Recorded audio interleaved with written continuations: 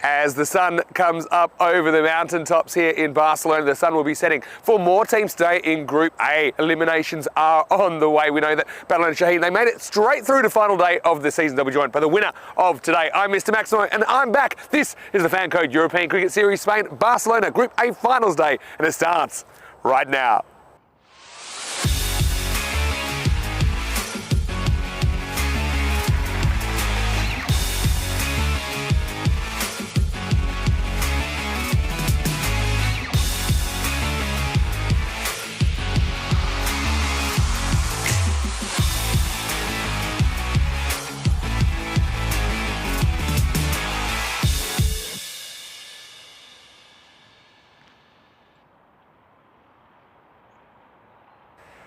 Good morning to you wherever you're watching from around the world. Buenos dias a todos. It's great to have your company here in Barcelona for Group A Finals Day. Okay, we started with 8 teams in Group A. The top team, Barcelona Shaheen, they have gone straight through to the last day of the season now because they top the table. The bottom 3, unfortunately, they've already been eliminated from the competition. And now we're left with 4 teams. So we're left with the teams that were in 2nd, 3rd, 4th and 5th place. And they're going to play our normal Final Four format today. The winner of today will also get to go through to the final day of the season. So we are starting with the eliminator, and these are the 2 bottom-ranked teams today that are involved. They finished 4th and 5th respectively, and that those teams are Hero Sabadell, and they're taking on Men in Blue. Now, I do have some toss news. Men in Blue, they won the toss, and they wanted to bowl first. So that's interesting. I think they have chased pretty well. I think they want to know exactly how many they need to get, and I do think that Snehith Reddy's been excellent for them. I think Naresh Kumar as well has been very, very important.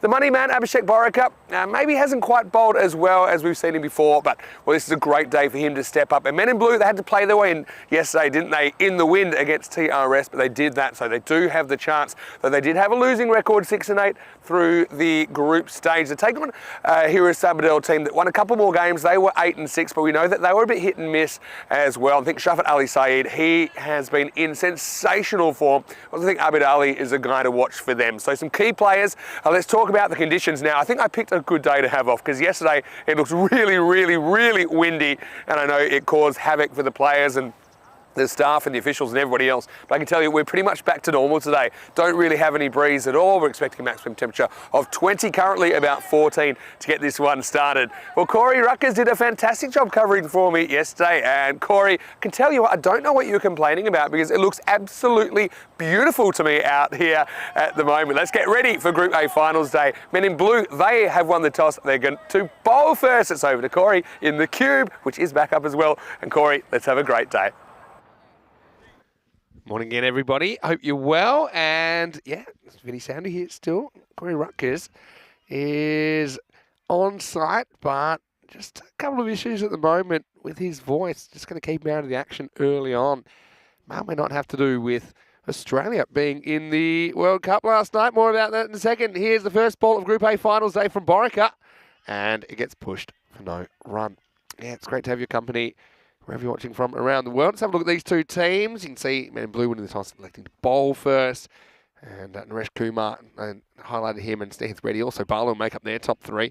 Nabil Masar and Abid Ali likely to make up the top 3. It looks to me, though, like they've thrown the cross-handed bandit up there. So there's an early change. It's one I've been calling for a while.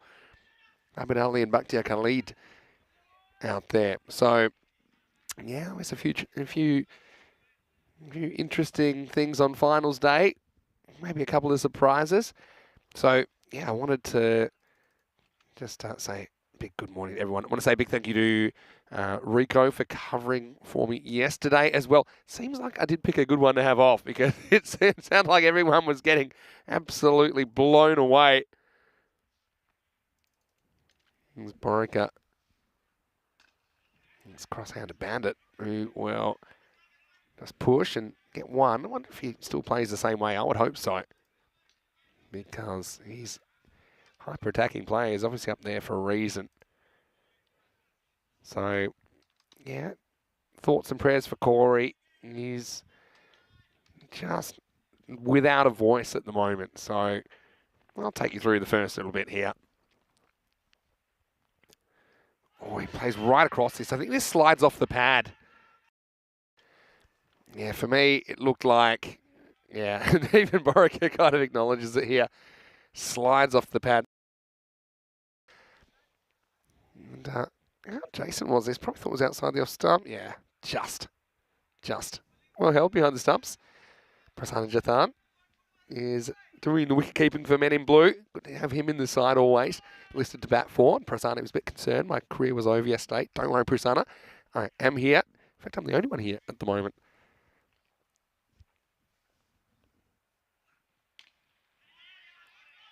Played back to Borica. I mentioned Borica as well. I mean, he's probably one of the bowlers of the tournament last year. We were here in 2021. Hasn't quite hit the same heights this time around, but you know, it's a great opportunity for him to bring his best. Also a bit of extra responsibility in leading the side.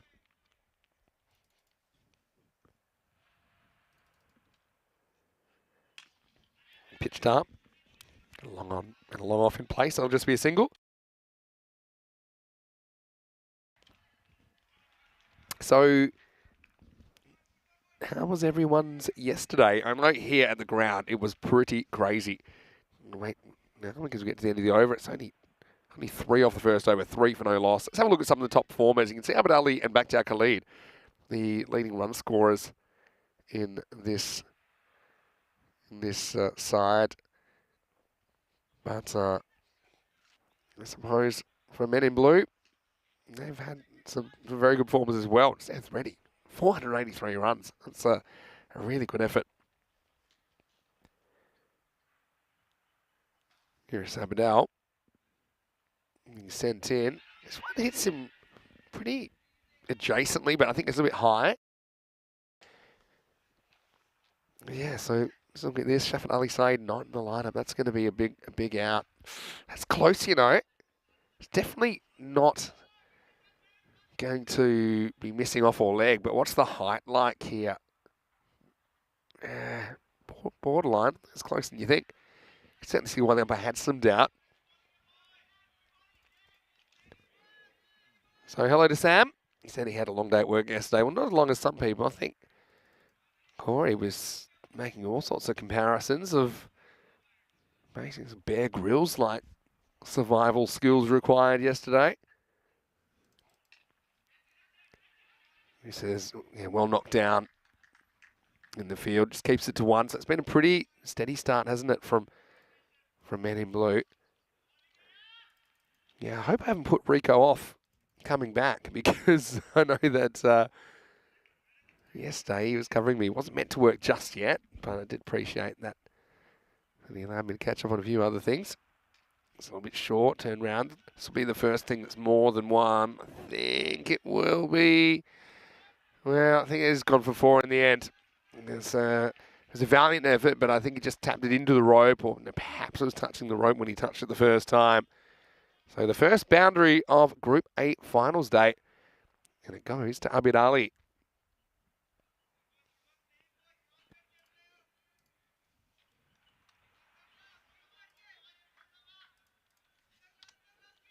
So yeah, if you weren't with us yesterday, then Barcelona Shaheen, you wouldn't know. They've gone straight through to the final day of the season. This is a nice cut. It's going to be back-to-back boundaries by Abid Ali. So he moves to 10. And here is Abidal. Finally getting something going.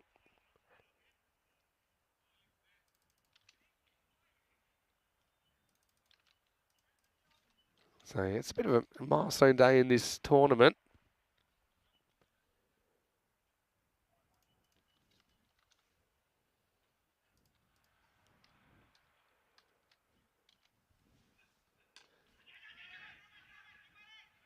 Played away for a single. End of the over, and the score is 14 without loss. So let us know where you're watching from as well. Bangla Flicks likes the field. Well, this is how we ended up at the end of the group stage. So the teams involved in finals day are 2, 3, 4, and 5. So Pac Care Barcelona, Pac Moncada, Hira Sabadell, and Men in Blue. Right now you're watching the Eliminator. Hira Sabadell, Men in Blue. 6, 7, and 8, they're out of the tournament. Team number 1, Barcelona Shaheen, they've made it to December 11. and there'll be one of 4 teams that will play in the last day of the season. So whoever wins the finals day today for Group A, they will join Barcelona Shaheen. Hopefully that makes sense. There's Borica coming back. Gets charged at, and he gets sliced away, and this is flying, and it's flying out of the ground. Maximo! That's a very good shot. Abedali showed his hand early, and he really kind of maneuvered that with the wrist, opened the face, and that one's going downtown. Pass the ball's back, and first Maximo of finals day. Abedali, more responsibility on him, I think. No Shafat Ali Saeed in the lineup.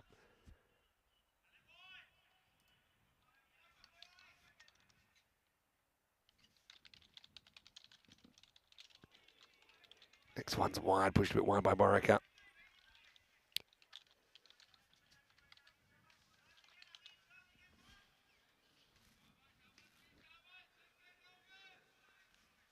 So Abedali can do a cautious start, I suppose. I bowled pretty well at him.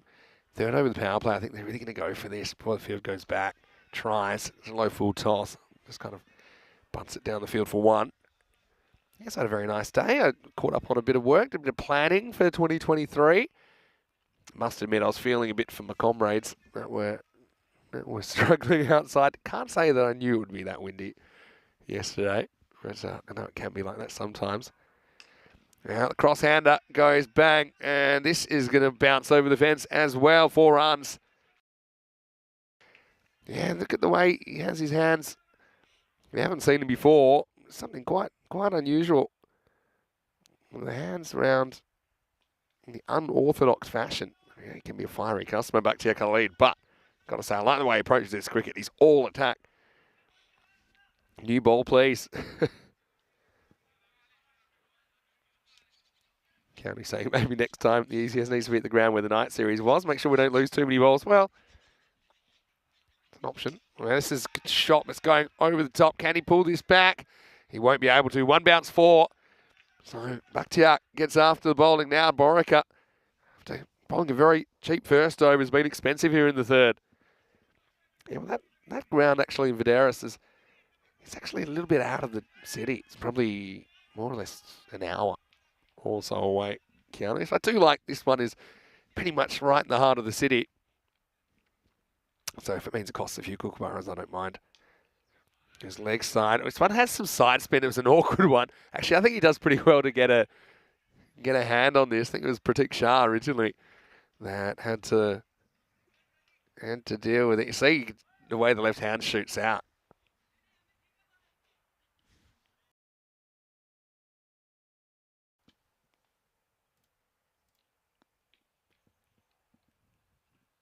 Oh, well bowled. I see that from Borica very often, but he goes upstairs. It's a good, well-directed bouncer to finish the power play. So here is Sabadell. Some promising signs there, but not a power play that blows it out of the water. It's 31 without loss after 3. If you want to have a look at the 3 power play overs, 3, 11 and 17. So, I mean, I think they did the hard work early, men in blue, to at least keep it kind of in the balance at the moment.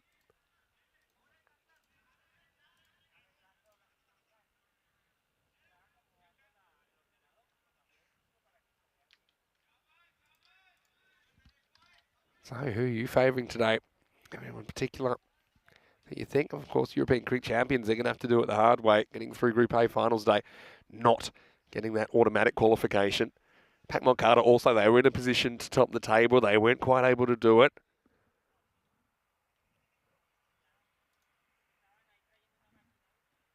Time for over number 4, and it's Naresh Kumar, who gets cut away for 1 first ball.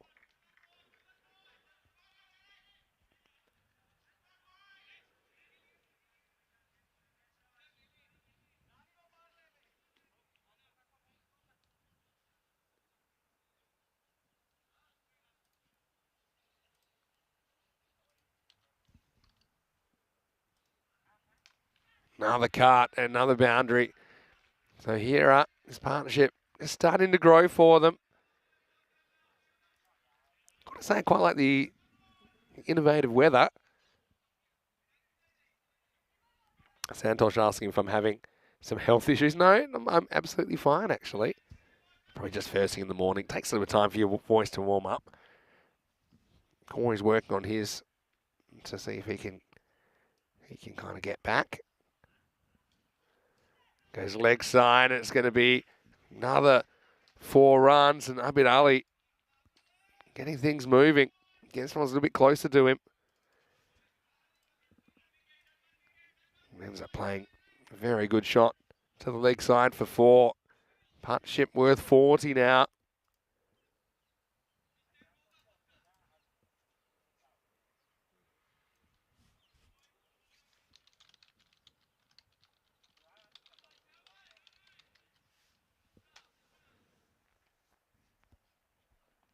The charge, doesn't get any of it. So this is quite a long ECS, I suppose. I would actually say it's the longest ECS we've ever had as far as match days played. I think equals the amount of matches played, 124 in total. So right now you're watching match 57. So we're getting towards the halfway point now. Cut and cut hard. And that's another one that's going to bounce off the wall. Both these batters, very good cutters of the cricket ball. And I think that's pretty apparent so far. We give them width. I like the way they're not afraid to go offside. Those kind of balls. So I know it's a bit early for food chat, but I've got to say that did a bit of work in the morning yesterday. And then around lunchtime, I was able to go to my new favourite brunch place here in Barcelona. Normally I don't get to go, of course, I'm at work, so having the day off was kind of nice. Now he's going to have a crack at this. That might have been interesting. Pretty good response first up. Let's just have a look. Khalid would have been, well, it's hard to say. The throw was quite wide, but yeah. May have just been home. Takes us to the end of the over anyway. It's 45 without loss after 4. And in that over, and 14 runs. So that's 3 pretty productive overs in a row, 11, 17 and 14. Abid Ali getting things moving at 31 at the moment. So, who's in the chat this morning? Who wants to welcome me back? I want to say, very nice to see some messages yesterday. People were concerned that I wasn't going to be doing commentary anymore for ECN. I can tell you, that was only fake news. I'm here. Oh, this is close, you know, and it's out. So look who comes on. It's Sanjeev Tiwari that comes on. And he's going to get a wicket first up. I wouldn't say he's a recognised bowler, but they've brought him on here in the 5th. And this one looks pretty straight. I'll see it stump to stump. But, yeah, that's not missing. That is not missing. It hits him low down. It's crashing into the leg stump, no doubt about it. And Sanjeev loves it. So Abid, we can't believe it. He got through some of the more regular bowlers. And first one, he's just played straight across from Sanjeev Tiwari. So that's the first wicket of Group A Finals Day, and it's 45 for 1. Breaks the opening partnership, and it gets rid of the dangerous Abid Ali for 31. Keanu's asking what I had for brunch. Okay, I had chicken and bacon pancakes is what I had. But they also have something which I'm definitely going to try on Sunday, and it's basically, I'll tell you in a second. Here's Tiwari. Wow, he serves up a full toss. It's high, and fielder goes back. And this will be an interesting replay. Kranthi is a man who couldn't quite deal with. He's walking out of his crease a bit, so he obviously thinks that's coming down. But the result is Maximo, and I think Kranthi was probably over the line by the time he touches that first time. It's a little shuffle, probably coming down in time at Tiwari's pace. Now this is in the air, and this is going to go as well. Maximo, Kaiser Nabil comes out and goes bang, bang. The 50 came up off the previous one, and now he moves to 12 in quick time. Yeah, so Keanu asking what I had. I told you I had the chicken and bacon pancakes. They do these breaded poached eggs on toast. That's what I want to have next with avocado. That's my Sunday down. And yeah, miss hit. It's a good miss hit because it won't carry. Feel honoured being asked by you, Keanu, because I know that you're quite the reviewer yourself, so I feel like I'm dipping my toes in the water with my brunch review. It's called Zenith Brunch and Cocktails in Barcelona. Not a paid endorsement. Little edge, and it actually spins away and, yeah, leaves Saurabh Tiwari just kind of looking quizzically at what happened. But that was I suppose, a stop you should be stopping, especially in such a big game. Yeah, so disappointment for Saurabh there.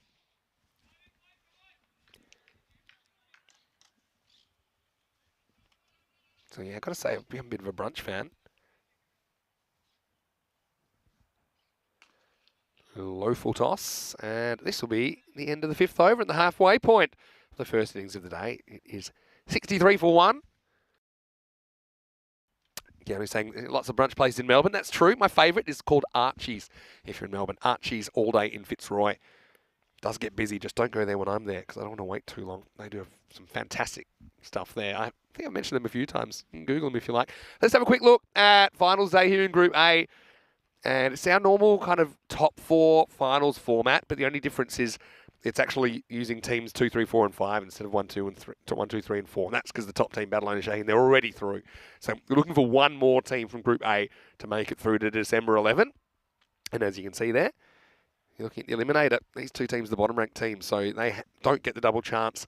Paco Care Barcelona and Pac Montcada will. They'll be in the second match of the day, and then we'll have qualifier 2, and eventually we'll finish with the qualifying final from Group A for the other qualifying spot on final day of the year, Sunday, December 11. And yes, we do finish on a Sunday. It'll be a very special Sunday. Santosh asking, what did Nabil have for breakfast? Yeah, something that looks like it's done the trick. He's gone bang, bang first up. So he pretty much on a par kind of a run rate at the moment.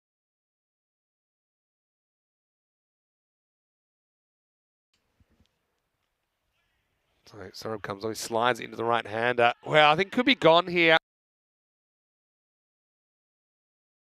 Yeah, I got a feeling this is going to be gone. So Nabil had a good start.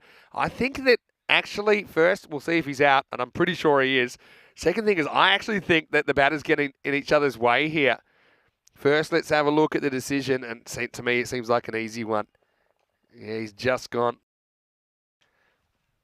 You can see there, he is short, and the stump's already been broken there, and he hasn't made it. But yeah, I think the issue here for Nabil was that when you see he's only just out, have a look at the batters here. The batters actually, I think, have to run around each other. Just have a look, number 5, Nabil. Bakhtiar, yeah, kind of. Bakhtiar runs a weird route.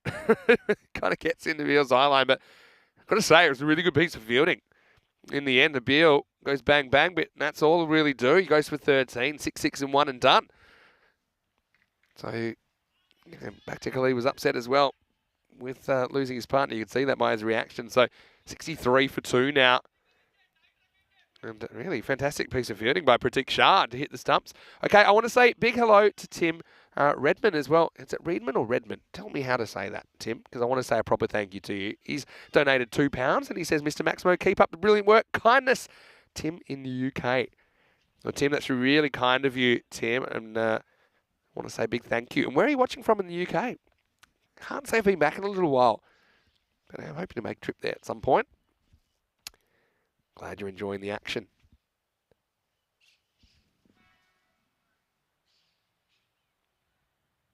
Shanawaz Shazad's the new batter. You know, sometimes he can struggle getting going early. So look at the run rates by day. So this is Group A, basically through the group stage, 12.5 and over. On this ground, it's a bit lower, but I think that 12.5 is a pretty good indication about where par is. At 125. Pretty much we're on track for that at the halfway point. Just fallen a little bit behind in the last couple of balls. Basically assumes 2 a ball. Sneth ready, doing the fielding, key player.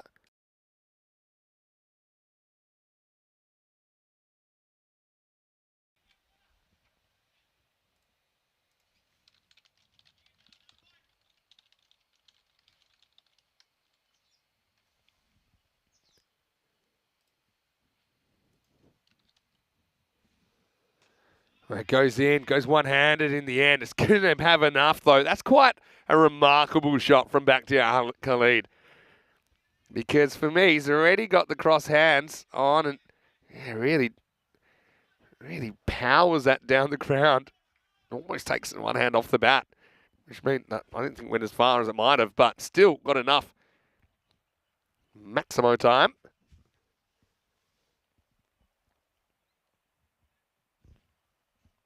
Hello, website maker as well. I see you.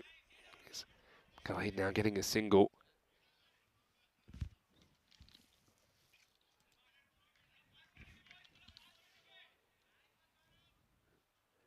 So he's from Middlesbrough on Teesside. Is that right?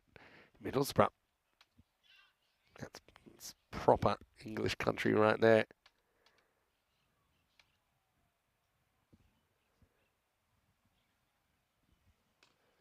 It looks like it is Reedman, as you'd read it, I suppose. Tim, thanks again. That's very kind of you. It's the end of the 6th over, and the score is 71 for 2. Sent back there. I think that Khalid wants the strike. You can understand that. There's a beautiful shot of the city, and you couldn't have had 2 more different days for weather-wise. Yesterday was blowing a gale. It was like a tornado, basically, that never stopped. Beautiful blue skies this morning. 14, so a little bit chilly, I suppose, but expecting a maximum temperature of 20 degrees. Sanjeev Tiwari, the successful bowler, and he got a bit of tap after that. Over number 7 coming up. So, Tim, I'll also let you know, against no obligation, but maybe you'd want to think about if you would like to contribute. I think it'd be £4 or £5 a month going on the conversion. But I think it's €4.99 a month. Then you get a little crown, and it shows you're a supporter of the ECN. Your name will change colour in the chat as well. Just something that we're launching. This is a bit of a soft launch at the moment. And then the longer you've been subscribed, your crown will change colour. It's just a little way of saying thank you, a bit like a tip. But we do appreciate your tip that you've put in today voluntarily. That's great. Up in the air and flying out of the ground. Maximo is a low full toss and got the treatment, really. Again, never really ceases to amaze me how much power he gets off a shot like this, considering that unorthodox grip.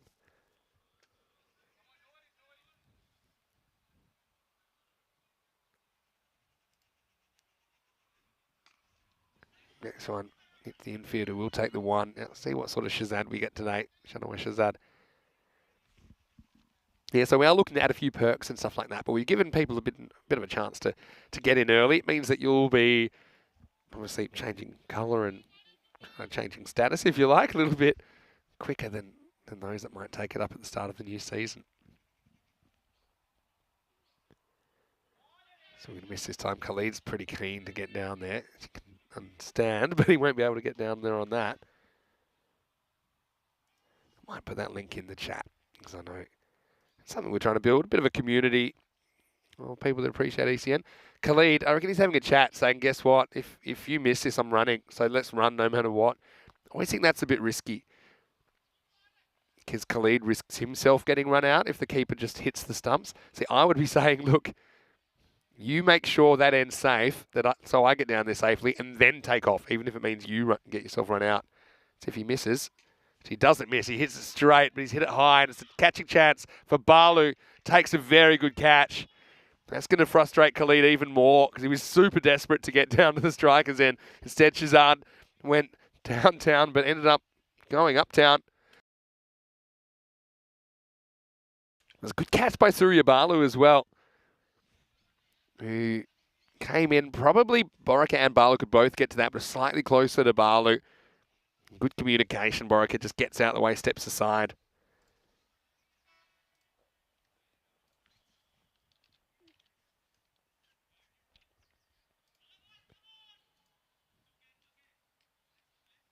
So in the chat, I'm just going to put this in now.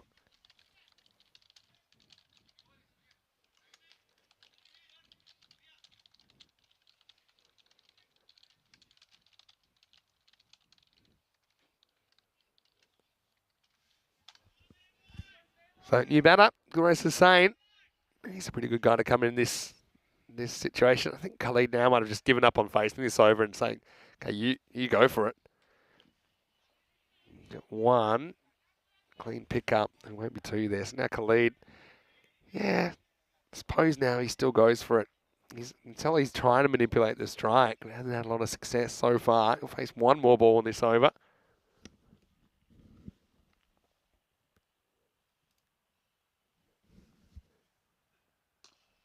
Hit hard and hit for four.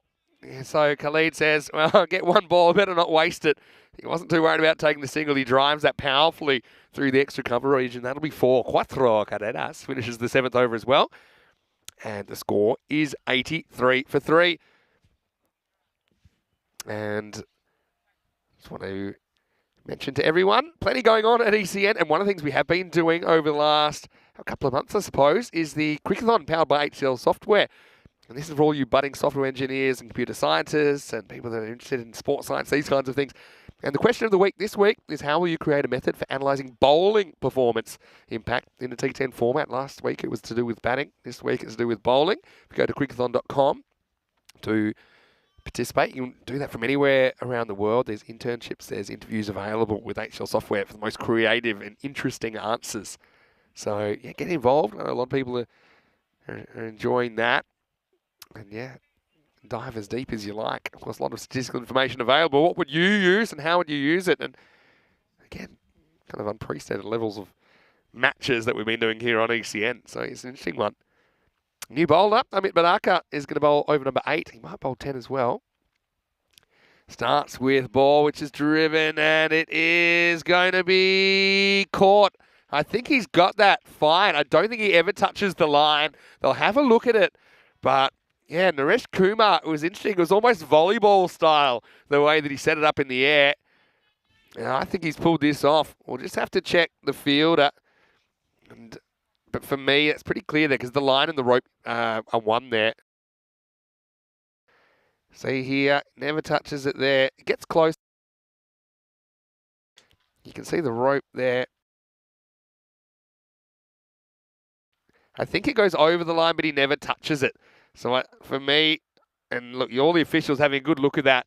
So I think they're pretty happy that the rope's not disturbed. That's really good camera work there in the first place. But yeah, I think Kumar, he was also pretty confident he never touches the rope. So it will be out, and Hussain goes for just the single. It's 83 for 4. It'll bring Taki Umazar to the crease now. And he's a guy we have seen opening fairly recently. Again, certainly missing the big hitting of Shafat Ali Saeed in the lineup here at Sabadell this morning. But Tim, I want to say big thank you to you. I was taking up my suggestion. Come back to that in a second. Taki faces for the first time. He's not wasting any time. Khalid will get back on strike as Taki gets off the mark with a single. Yeah, Tim Reedman has decided to become an ECN super fan. So that's the next tier up. Well, it's very kind of you, Tim. We appreciate that, and really happy that you're enjoying the coverage. Again, it's no obligation. You can stop any time, but we're really trying to build a community of people, like-minded people that enjoy the entertainment. And I suppose media, it's changing, isn't it, in the modern world? This is hit, and it's hit pretty well. And straight over the cube. Maximo! Well, we do have the protection of the cube today. And this one, cube protection wasn't required. I mean, back to again, still not quite sure how he does this biomechanically, but you can see how powerful that strike is. Again, I think Badaka's just missed the block hole a couple of times here. Got away with it earlier in the over. It's a little bit short of where he wants to be. So is this one, but Bakhtiar misses out this time. He's frustrated because that's the strength of his.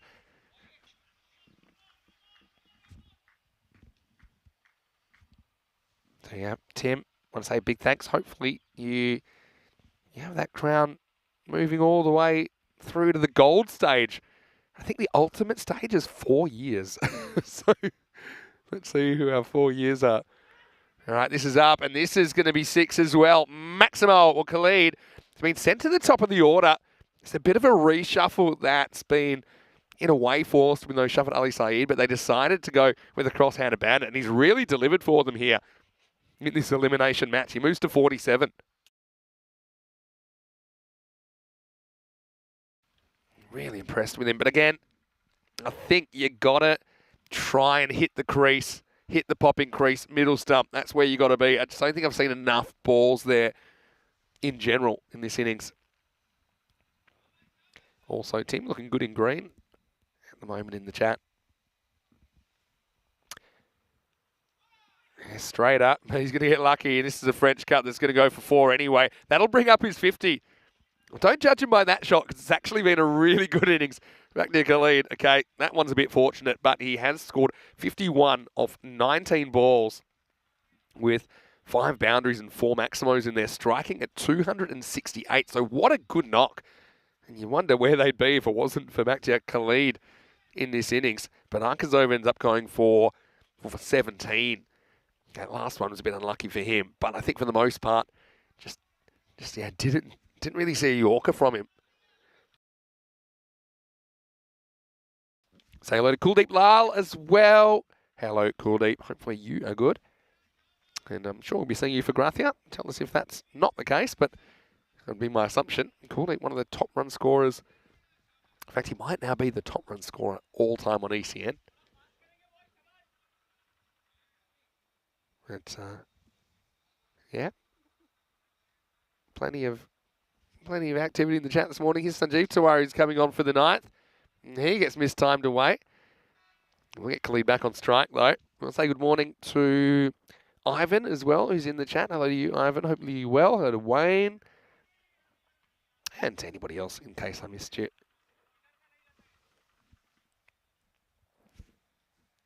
Keanu's got a question. Where is Corey? That's a good question. I'll explain in a second. Here's Sanjeev Tiwari. And he gets pumped and almost reeled in, but not. Maximo. And Resh Kumar's been pretty good guarding that boundary. Just a slight miss hit, but again, Tiwari kind of bowls a length ball. He rolls the dice, bowls it in the slot, and it just climbs out of the ground. Gets a finger on it, but it's not enough.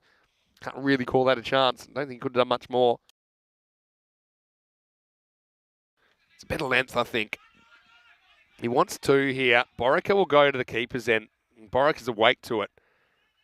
So, yeah, you can see a few cat and mouse games from Khalid to try and get the strike back. So, comes this ball from Tiwari. He says, well bowled, liking it. You see, they haven't seen enough balls this kind of length. So Corey was watching the Socceroos last night, and he was getting a bit vocal. And so, yeah, just struggling to make any sounds with his voice. So this is up, it's in the air, and Borica can't get there all the way. Maximo! And Tucky gets in on the action now. So again, Tucky's been opening innings periodically for Hira Sabadell. And Diane Horace, well, she got a pretty good view of that one. Just had to step aside. Coming home with a wet sail here. Here up.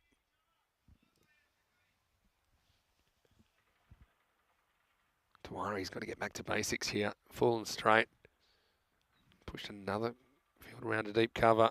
This is pushed a bit too wide. It's called wide. Yeah, so yeah, Corey's taking the first period off just to try and regain his faculties. In the air, it should be caught, and it is a simple catch taken at point. And so yeah, Tiwari does the trick again.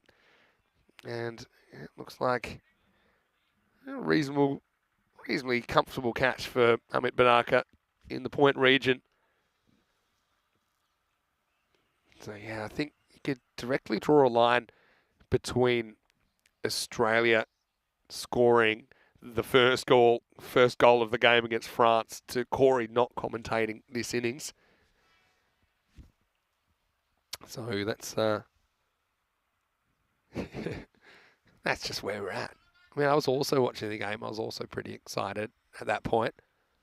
I didn't really get a lot better though after that for Australia. Good effort though. France obviously pretty heavily favoured. 9 overs down, 115 for 5. So still, I think, a par run rate. And yeah, on the track for 128. Something in 120s, I imagine. Last over coming up, and Balu's going to get it. This one slides into the pad. I think yeah, Khalid misses a trick there because that would have gone well down the leg side, but he backs away and can't do anything with it. So a dot ball.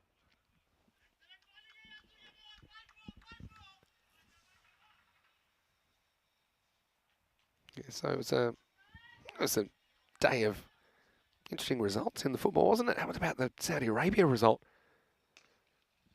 Hard. They've got two fielders. Luckily, they have two fielders here. And now we're going to have, well, I've got to say, in the end, it'll be, yeah, Khalid's just explaining what he thinks should be going on here. So, yeah, it's a bit of a weird one. It'll be Murad Ali that's run out for sure. And you see he's saying, well, I need to get back here. That's why we're doing this. So I think Murad didn't get the memo, but eventually he did. And I suppose the good thing for Khalid is he actually got enough time to eventually create that situation where he'd get back on strike. So, yeah, I think strategically that's a smart thing to do at this stage.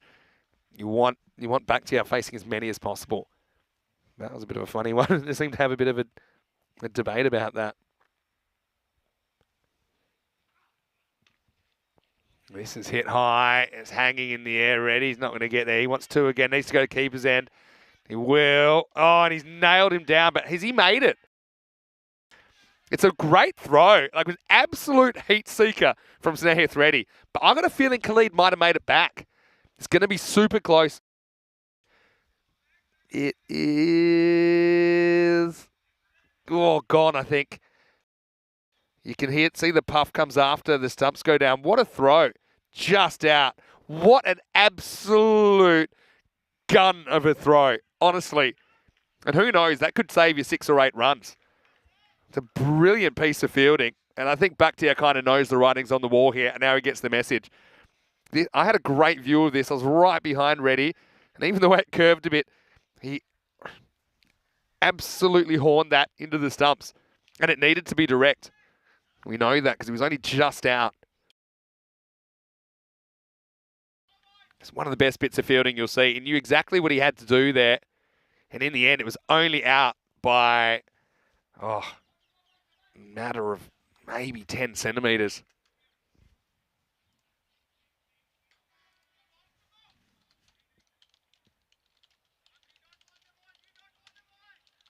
So, yeah, Bakhtiar's run out for 60 in the end. Geez, he batted well, though. 60 off 24. He was able to sneak the strike back once, but he couldn't do it a second time. So, yeah, County's been enjoying the World Cup at the moment, of course. And, Wayne, yes, I did see Corey's catch yesterday. It was very good.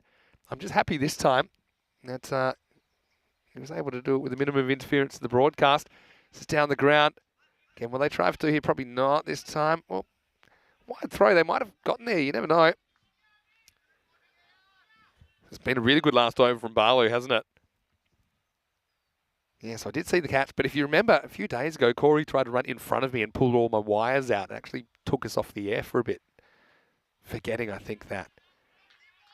And we're plugged in. So... he ran in front of us. And luckily, he was on my side yesterday, so he kind of got a good clear run at the ball. But he was wearing gloves. Does that even count? Last ball, 118 plus this, and he's knocked over. What a good last over from Barlow. I mean, probably the only disappointing thing from Men in Blue is he'll only get the one over, considering how well he bowled. He only concedes 3 in the last over. And so the score goes from 115 to 118 in the end. And so the Men in Blue, they'll come out and chase 119 to stay alive in the tournament. So I think the fact that there's no Shafat Ali Saeed is making a big difference.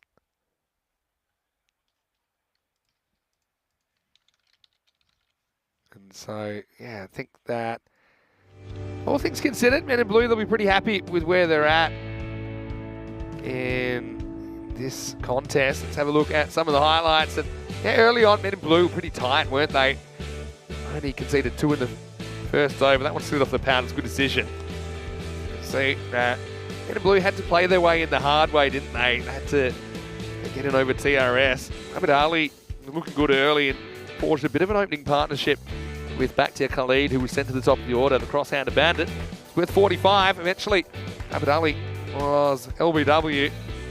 That one, for sure, was going to crash into the stumps, but Bakhtiar took over. Going to bring up his 50 with this type of shot. Earlier, Nabil went bang, bang, and he got run out for 13. But you need someone to take responsibility, don't you, in a game like this? And Bakhtiar certainly did that for here at Cricket Club Sabadell. Balu had a pretty good 10 overs. Got to say that no lack of intent.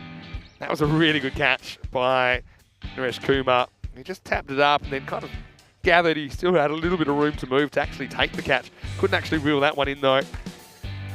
And then Rataki Ilmazar, he was able to whack one out of there. And meanwhile, Bakhtiar was just having a few little little words with Murad, who he needed to basically push off the cliff to get him gone. But then Bakhtiar himself went to a really good throw.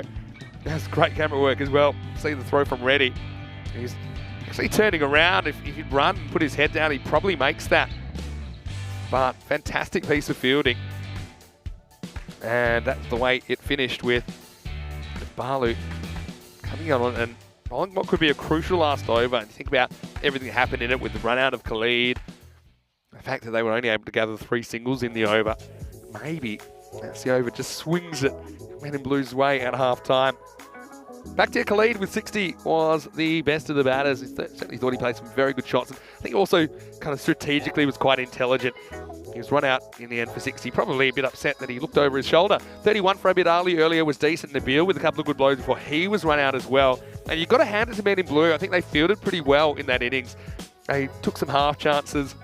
Didn't really spill too much. 2 wickets for Sanjeev Tiwari. That was a little bit expensive, but did get a couple of key breakthroughs. Wickets also for Snehith Reddy, as we saw a couple at the end as well. Wickets to Badaka and Surya Balu. We'll take a quick break. We'll be back in just a few minutes. And when we're back, we'll see which one of these 2 teams survives into the afternoon session. Because one of them, unfortunately, at the end of this 10 overs, their tournament will be over. Vinny Sander here, Mr. Maximo for ECN. Hope you're having a great day. We'll see you very shortly for more Group 8 Finals Day action right here on ECN. You're watching the FanCode European Cricket Series.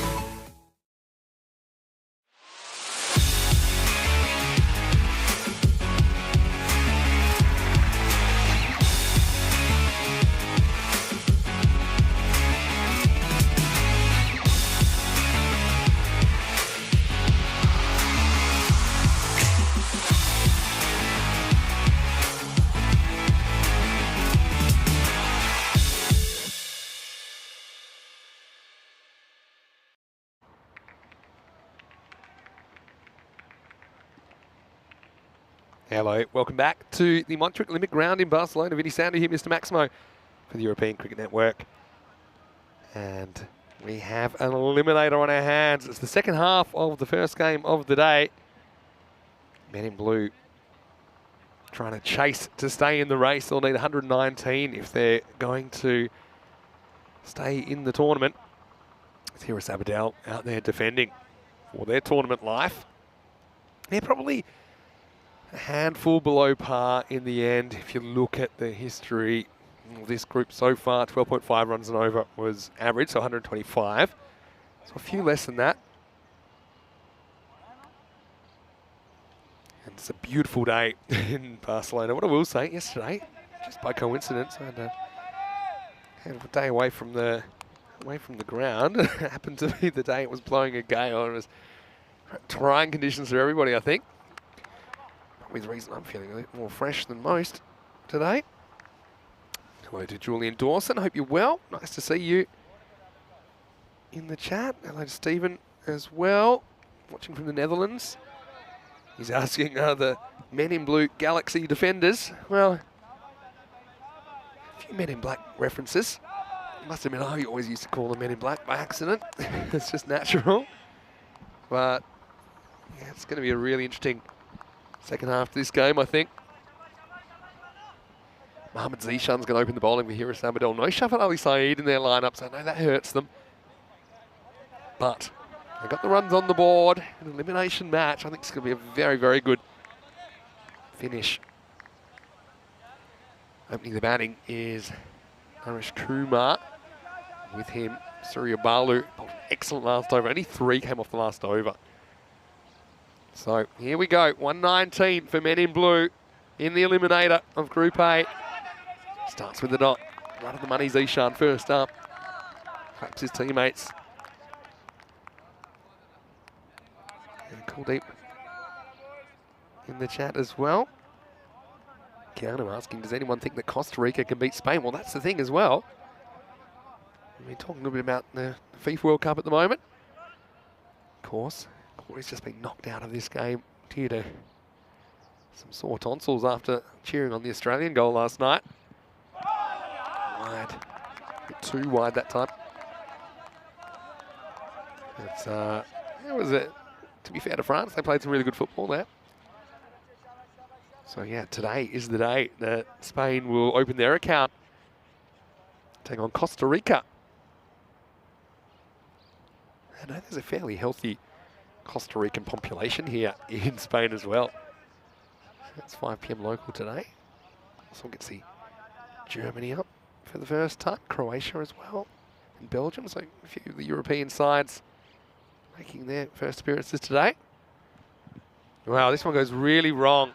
And luckily it was so wide that it ended up being fielded. This hits the seam and goes an absolute mile. I know it's wide to start with, but that hits the seam and I don't even think I've seen a ball seam that much, unless it was on a cracked up whacker pitch in the early 90s, or maybe in the West Indies somewhere. That was crazy.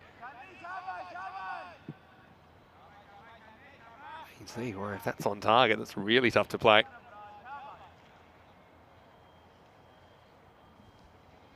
Changes the strike, so Balu's up now. Gets one that goes the other way. Yeah, just have a look at this. I mean, so the last one hit the seam and jagged to the right. This one, I think, hits the seam, goes a bit to the left. Zishan using the new ball well. Must have a good release.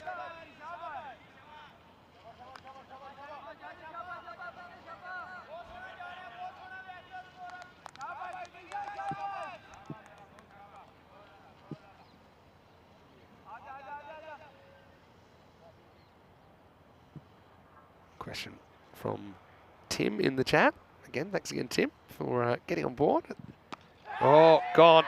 And it's just little leading edge. Zishan has come good. He's bowling a really, really spicy first over here. The ball's doing plenty. Balu just tries to play across that. Genuine leading edge, and it kind of balloons back to the bowler. So Zishan takes the catch. An early wicket here at Abadel. Got their tails up, 3 for 1.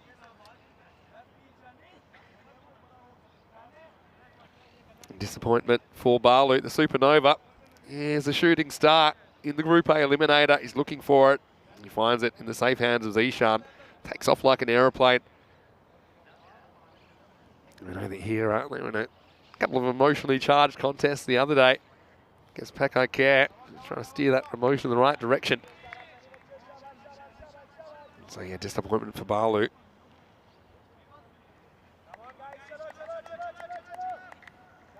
But it will bring this man to the crease. Their leading run scorer now, Seth Reddy. So I think these two, pound for pound, they've been the bats for Men in Blue during this tournament. So I think this partnership is key. Yeah, so do I think England will beat the USA? Well, I'd say so, Tim, based on some of the football I saw them playing the other night. I'm no expert by any means.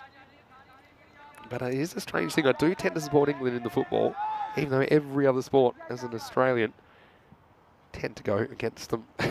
Anyway, he's ready, facing Zishan. This is a really good first over. You think about some of the first overs we've seen, a bit all over the place. I mean, it's short. There was that one that went down the leg side, but even that, it was more because of the movement more than the direction.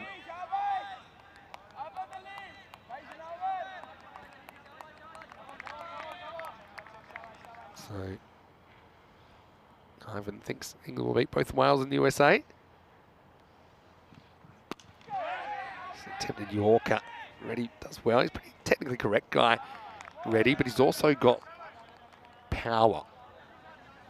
And that's the thing. The players that do well in this format, they normally have both elements. They have the technique, but they also have the power to extend those shots.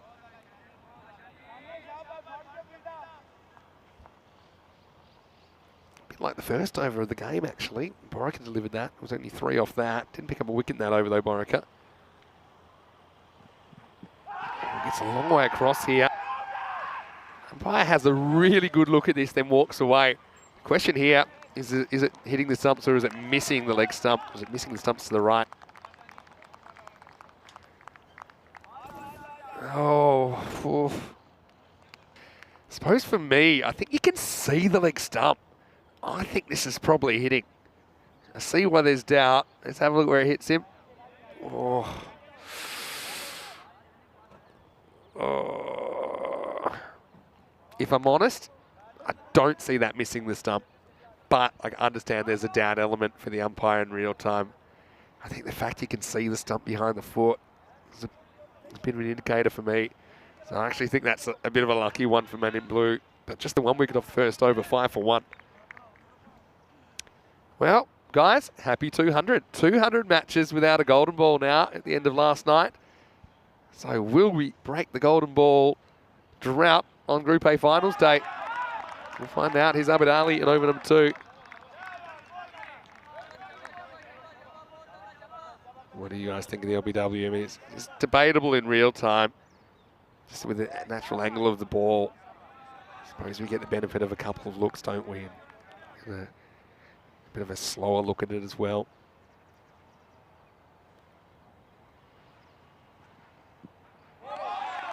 And, more trouble for Kumar. Can't get off the mark yet.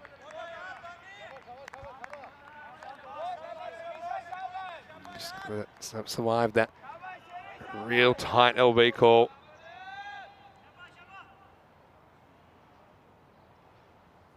I think it's great to see everyone in the chat enjoying smorgasbord of live sport at the moment. It's a nice shot. It's just turned away. He's timed this so well. Race to the boundary. So Kumar does get off the mark, and yeah, he's had a nervy start. I mentioned these two. They're very, very important for Men in Blue.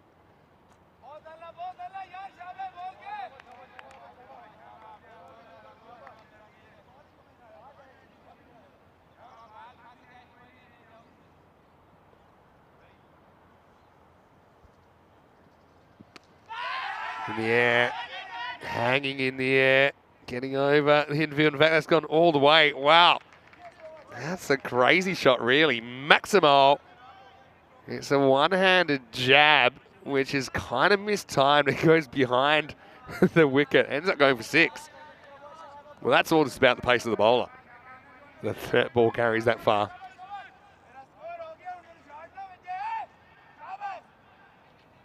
And that was a bit of a crazy shot. In fact, it might have been a bouncing over the wall. It's a pretty unconvincing shot to lose a cricket ball.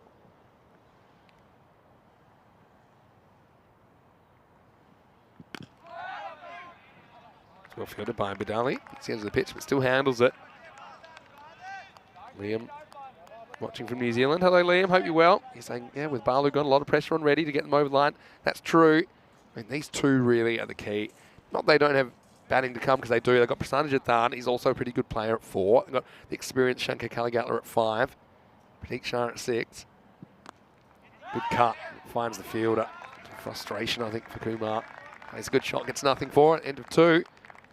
The score is 15 for 1. Having a look at the table, and if you missed it, then yesterday we had to say goodbye to TRS as well as Bangladesh Kings and Falco, bottom 3 dropping out. The top team, Battle and Sheen, they go straight through to the final day of the season, which is December 11. That leaves 2, 3, 4, 5 teams. So right now, you're seeing Hira Sabadell men in blue in the Eliminator. Coming up next, we'll see Paco Care and Pac Moncada going in the qualifier at number 1. So it's basically our normal kind of top 4 format. The only difference is it's not quite the top 4, it's the next top 4 after that first place team, because they've already gone through. So Liam asking about Shafat Ali Saeed. Yeah, I'm not quite sure what the issue is. I was a little bit surprised not seeing him in the lineup. Marza, we know that there are certain things which affect the players. Well, this is a ball on the hip. It's going to be turned around. And it's going to be 4. This is Murad Ali that comes on now. I mean, for me, the height here, yeah, it's a funny one. I think typically we've seen those called. And, yep, now we do get it called. I think any time you see the ball hit away behind the wicket, yeah, it's a good call for me. Is that waist height? Yes, I think it is waist height. So now it's a no ball +4, and that will unlock a free hit. Great chance for Reddy to get going. It's pretty well bowled, actually. Just rolled his fingers on that a touch, but Reddy misses out. Yeah, and Wayne does mention Saeed hurt his right knee the other day, yeah, and that's probably my best guess. Well, I don't have confirmation of that. That we know that he finished the day, he retired hurt actually on Monday, late in the piece. So yeah, certainly be missing him. Well, they are missing him.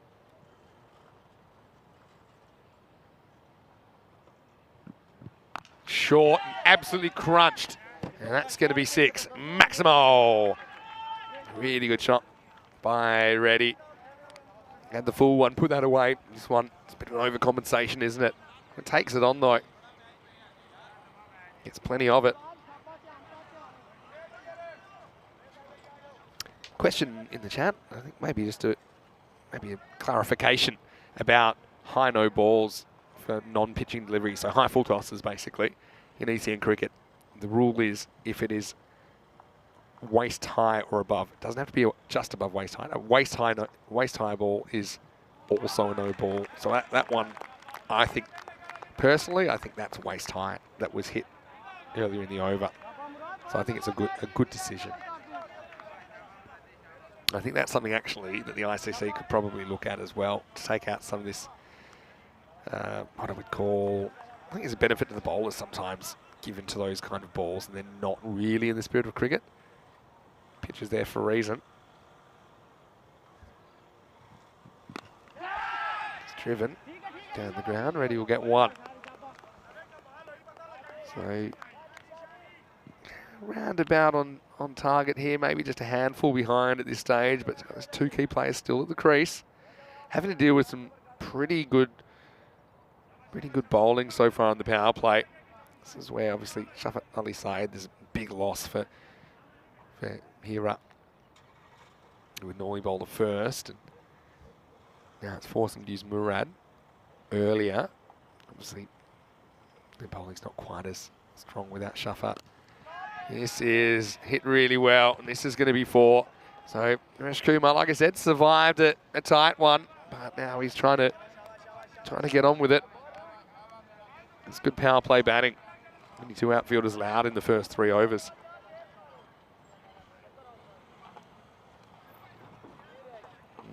Sihan Thian saying that I told him Men in Blue will win. Well, I don't think I said that. I do think this is a key partnership. Oh, that's ball the over. It's called wide. Murad Ali bowls with good pace. Sometimes has issues with control. Yeah, it's a good call, straight over the line. Hello to Thunder as well. He's enjoying the crowd in the chat. Yeah, Wayne saying, I didn't tell anything, just gave my opinion. I don't think I even gave that opinion. I'd say probably, I said it was slightly tilting their way at the halftime break, I suppose. Well, he's going to be gone here. And he gets a full toss and he just paddles it to forward square leg. And that's a really useful wicket at this stage of the game. And that's Kaiser Nabil that takes the catch. And Kumar, his luck runs out on 14. Gets a slowish full toss. Maybe slow ball, yeah. Just outside the off stump. Just tries to kind of angle it away, but he doesn't quite get the contact point right. And that's an excellent catch by Nabil. So that wicket is a pretty useful one when you consider some of the damage that Naresh Kumar has done in this series. It's also the end of the power play. It's 32 for 2. So that 3rd over ends up costing 17, but does end up bearing some fruit for Hira as they get the wicket of Naresh Reddy. Brings Prasanna Jathan to the crease. And he's a really useful cog in this middle order. Hasn't played all the games. When he's played, certainly I think it's given the batting a little bit extra depth, which I think you need. Men in Blue having to play their way through to this stage of the competition. It's either them or TRS that we're going to get this final qualification spot for finals day.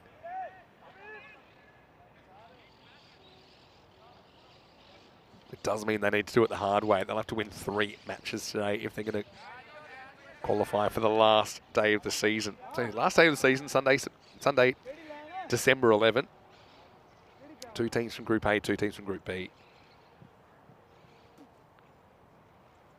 Zishan Ashraf going to come on. He gets absolutely smacked, and that is over and out. What a shot by Reddy. Maximo. Absolutely timed the cover off that one. And it ain't coming back, throw another one out there.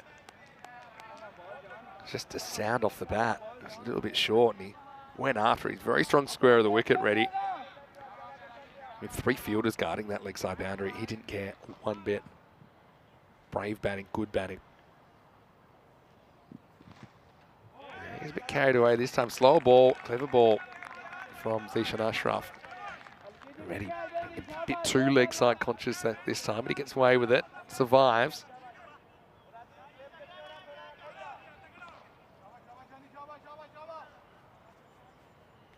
Umpire's having a word to Zishan Ashraf, just saying, hey, make sure you get off the wicket so I can see. Fair enough. This one will be a wide. Pushes it a little bit too far to the right. Yeah, so the pace, basically, 12 and over we're looking at. So, want to be about 48 after this over. Men in Blue.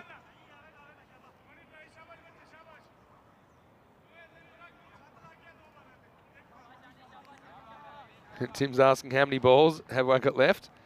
Well, hopefully we have enough. There's a bit of a shortage of the used balls a couple of days ago. This one's okay. I think Liam's accidentally deleted it. Probably read something into that message that wasn't there.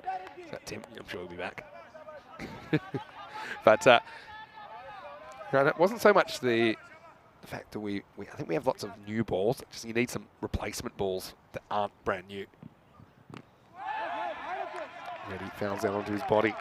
No run.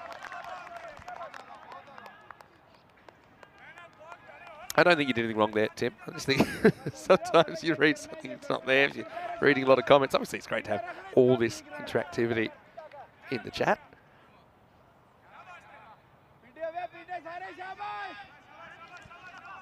So Jathan comes in at 4. Okay, from here, I think the batting starts to fall away a bit. No disrespect to the guys under him who can do a job, but you know, if it's this 2-ball rate, it's not going to be easy for them. Well, this is an interesting one, hey, because he doesn't play a shot, but is he trying to get out of the way of the ball? Let's have a look. Yeah, it's a borderline one. I suppose you look at that and you say, well, he is trying to get out the way of the ball, and that is the letter of the law. If you're not playing a shot, you need to be trying to avoid the ball. And I guess the argument there is that he's trying to get out the way of the ball because he wants a wide. Doesn't matter why he's trying to get out the way of the ball.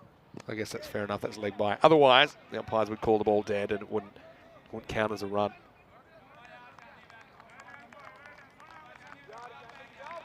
It takes us to the end of the over anyway. Interesting one. Pretty good one, I think, from Zishan Ashraf. It's 41 for 2 after 4. Yeah, I've been saying there must be dozens of balls that rolled down that hillside, never to be recovered. Yeah, we can see it's a pretty steep drop on the left of screen. But I really love the scenery at this ground. Isn't it nice to be elevated and to see the city of Barcelona in the background? And then even behind the city, you can kind of see the mountains as well. It's absolutely beautiful.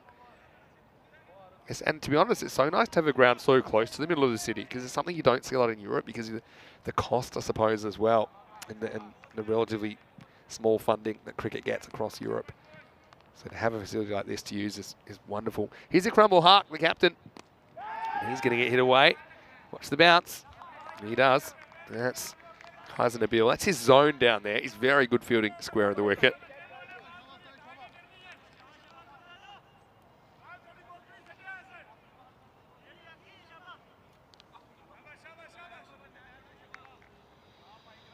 Yeah. We had some interesting guest moderators earlier in the tournament, didn't we? All right, ready to Ikram. This is wide. You can see that Ikram doesn't want to get too close to Reddy because he knows he's a big risk to get pumped over that wall to the left of screen.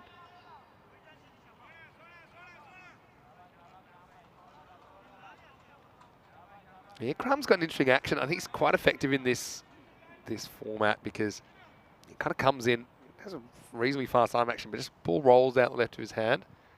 It takes some pace off it.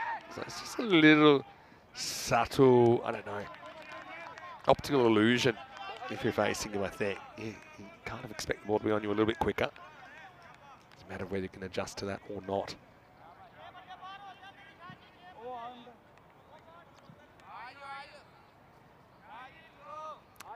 Yeah, good morning to Pierce, who's watching from the Netherlands.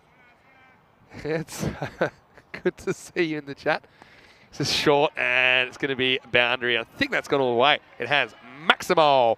Jathan gets gift, really, from Ikram. It drags this one down. That was easy pickings. And yeah, Biff, nice to see you.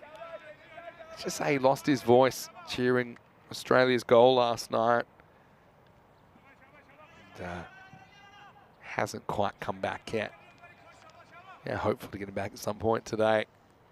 Flying solo at the moment, so I like it though. Oh, this will be a dead ball. Whether someone talked or someone moved. Jathan goes pretty early there.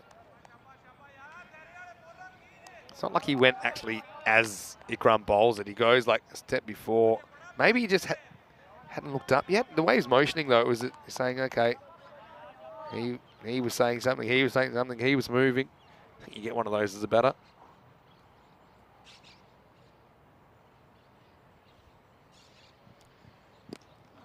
It's hit straight back past the bowler. 50's come up during this over as well. Stephen saying he's probably just watching the Aussie goal on loop in denial of the reality that unfolded afterwards. Yeah. Do know that, well, I joined him for the second half of the game. First half, I was still making my way there. Now, this is in the air, and this is surely going to be caught. Ikram is going to catch it. Wow, he had his heart in his mouth there for sure, because he almost dropped a goober. But he gets the big wicket of Reddy in the end, and yeah, he's going to have to go. And Ikram ul Haq does the trick.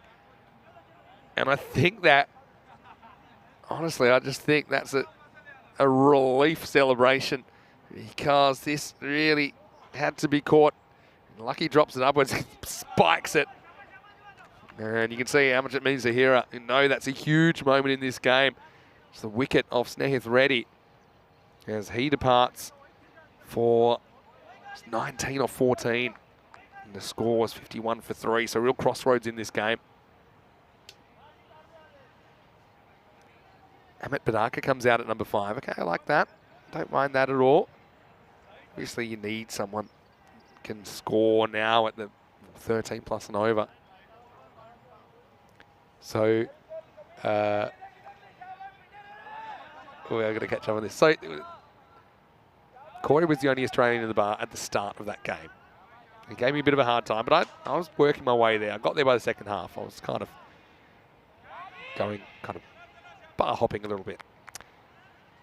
And apparently he was up, singing the national anthem and giving it to a few of the, the predominantly French supporters. And then when the goal went in, apparently there were victory laps. There was, right, this is hanging in the air as well. This is going to carry, you know, and it's out. So Zishan takes a very good catch down at long on. And no luck for Badaka. Men in blue just hitting the skids in this chase. And you know, it means a lot to hear. You can see no Shafat Ali Saeed, but that he's missing. They need others to step up. Zishan's been one of those, I think. He gets a good jump on that ball. Ends up taking it on the run. And so Badaka goes first ball. And it is 51 for 4 after 5. Yeah, if you just want to have a look at Group A, you can see, unfortunately, we've already had to say goodbye to Trinidad Royal Stars, Bangladesh Kings and FanCode. And Barcelona Sheen straight through to the finals, and the remaining 4 playing today. Group B, though, that's starting tomorrow. And Rico will be joining me after his guest spot yesterday covering for me, but it'll be myself and Rico to take you through Group B and the rest of the season. So have a look at those teams there. Fateh, seen them before. Same with Raval Sporting, good young players. Hawks and Ripple Warriors, seen them before. Gracia, the ECL qualifiers. Caledonia Tigers, the defending champions, and then 2 new teams as well. So looking forward to that. Zishan keeps the ball. And now Jathan has got to play a real heater here if he's going to get him home. Needing now, what's that? 68 off the second half. So, thanks again, Tim, for the lovely comments. Yeah, so apparently, yeah, Corey was getting stuck into the French supporters pretty vocally, I heard. And then, let's just say, the night took a bit of a turn.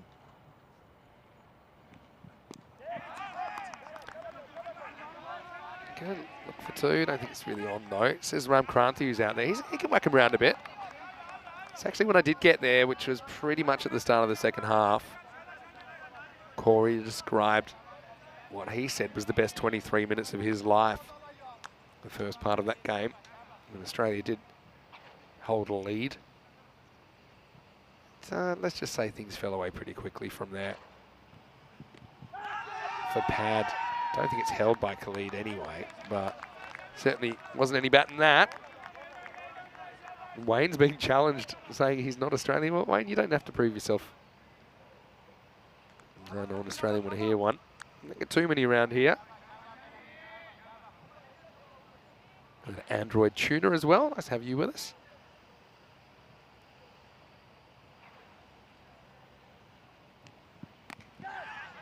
This is going to be 4. And so important. Jathan, again, he's capable of doing this without doubt. He's going to need a little bit of help. But look at Zishan. He's not slow by any means. And Jathan times it up nicely. Gets the boundary that they need. They basically need minimum 2 boundaries and over, I think, to stay in this contest. Otherwise, it's going to creep out that required run rate.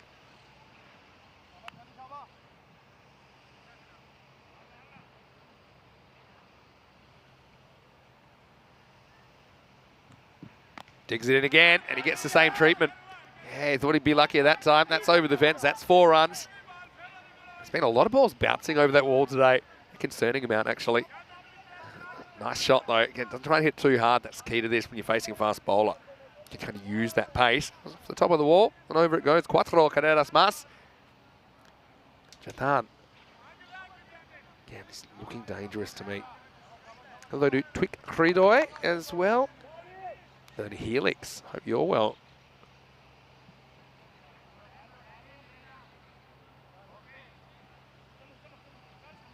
Yeah, Helix just chiming in, visualising the Corey giving the stick to the French last night. Got to say, French national anthem's right up there with one of my favourites. You guys have any favourite national anthems?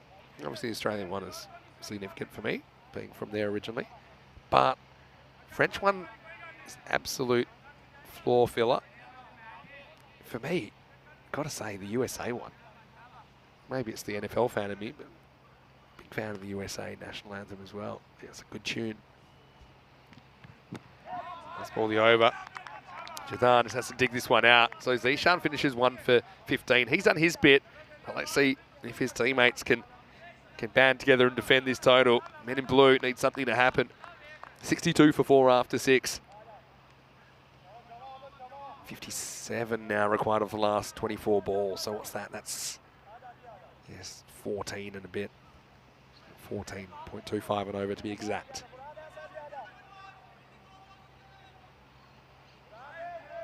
Wayne says he likes New Zealand. Likes New Zealand anthem. It's a good one. Keanu says French and Italian. Yeah, I've got to say I like those two as well. South African one's decent. Yeah, Eckhard. Agree with you on that one. Abid Ali's back. So they really turned to a couple of their draw cards here to try and kind of get this run rate required out of control. Guy likes the German one. Yeah, Wayne saying it. National anthems of New Zealand is in 2 languages. Yeah, that's true.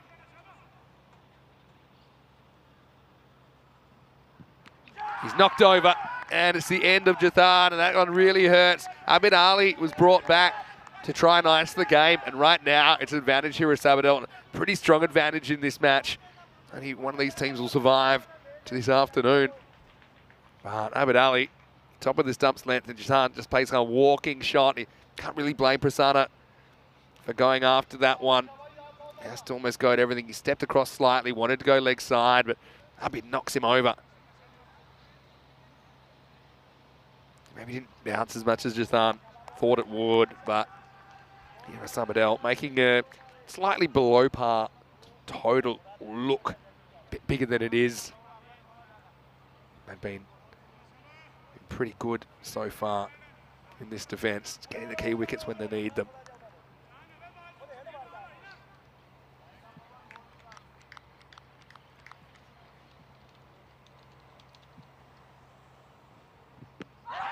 Oh, close, you know. Maybe sliding. Not that far away. Oh, look at this. Ooh. Missing by a bee's wing. Oh, that's well bowled. It's really well bowled. Thinks about a throw, but that's a genuine perfect Yorker. Just look at this. It's about as good as it gets. Kalagutla does well to dig that out.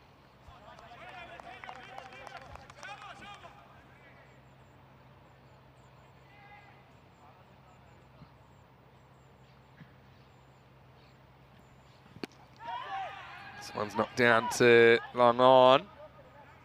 And it'll just be a single. So Kalagutla does get off mark, but you see Abid Ali's done exactly what his captain wanted this over.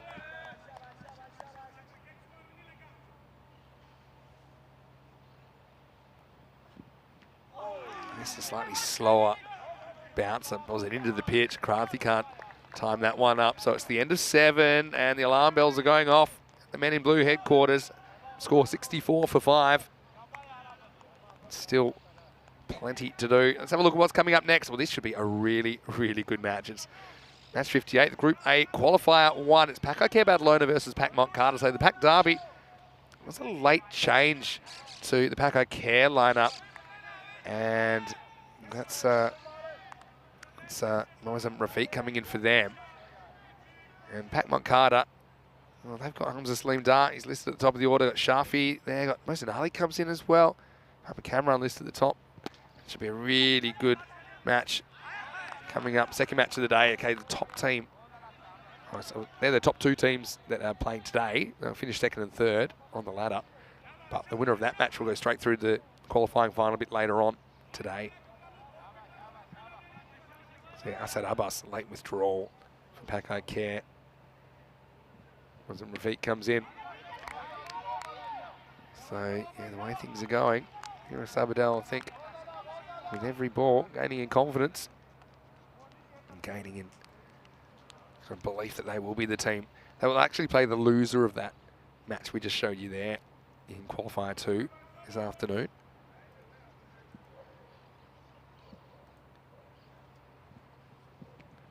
Yeah, struggling to get bat on ball. Caligatla puts up the stop sign. He's not happy with himself there.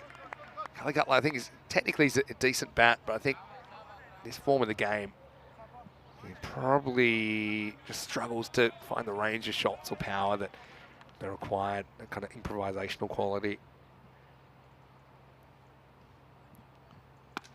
Well, that'll do.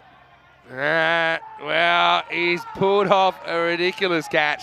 Taki Al-Mazar has somehow stopped that one. I don't think he can believe it. I was looking behind him. I thought there's no way that is stuck in his hands, but it did. Really good catching, and poor Shanky can't take a trick. Does get a fair piece of that, but he picks out Taki Al-Mazar. And you can see there, I don't think anyone can believe that. He shows the ball off, and why not? Men in blue, 66 for 6. Yeah, it looks like they're going to fall just short here after playing themselves into the finals yesterday with some good performances over TRS. It does look to me like Men in Blue will be the first team eliminated here on Group A Finals Day.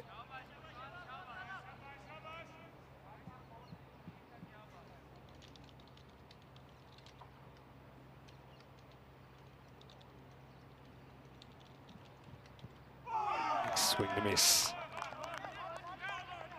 So, man, clever slower ball.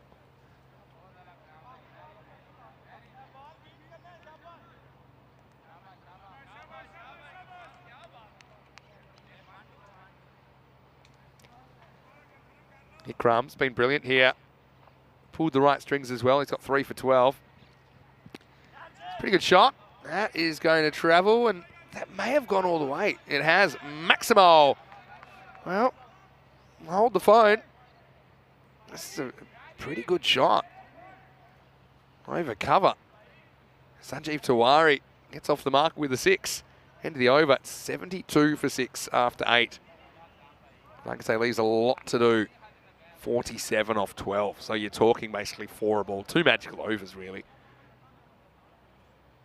And Liam Day saying here at Sabadell being clinical without one of their key bowlers. Yeah, true. Sometimes that happens. You lose a key player and other people step up. I think they've just got a little bit more out of everybody.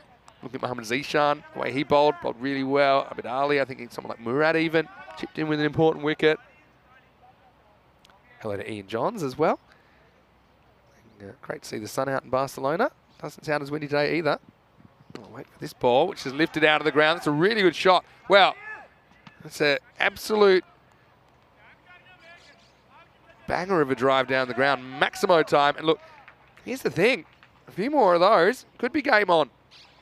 As Ram Kranthi gets that right out of the screws. Zishan Ashraf coming back. And here's the reply from the bowler. It's short, and now it'll be gone. So 6 and out situation. And it's a good reply, isn't it, from Ashraf, who goes shorter. Full one disappeared. He pulls it back, and you can see Ram Kranthi wanted to play in the similar fashion, but it just wasn't the ball for it. So, yeah, a little mini resistance pocket is snuffed out by Hira Sabadell. 78 for 7.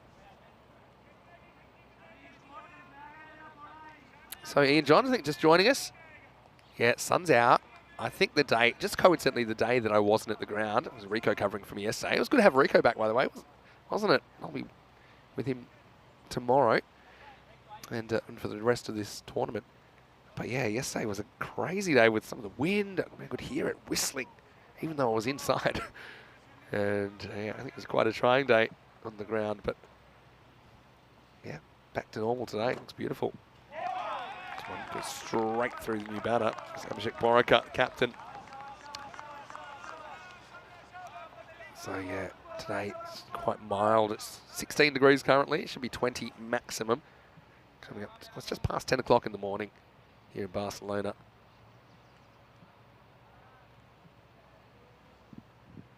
Short. Take one to Abadali. Time running out for men in blue. So I don't know whether that means that the universe is happy with me, because I had the day off and was kind that I didn't have to come in, or just the universe is angry at everyone else, making them come out. And I know there's no cube yesterday. There were blankets around. The big jackets are out. This one's a neat capper. Is going to disappear for 4. So tomorrow we'll get another boundary, but it's a little bit too little too late for men in blue. Move into the 80s though. Keanu's saying we want Barcelona sunny for more 6s. Well, the forecast's pretty good over the next few days. Of course, looking forward to getting Group B going as well.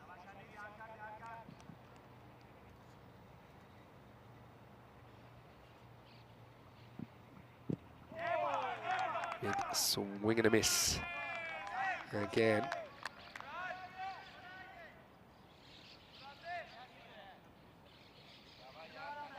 So 1 over to go on this one. And the score was 83 for 7. Helix saying coffee time, Vinny. Yeah, well, you'll have to also see if Corey has his voice back for the next game.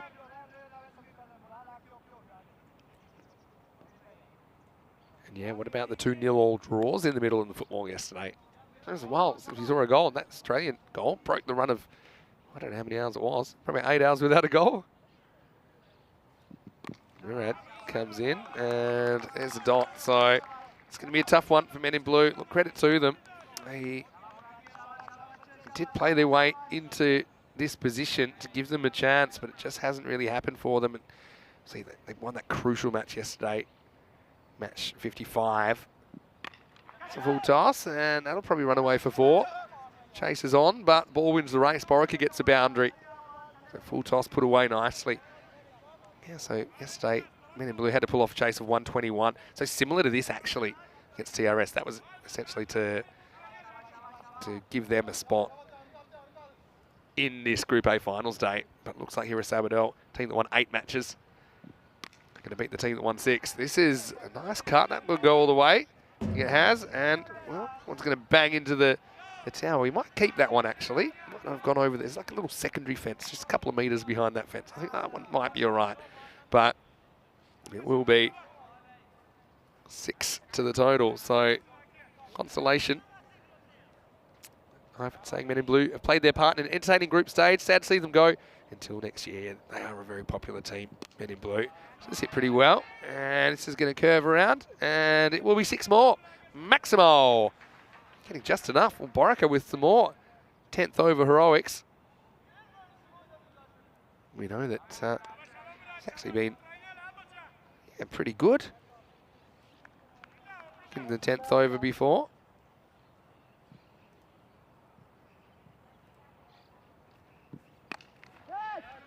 He'll get away with this.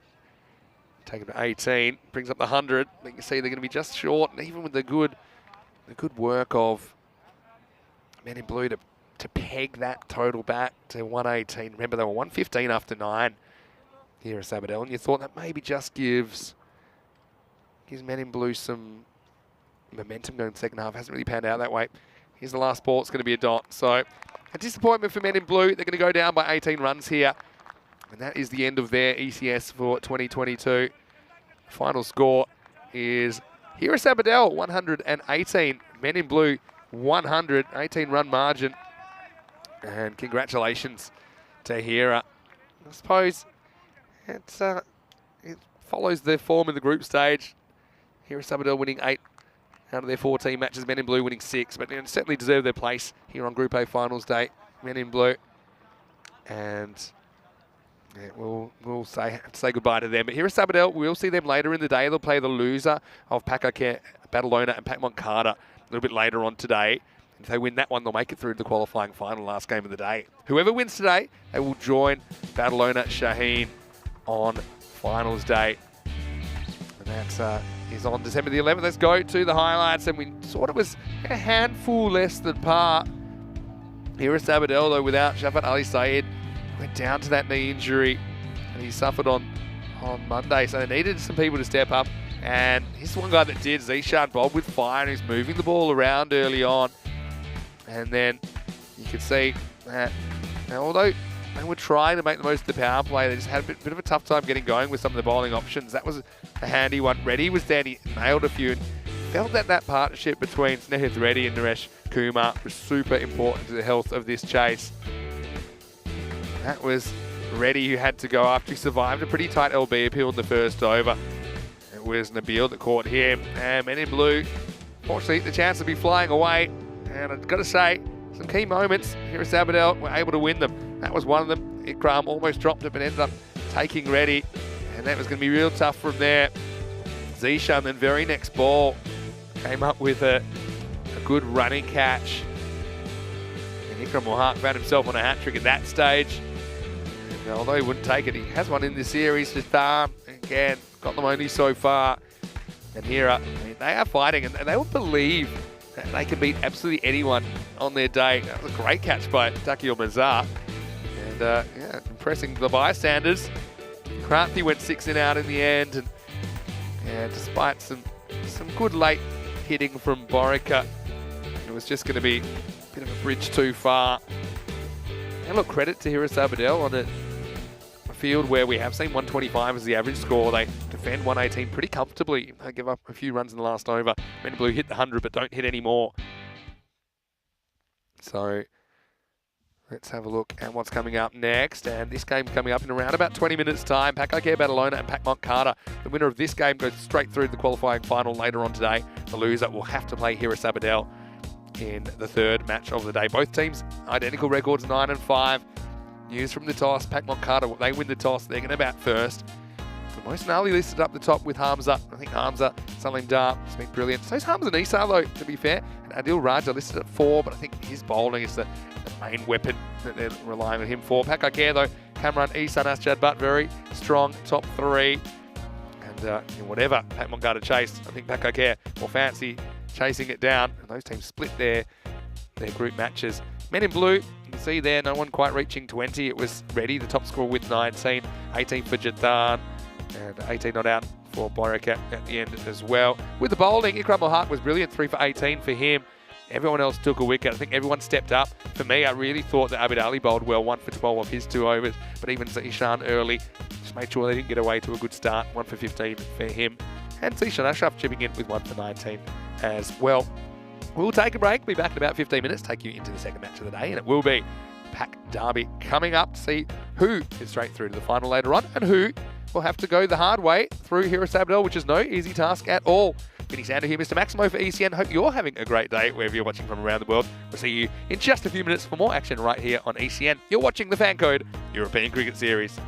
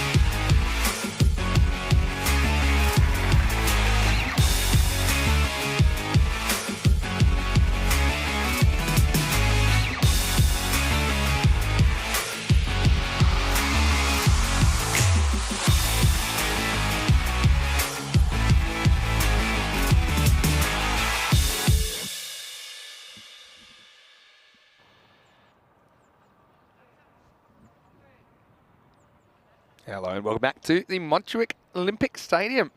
It's great to have your company here, Vinny Sander here, Mr. Maximo for ECN. It's Group A finals day today. We have to trim Group A by 3 more teams.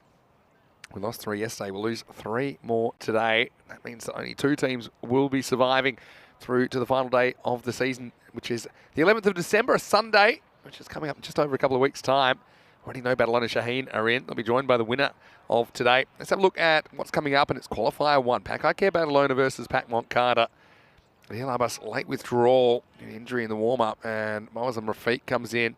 Skander Ali also in for his first game of this tournament. Pac Montcarter, though, brought in Mohsen Ali. We've got Hamza Salim Dar right up the top of the order. I think he will be a very, very important factor, and we're likely to see him batting pretty soon because Pac Montcarter won the toss and they've elected to bat here. Pac Care Barcelona 4-run favourites according to the bat versus ball wall, but I think not too much in it. Pac Care, of course, are European champions, winning the ECL earlier this year.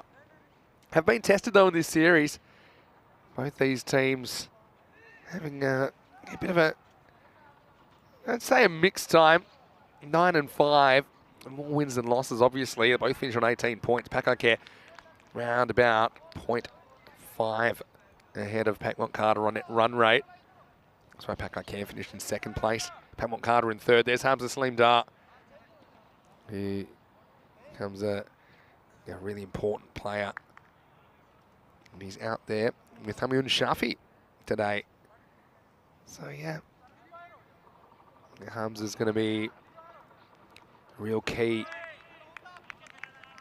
There's Mohamed Ihsan, who is there, and we're going to see Shiraz Ahmed opening the bowling. Here we go in qualifier number 1 in Group A. It starts with a big wide down the leg side. Well knocked down by Mohamed Ihsan. It's a real loosener from Shiraz Ahmed. Tries to get that shoulder moving.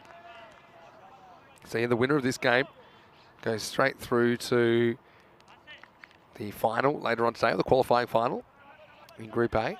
The loser will have to play Hira Sabadell for the other spot in that qualifying final. Arms up, carefully pushes. Doesn't get a run here.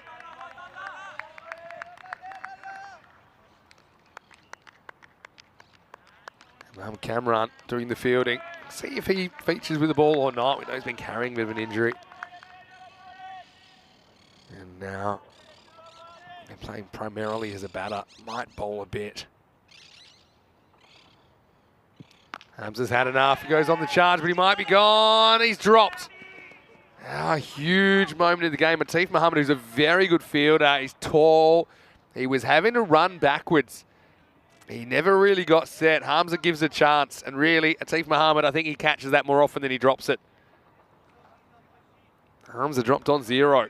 Early drama in qualifier 1. Apologies also with a slightly late start to this game due to technical issues, so we should make that time up because there is a bit of a gap after this game. Here's Hamioun Shafi now. He hits this down to mid-off. Pretty much a flat bat. So, I know that a lot of people fancied these 2 teams to automatically qualify. Such was their performance in the group stage, but in the end, Barcelona Shaheen went past everyone. Barcelona Shaheen went bottom to top. Wow, this is flicked away, and it's close to the fielder, but he's not quite able to gather it, and that will be another boundary. Shafi gets the first of qualifier 1. Certainly had an interesting eliminator, didn't we? Between Hira Sabadell and Men in Blue. If you missed that one, it was Hira Sabadell that won that one by 18 runs. Gets this wrong. This is a no ball, free hit. So Shiraz just struggling with his control pretty badly. And that one's missed by a long way.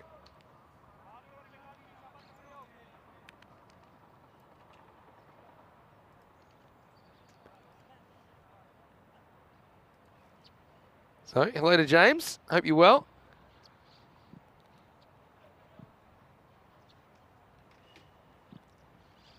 Pitched up and nailed, and that's going to be out of here. Maximo! Shafi's been setting up the top of the order to do a job, and that's exactly the job he does. Shiraz just hasn't really found his rhythm or his kind of range in this first over.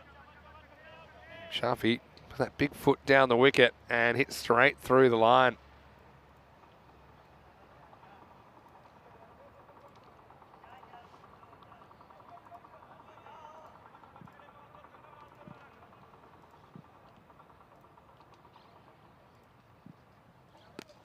Now this is another full toss, and this is going to go. Might have got all the way. It has. Maximo! Really getting something out of that first over. Shiraz Ahmed, sometimes we see, well, more often than not, we see him in the middle of the innings. Some of the skills he's got. He's been asked to open.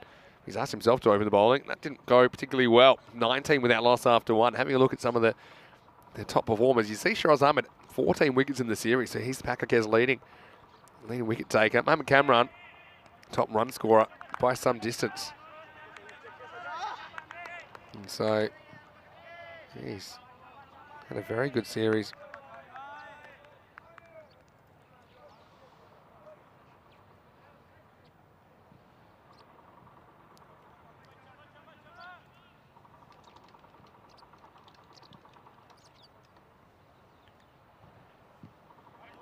Down leg side for a while. Mohamed Kamran does get a bowl in over number 2. Hello to James Stewart, who's saying that, good morning, Vinny. Good to hear you defeated Corey's coup d'etat. Well, Corey did fill in for me yesterday in front of the camera, and I think he did a pretty good job, actually. Now, I know that he ran into some issues with his voice this morning, but do have some good news for everybody, especially Kamran to Hamza. Pretty good contest. Pushed and runs. Kamran not thrilled about that ball getting thrown, but everyone settles down. And now settling into the commentary chair for the first time today is none other than Corey Ruckers. Welcome, Corey. Thank you very much, Vinny. Let's hope you can understand me well enough. Yeah, how is the voice going? Struggling, not going to lie. Yeah, very excited about Group A Finals Day, though. Your last day in the chair for the year, Corey. Oh. In the air, Astro Butt does well to handle it. Handles it cleanly, and the batters don't take a run. Yeah, I think a combination of the weather yesterday and maybe celebrating 23 minutes pretty loudly has hurt the old vocal cords. Gone. Well bowled, Mohamed Kamran, and Cammy just does Cammy things. He's a little bit sharper today. And the first one will go down in this one. Pat Moncada, 21 for 1. Yeah, it's pretty good ball. And Kamran doing Kamran things. Shafi didn't find it so easy. It's not an easy shot to pull off against Kamran. The hit man hits. Over goes the castle. Yes, Sujit saying is Mohamed Ihsan playing years. For some reason, one on that graphic. We'll see if we can get that one back up. And too, Ihsan's having a very good series at the moment for Paco Care Barcelona, because he scored the 100 earlier in the series, 444 runs. So yeah, actually got a few more than Mohamed Kamran. So yeah, Shafi went up. I suppose, yeah, does his job. Coming in Shafi. Gets him off to a good start. Takes basically 19 off the first over. Anyway, new batter comes to the crease and going with Amir Khan at number 3. Pushes, runs. Gets there, just. So, yeah. Talk us through your day yesterday. How was it working with Rico? I think it's nice to see Rico. What's with the beard? Yesterday was difficult. Okay. It was one of the worst days of my life. It was wildly windy, cold, horrible, but we got through. You sure? I mean, it seems nice to me. It was quite fun being host, though. I did enjoy that. I think I did okay. That's good, yeah. Good reviews. Yeah, but I think that's half the reason why my voice is gone. In the second half, well, sort of made it myself. I see. Inside, half of the bat, just a single. Yeah, so Australia playing the football last night. Yeah, unbelievable result, really. It's almost a W, basically. We had the plucky French on the ropes for 23 minutes. You called it the best 23 minutes of your life. Oh, Well, you just said yeah. it was the worst day of your life, or one of the worst days of your life. The evening was good. But it also contained the best 23 minutes of your life. Oh, that's out. Oh, I tell you what. Has he hit this? Nah, that looked out to me. Yeah, I got to say, I know he's coming forward. Oh, maybe some bat. Looks like some bat. Okay, so inside edge, I think is what they've said here. Might have just heard the double noise as well. Look, where's Cameron?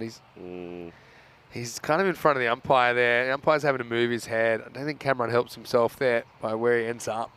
Anyway, it's the end of the over, and at the end of 2, the score is 24-1. Having a look at the table, teams 2 to 5 are playing today. Battle and Gene, they're straight through to December 11. The bottom 3 are now out of the picture, and so are Men in Blue, actually. So we've just got Paco Care Barcelona, Pac Montcarter, you see here, and Hira Sabadell in the running for the other spot. Shiraz just could not hit the side of a barn door at the moment. He is all over the shop, and that's going to be 5 wides to start the 3rd over. Yep, just struggling with his length and his line, and unfortunately 5 wides. But yeah, last night, Vinny, just quietly, we've had a barnstormer. We've scored a goal. Yeah. That's a victory. If anyone actually thought we're going to beat France, no chance. And I know by the time I got there, it was just around half time, but talk me through the national anthem and then some of the antics that were reported to me about when Australia scored the goal. It was a good goal, by the way. Oh, unbelievable. Really good goal. That's straight up. Yeah, so Shiraz. went to one of our favourite, well, I guess, bars in town with some of the staff, and, well, the anthems came up, and the French anthem came first, which was good, because then I got to eye up who the French supporters were in the bar. So that was a good moment. So they got, when they sung first, Vinny, I need you here, Vinny. I'm listening. You were outnumbered. Anyway, speaking of numbers, put the number 6 on this one from Amir Khan, who goes bang, Maximo. That's large. Yeah, it's actually going to bounce all the way back onto the field. That's a gigantic 6. Nice shot. But yeah, so the French anthem was first. So that was good because then I could eye up where they were sitting. So the Australian anthem came on. I belted it out as best I could. And at that stage, I realised I was the lone Aussie in the bar, which made me more inspired. Yep. As you would. Shiraz comes back with a decent one. It'll just be a single. And to be completely honest with you, all I was sort of hoping for was that we were in the game for an extended period. I didn't think we'd ever win. But when old Goodwin absolutely wellied that left juke into the top bins, I went on a victory lap around the pub and might have gone the Leighton Hewitt come on in front of 10 French guys. Yeah. And they gave it to me. It was wicked. Certainly made an interesting last 70 minutes of the game. Anyway, this is up and it should be out. It is out. It's the old crocodile style from Ali Ahmed, but it's effective. And it's a big moment in this game because Hamza is going to have to go. He only scores 3 in qualifier 1. And he hits that decent enough, but he just picks out the field. A big wicket, 36 for 2. Yeah, big wicket. Pretty unlucky, really. It's a nice shot, but he picks out the man perfectly. So the big danger man goes. So, yeah, so 1-0 up. Now I've gone on a victory lap. I've gone, might have been downing a few beverages in front of them and really given it to them. But I back myself because I knew we were never going to win. It's like sledging in cricket when you're batting first. No, wait. No, it's like sledging in cricket when you're the fielding team first and you know you have to bat later in the day. Yeah. If you've got minerals, you'll do it and you'll just take what you have to get after. And I copped it. He did. By the time I got there, I mean, I think you had most of the security around you at that point. Some turning on you. What people don't realise, that's our first open play goal since 2004. And that's a win. We basically won the World Cup last night. We scored against France. Don't think that's how the French supporters were viewing it. You know what annoys me the most? The keyboard warriors in Australia saying, oh, we got to do this. And football's not really a sport in Australia. We've done well. We actually played good for 25 minutes. Take that. That is like a big win. You got Kylian Mbappe that's running 400 kilometres an hour up the wing. What else are we meant to do? Kick him. Yeah, could have opted for that. Last for the over. But yeah, unfortunately, because of all that commotion, the voice has gone a little bit downhill. Yes, so I was here this morning, watched the first game, really enjoyed it, close one. Here is Sabadell won, which was good. Anything stick out for you in that first game? Yeah, definitely. Nice shot. It's going to be a single. Obviously saw men in blue play their way into the finals yesterday when you were with Rico. Unfortunately, yeah. Yeah.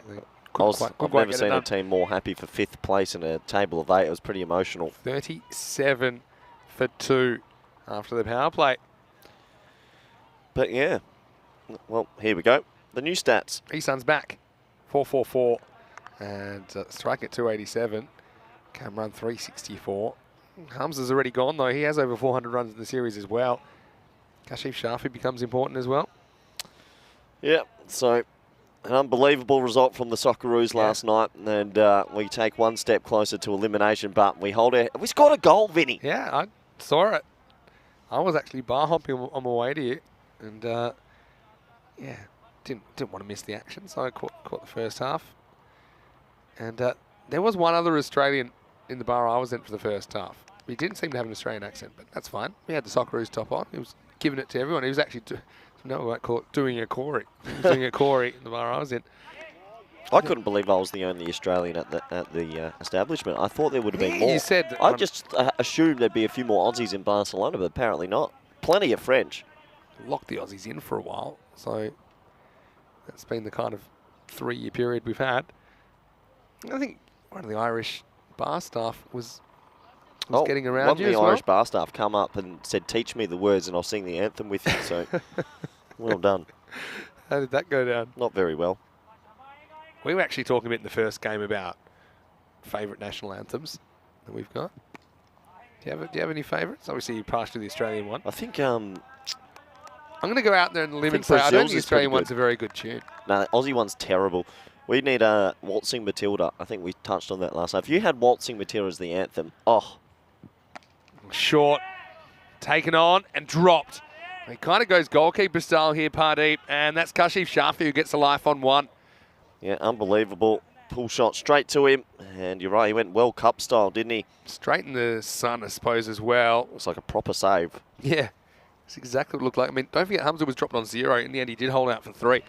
Will they be as lucky with Kashif Shafi, who's been a very, very impressive player throughout this tournament for Pat Moncada?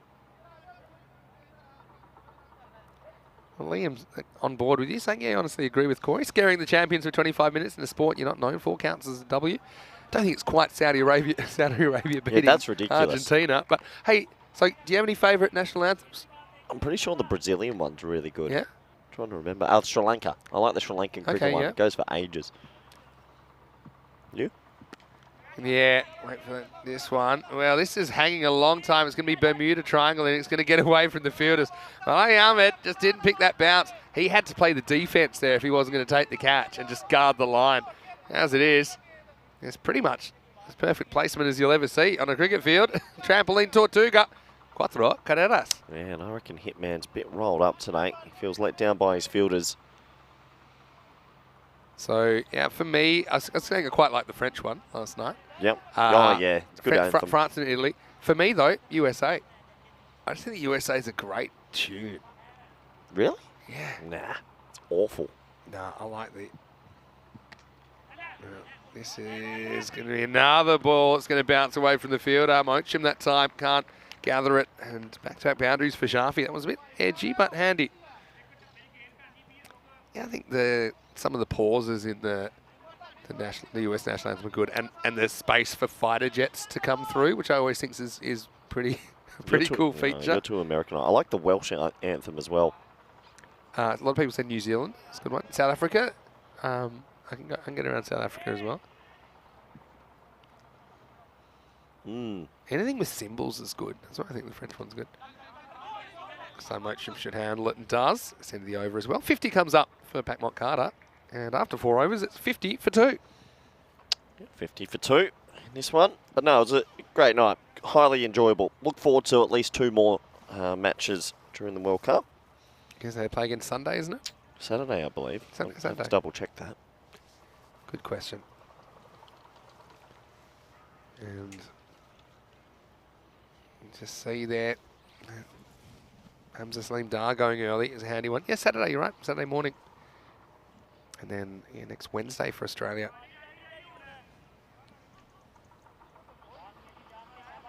Yeah. Well, Andy's in the chat saying the Barmy Army version of Waltzing Matilda would make life interesting. I'm looking at the comment above that. Maybe you Yeah. want to explain the croaky voice again. You can if you like. I sound You're good. rugged. You said what? What? What did you just say? No, I've lost my vocal cords. A, because of the weather yesterday, you chose the greatest day in history to have off, and B, because of the football. So if you don't want to listen to the soft, soothing tones of my voice, I am more than happy to take a few more games off and still bill. Here's a Teef. He's going to bowl over number 5. Lift it up, and this one goes straight through the hands of Mozam Rafiq, and that's gone all the way. Maximo again takes on the fielder and wins. Tell you what, Pack Care haven't got their fielding boots on, that's for sure. That goes straight through the bread basket, 6 runs. He's been lucky a couple of times. I suppose he gets enough of that. There's Jonty on his shirt. There's Jonty Rhodes, his favourite player. Number 8 as well. Yeah, so let us know what you got up to last night in the chat. Also any messages from Corey. Greatly appreciated. Corey, it's your last day commentating for ECN in 2022. Tell us some of your reflections on the year. Some favourite moments?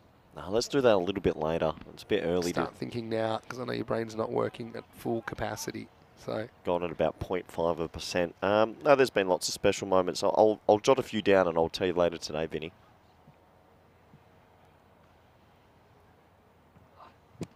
Well bowled. he digs it out. Does well to get the bat on it. Gets 1. I suppose no matter what they get. Let's see. Yeah, let's see what Pack Care come out and do. Because Pack Care pretty much can chase anything you'd imagine. Pack Care chased down 99 when these two teams met earlier in the tournament. But then next game, it was Pac Moncada that came up with a really good chase. In the air, hanging. This one is catchable and it should be taken. It is. So fielding boots on and Shafi runs out of lives. He's going to go for 21. And it was Shiraz Ahmed that takes the catch, prowling around from the mid-wicket region. That's the 3rd wicket down now. It's 58 for 3. Yeah, good bowling by Teef. It's an off-cutter. And a good catch from Shiraz there. Captain showing the way to the fielders what they need to do. Yeah. Works every time but one.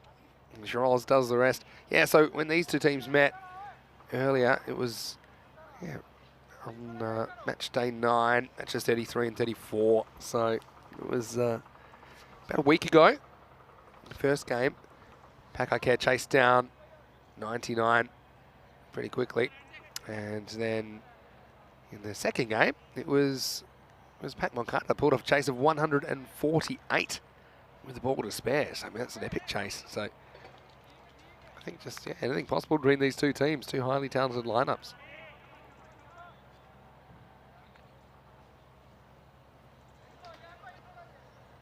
Teef will be happy to have a wicket to his name.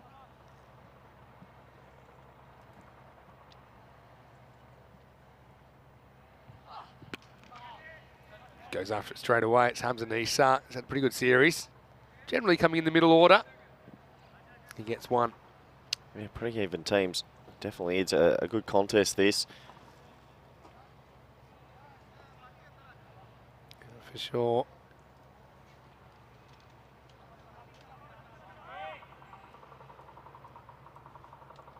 Teef Mohammed, though, great to see his development in real time, right in front of our eyes. Great to see him get international opportunities this year as well. Doesn't quite get this one right. Wow, that's going to come off the hand. It's going to be 4. And yeah, nice shot. I mean, that almost gets tipped all the way over for 6. It was hit that hard. Yeah, probably just below the waist. That's yeah, you can see it's probably thigh height. Yeah, I mean, I think that's fine, but borderline. I'm here though. He does muscle it away to the boundary, and so takes us to the end of the over. It'll be 63 for 3 after 5 overs.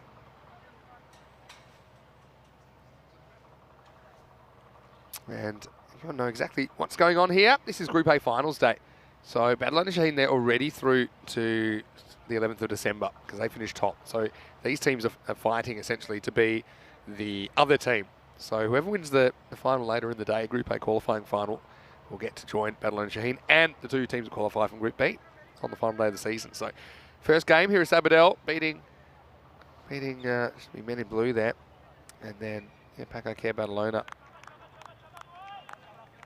are taking on Pac Moncada.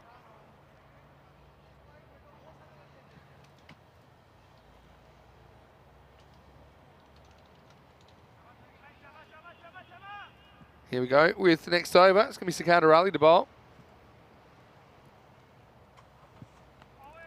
Big heave across the line. Comes Nisa first up. Yep, time for some off spin. Good start. Just outside the off stump.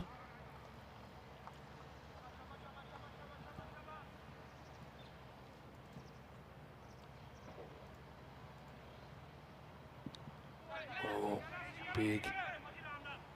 Attempted heave for the leg side. Gets a little bit on that.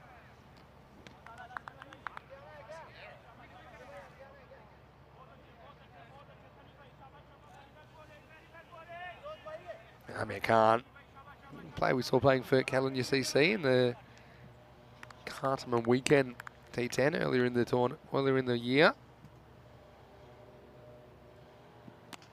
That's a rolling leg spinner then. Clever bowling from Ali.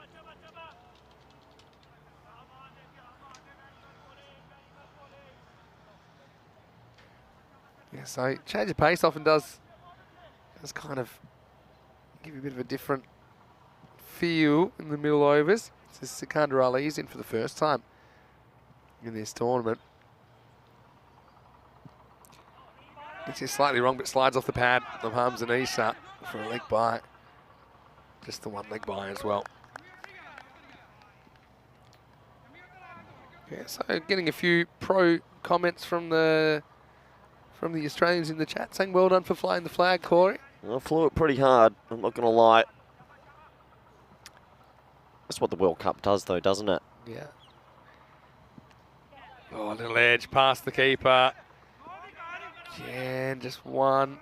I can't believe the weather today, by the way, compared to yesterday. Honestly, this is different world. I don't know what you're talking about. It's a beautiful day. Look, blue sky, a few fluffy clouds around. How much did you watch yesterday, actually? Fair bit. And we announced your retirement on numerous occasions. I heard. Yeah, I got lots of messages of people. Mixture of congratulations and concerns. So thanks for that. That one looks like it's travelling out of here. Maximo bangs off the fence. Hamza Nisa gets his first 6 of his innings. Ends the 6th over as well. It's a nice looking shot. Elevated over the leg side. That's the end of the 6th. It's 73 for 3. Yep, 73 for 3. We've got a good platform. This is what's happening today, Vin.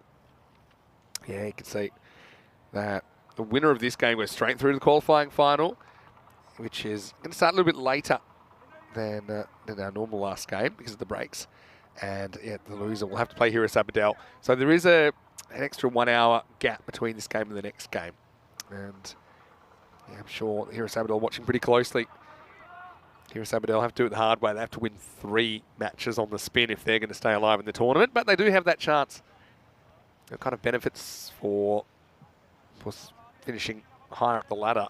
And that's one that these two teams get by finishing 2nd and 3rd rather than 4th and 5th. They get the double chance. Here's Ali Ahmed. Comes on. He's driven straight down to Kamran for a single. Yeah, so interesting game this. I think Paco Care have been a little bit below their standards and need to be careful here. I don't want it to blow out to 120, 130. Ali Ahmed, good young player. Certainly full of energy. And he's bowled him. So it's chopped on. Nisa just kind of lifts their hand and tries to heave this one into downtown Barcelona. Instead, the ball just gets chopped down onto the stumps. So Paco Care fighting on. Right now, it's around about an average run rate, you'd say. That was actually chopped onto the back hip, I think, and then back onto the wickets. So maybe a bit fortunate, but you make your own luck. Ali Ahmed will take it. He's mistimed that shot. If anything, yes, just a little bit early or late. It's hard to tell. Just misjudged the bounce, basically. That's the 4th wicket fall, and it's 74 for 4. Yep, 74 for 4. A few words of advice there for the new man coming in. Oh, I was going to say, it looks like Hamza, but it's his brother, Mustafa. They're almost identical, aren't Yeah, they? Mustafa Ghulam, Hamza Saleem's brother. He gets a warm hello from Shiraz Ahmed. Got to say, it's nice when you see cricket played in good spirits. Of course, these two teams, both kind of pack organisations. And got to say, it's not the welcome I used to get when I used to go out to bat from the fielding side. What would you get? Fair bit of what I dished out, probably when I was behind the stumps. That's what I mean with sledging when you're fielding first, knowing you have to bat later in the day. You've got to be brave to do that. Yeah, thank you, I am brave. Here's Ghulam on strike then. He drives pretty well down to camera to get off the mark. Yeah, good bowling from young Ahmed, doing a good job here.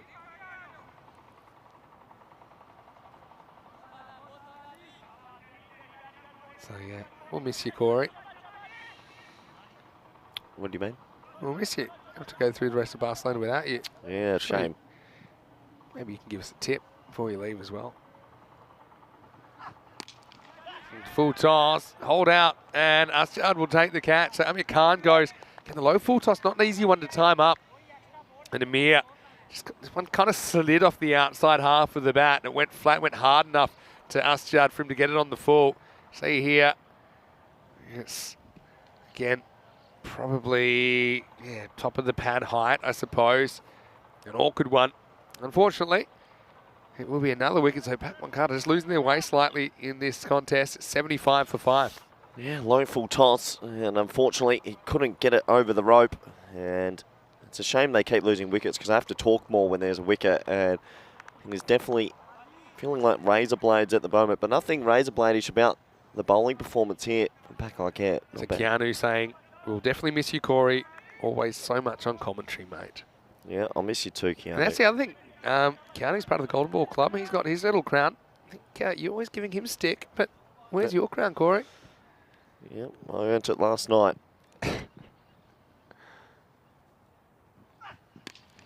Oh, this could be another one, you know. Oh, it's dipping. Oh, it's a good catch.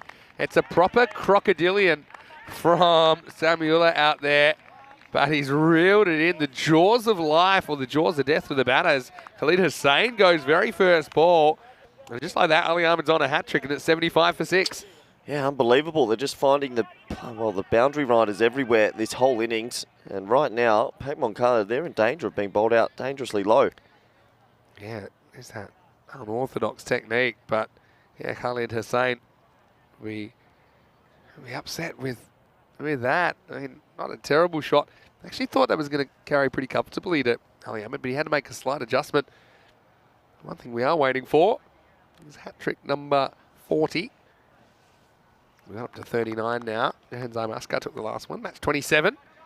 So that's a good, what's that, 31 matches ago. Probably a sign that Barcelona has been pretty batting heavy. Just going to check how many wickets per innings on average are being lost, because I find that pretty interesting.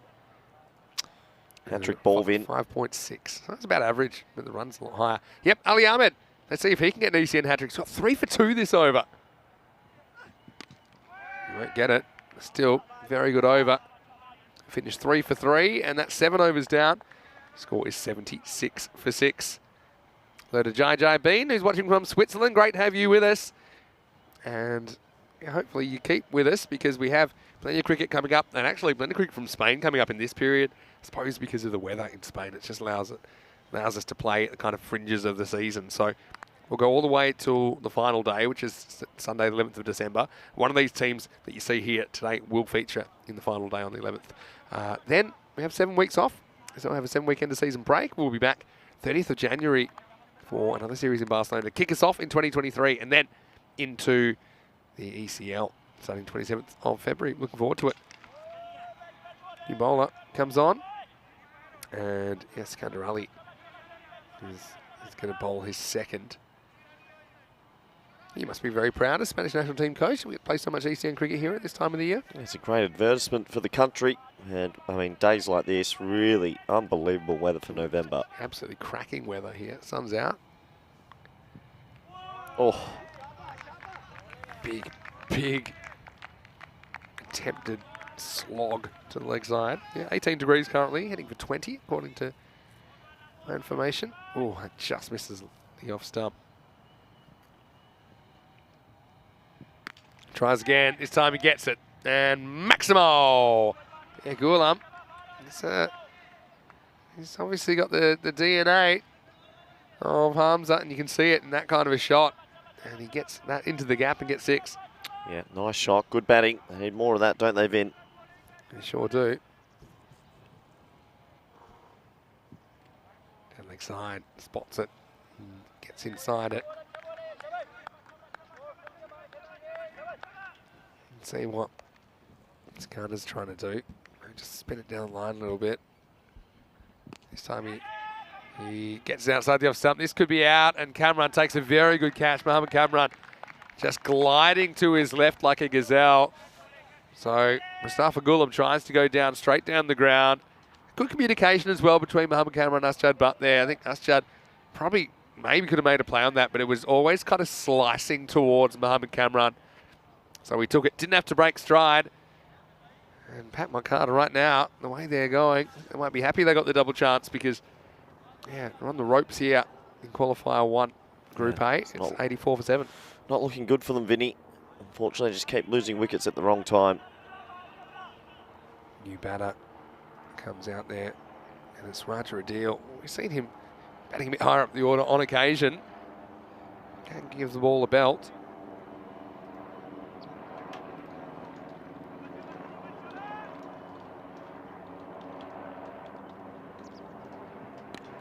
Now this is in the air. Oh, that could have landed absolutely anywhere. Almost again, consecutive wickets, but Raja Adil will survive. Of course, dual international for UAE and Spain.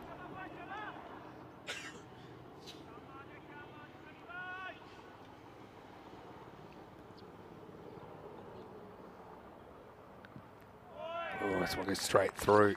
Good keeping by Isan. Gets that between the body and the stumps. He is allowed to have the back foot anywhere on the artificial surface because this is a slightly thinner pitch than regulation, so that's why that's not a no ball. It's absolutely fine. End of the over. It's 86 for 7 after 8. 85 for 7 after 8, according to me. But I'll wait for that. Yeah, 85 for 7. There you go. First over was the best over, wasn't it? I think 19 came off that. Shiraz was a bit off. Since then, we have had kind of double-figure overs through 3, 4, 5, 6. But some good overs in there as well for Pakai Care, including the last couple. We've seen a little bit of a collapse. Saw 3 wickets from Ali Ahmed in the 7th, but they're not going to go back to him here. Instead, they're going back to Atif Mohammed. I would have thought for sure you'd have to go back to Ali Ahmed at some point. The guy took 3 for 3. He was on. But they've got options. They've still got Kamran to come back. Pardon me, Kamran's bowled out. Yeah, so it looks like maybe Ali Ahmed will get that last over. You've got other options you haven't used yet, like Pardeep. Chad Butt has occasionally bowled in the series. Mochim not bowling a lot at the moment. Hello to Neville. Hopefully you're going well. Hopefully you're going well. He's saying hello from Harvey Bay in Australia. Great to have you with us.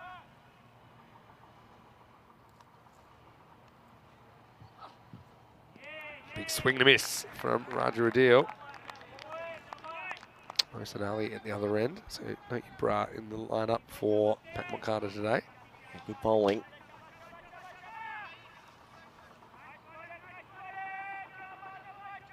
Atif Mohammed. From bowls 4 and 9. Going 5 and 9 today. They elected to bowl out Mohammed Kamran in the 4th over, which you don't see all the time this series from Pakai Care.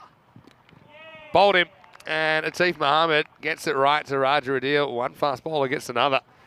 Raja tries to go across the line on that one and comes up with fresh air. So this good performance continues for Pakai Care. They've got Pat Moncada 85 for 8. Yeah, there's no fast bowlers club anymore, is there, Vinny? Well bowled young Atif, and gets his compatriot Raja Adil out bowled. Yeah, it's just a ball that pitches leg and pretty much hits leg. Atif gets back to his mark. Niazi with 7 broken heart emojis. Well, that's not going to end well. Seeing that in the chat. Who's going to get the block here? My money's on Keanu. Anyway. Down to number 10 already. Still 10 balls left in the innings.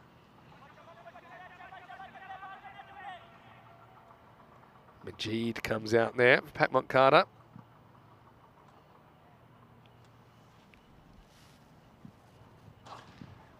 It's a wide down leg side. Rare miss. Judge Abeen. Full and straight. Can't go wrong with that. Binge Watcher comes up with the block in the end. Yeah, so yeah, Paco Care, European champions. Also with some reinforcements here, like Asjad Butt, for example, who ordinarily plays for Minaj in Barcelona. Minaj not taking part in this ECS.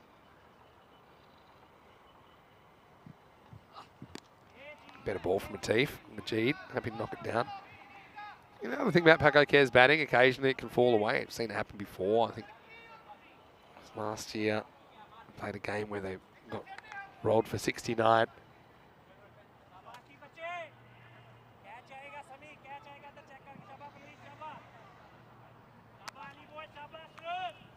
So, over to Mohsen Ali. See if he can get something going. Again, hasn't featured too prominently in this tournament so far. Gets an opportunity. Project to get over the 100 if they can bat these out. That's the question. Now, this is skied. It should be an easy catch for Ihsan. He'd probably catch this behind his back if he wanted. And so Atif will get a third wicket, and he's bowled very well here in qualifier 1. He's got 3 for 15. And Pat Moncada lose a 9th. It's 87 for 9. So, real control, shape in that shot from Mohsen Ali. So, unfortunately, he's going to have to walk. It's 87 for 9. Pistamai saying Badal and Shaheen showing that T10, your fortunes can change pretty quickly with the highest score versus Men in Blue. Yeah, but the thing is, with Badal and Shaheen, they literally played themselves from the bottom of the ladder to the top. It was quite remarkable. I think they won their last 8 on the spin to go from 2 and 4 to finish with a 10 and 4 record, 20 points, and clear of second and third, which are these two teams. But I mean, it's not a real surprise, you know, that Badal and Shaheen have played some very good cricket this year. They made it all the way to the Spanish T10 finals week for ECL qualification. Oh, bowled, it's all over. So Atif Mohammed's going to finish with 4. He's going to cut our conversation short. And let's focus on Paco Care right now. As Atif goes bang and bang. So Ali Ahmed wasn't required to even come back. He took 3 wickets in an over. And Atif Mohammed does exactly the same thing in the 9th. In fact, goes even better. He goes 3 for 2 of 5 balls in the 9th.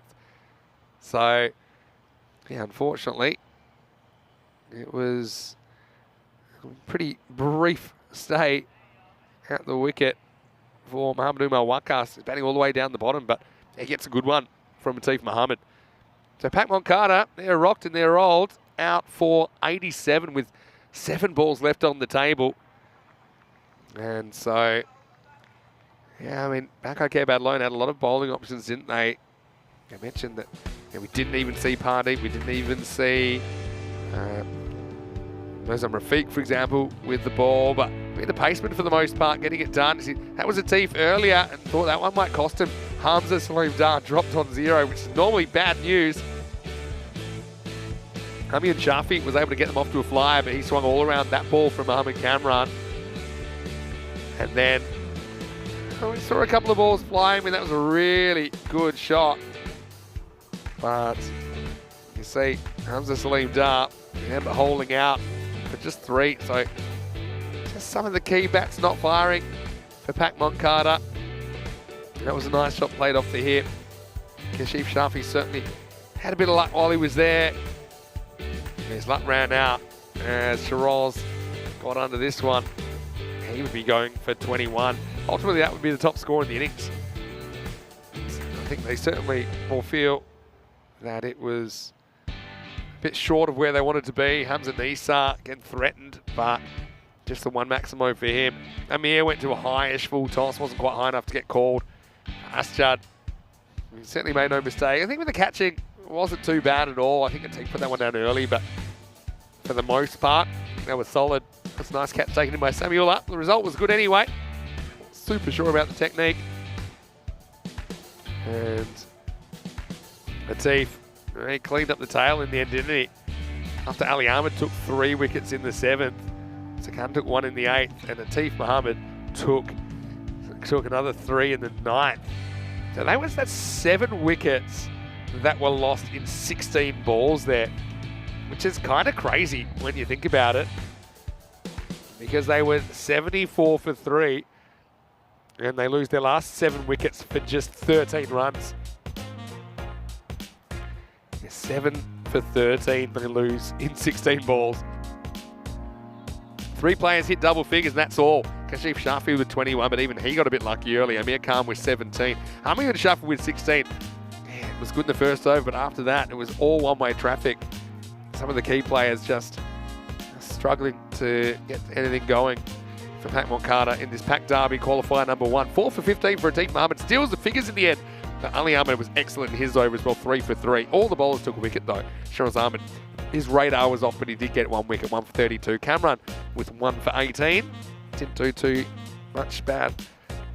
badly either. And Sikandar Ali also chipping in on his entry with 1 for 19. We'll have a break. When we come back, Pack I Care. They'll need 88 to book their spot in the qualifying final later on today, and a chance to play for the right to be here on final day. Pat Moncada, they've got the work ahead of them. They're defending 87. Vinny's down to here, Mr. Maximo. Corey Rutgers will be back with me shortly as well. You're watching ECN. Hope you're having a great day. Welcome back soon to Barcelona for more FanCode European Cricket Series.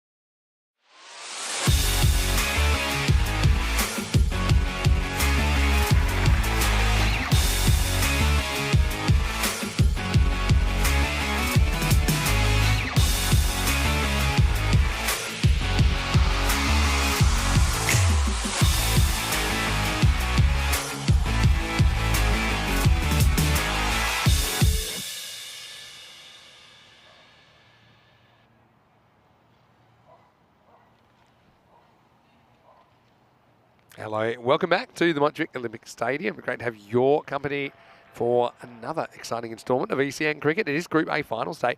It's really a format we've never quite done before, though it is similar to what we've seen in the past, but with 8 teams in each group. It certainly was an extended group stage to give every team every chance to qualify. As it is, the bottom 3 dropped out at the end of yesterday. The top team, Barcelona Shaheen, straight through to the last day of the season. They'll be joined by whoever can win today. So I think it's a pretty good format, really, and it gives advantages to teams that finished higher. Right now you're watching Pac versus Pac Montcarter in qualifier 1. I suppose the advantage these 2 teams have is that if they don't win this game, they're not out of the tournament. That's the benefit of finishing slightly higher than the other 2 teams that we've seen today. And in the first half of this game, it was Pac Montcarter won the toss, elected to bat, but they didn't bat particularly well, 87. All out of 8.5 overs. So, yeah, not ideal. Now, Paco Care to go out, going to go out and see if they can knock over the runs. Players not exactly motoring out there at the moment. Just a fairly quick turnaround. So, we're just waiting for the restart.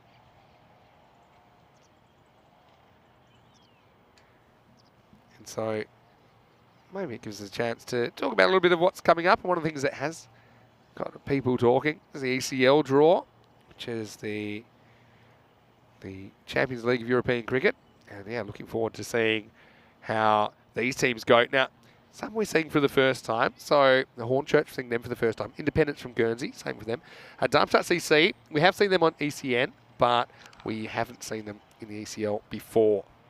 Talon Stallions, again, had an ECS there in 2020, but we've never seen them in the ECL. It's Estonia's first time actually being represented. And Byron, although there's a bit of controversy about that in Greece, they are officially the champion club, although I know that that's being challenged at the moment, so we'll see what happens there. VOC Rotterdam defending champions, Farmers, we saw them for Jersey last year. Svanholm seen them a couple of times. It's actually their 3rd ECL appearance. Indo-Bulgarian, we saw them last year as well. Malta, the only team to not yet have their club entered. We'll find out who that is, I'm sure, over the next couple of weeks. Beveren from Belgium, we saw them earlier in the year. They're very dynamic, and a few people saying that they might even be right up there to win the whole thing. Royal Tigers Budapest had a very good ECL last year. Again, they're making a return appearance. Fossum, it's their debut, so yeah, looking forward to seeing them. Alton, their 2nd appearance, a bit like the Royal Tigers Budapest. And Lathbury Lightning from Gibraltar, their first time. Go to Group D, I can tell you that Forfarshire are taking part in the first time, but they did actually qualify before. It was for one of those tournaments that was cancelled due to the pandemic. So they were meant to play in ECL 21, and yeah, unfortunately, obviously the pandemic scuttled those plans, but it's good to see them actually getting on the park, and they've got some good players like Jack Hogarth, the leg spinner, and Callum Garden, the keeper, who played for Scotland recently in the ECC. Dreux, well, they always get people talking, don't they? It's their 3rd appearance at an ECL as well. They're probably the craziest hitting team that we've ever seen, I think. Hold the equal power play record of 82 in a crazy chase of 88 and 3.1 overs. Vienna CC with Big D, and Mark Simpson Parker, and some of them as well. And if I'm just going to rock through the rest of them, you can see that I think that's going to be a really interesting tournament.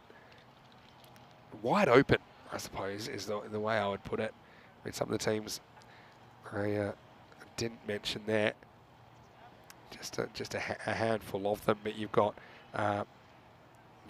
Helsinki Titans making a return appearance. Brno, who upset PCC Kings to be there. You've got Group E with Roma CC, who won the Italian Summer. Gracia, you'll see them this week. United CC Bucharest and Roma Thiessen representing his club for the first time. First time Cluj hasn't represented Romania. Zagreb Sokol making a return appearance. Star CC making a return appearance. Group F quickly. CRYMS, again like Forfarshire, they qualify for ECL 21, but it's their first actual time playing. Brigade represented Ireland last year. Punjab Lions were surprise packets last year. Ariana Keefe, seeing them in ECS, but not in ECL. Istanbul, KSK, brand new to ECN cricket. And Werash with Conrad Greenshields and co. qualifying out of Portugal. So Yeah, just had a slight delay to the second half, but looks like we're good to go. So those are my little tidbits for ECL. You can always kind of just remember where that is on the stream. You can go back and listen to it in more detail if you like. You make a note of that. So Yanu is still liking a Gracia versus Pakakare final. And I think we said that if that happens, we'll get Corey in a Matador outfit.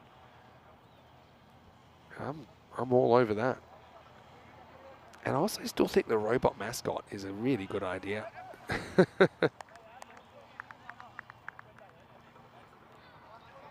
So, ready to go. And it's Mohamed Kamran who's out there with Mohamed Ihsan. 88 to win. And knowing Pakai Care, they want to do this with time to spare. Not that net run rate matters, but they have the hands full. Roger Deal opening the batting. So, spared into Spanish national talent going around here. Kamran goes back. And Ihsan's keen for a run. Kamran's not. So, you're going to see how Cameron plays. Again, he's a guy that plays cricket shots, doesn't he? I mean, you have to call him a genuine all-rounder now. We have seen him batting typically at 3 or 4, I suppose, for Pakai Care. Batted a lot at 3 during the ECL.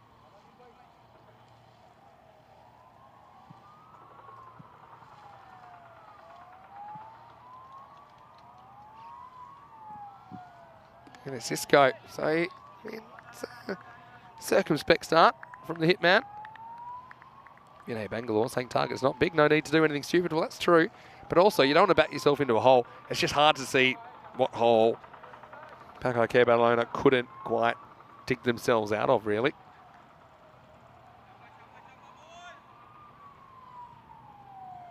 Raja. Some good seam movement there in that second ball. Kamran pushes. This time he does take the run. Let's see what the approach is from Ihsan. Normally only really knows one way. I do think, though, you don't... That's one way to look at it, to be a bit careful. I get that. But I think I've seen more success when teams have just approached it like they're chasing a normal size target. So treat it like you're chasing 120 here, for example. Give yourself some wiggle room. Because, yeah, the only way these can really go wrong, if you fall behind the rate and suddenly it's like you're chasing a normal total anyway.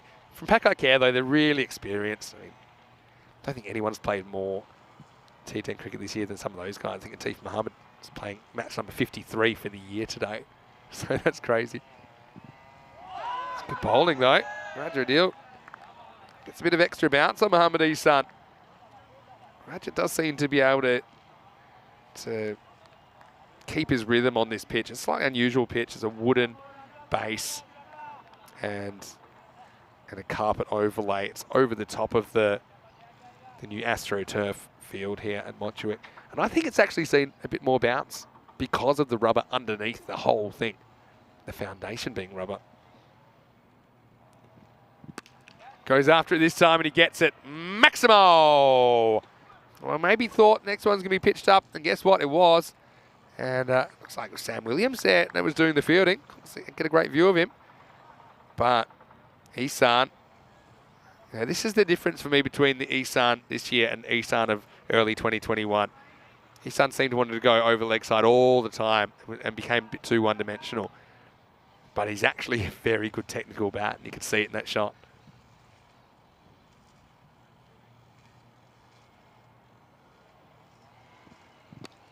Now just times this away to leg side, but there is a fielder out there, just a single. End of the first over. It is 8 without loss after 1. And so, looking at the golden ball counter, 201 matches without a golden ball. We've ticked over now, haven't we? And speaking of Khartoum cricket, that was where we had our last golden ball. It was France versus Belgium. Crazy golden ball on a Thursday night where the rain was coming in sideways.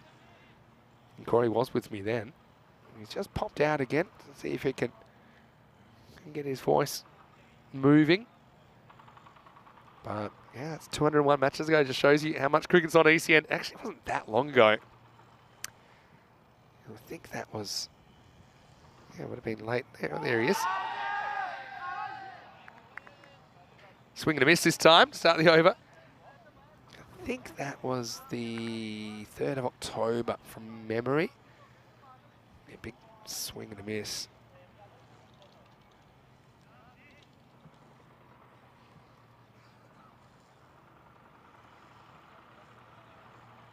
Comes the Salim Dart here in over number 2. Straight pull and a pretty good pull. Goes all the way.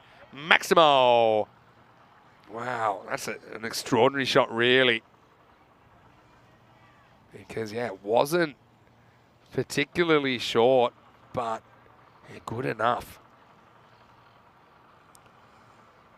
I'm just looking at the date of that golden ball we had, France-Belgium. It was the 29th of September. Well, there you go.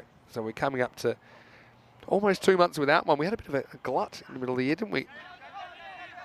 Comes up, pitches up this time, goes for 1. Yeah, so love to get another golden ball or 2 before the season's finished. We've had 12 this year. From memory, last year, I think we had 14. Again, I'd probably have to check that. Yeah, we had 14 golden balls in 2021. We had 10 in 2020. One of the unique and special aspects about ECN cricket, of course, the golden ball.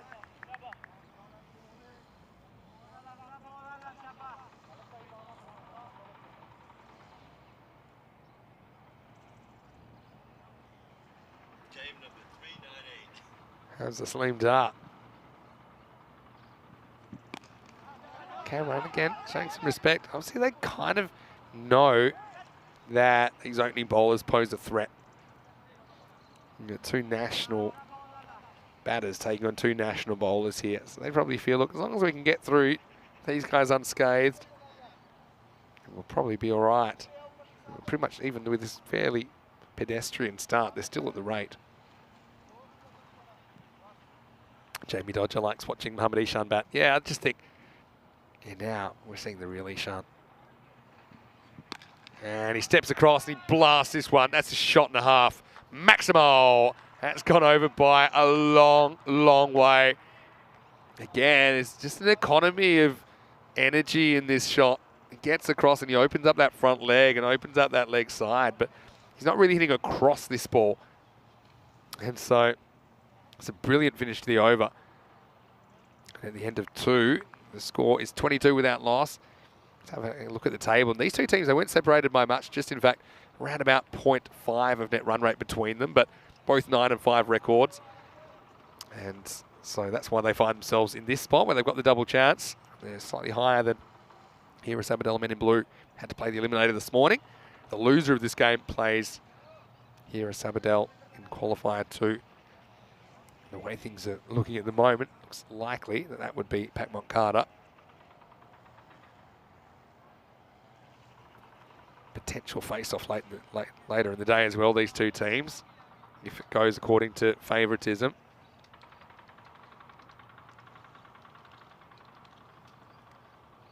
But still a lot of cricket to play, and we know the ECN cricket is a funny way of turning things around.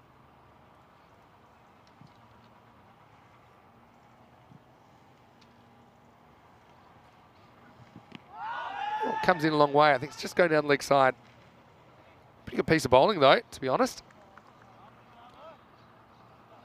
Khalid Hussain comes in. I guess that one didn't nip back.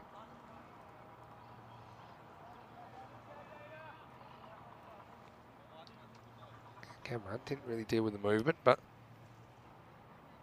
nothing to worry about. For Paco Care fans, owning partnership's been key, hasn't it?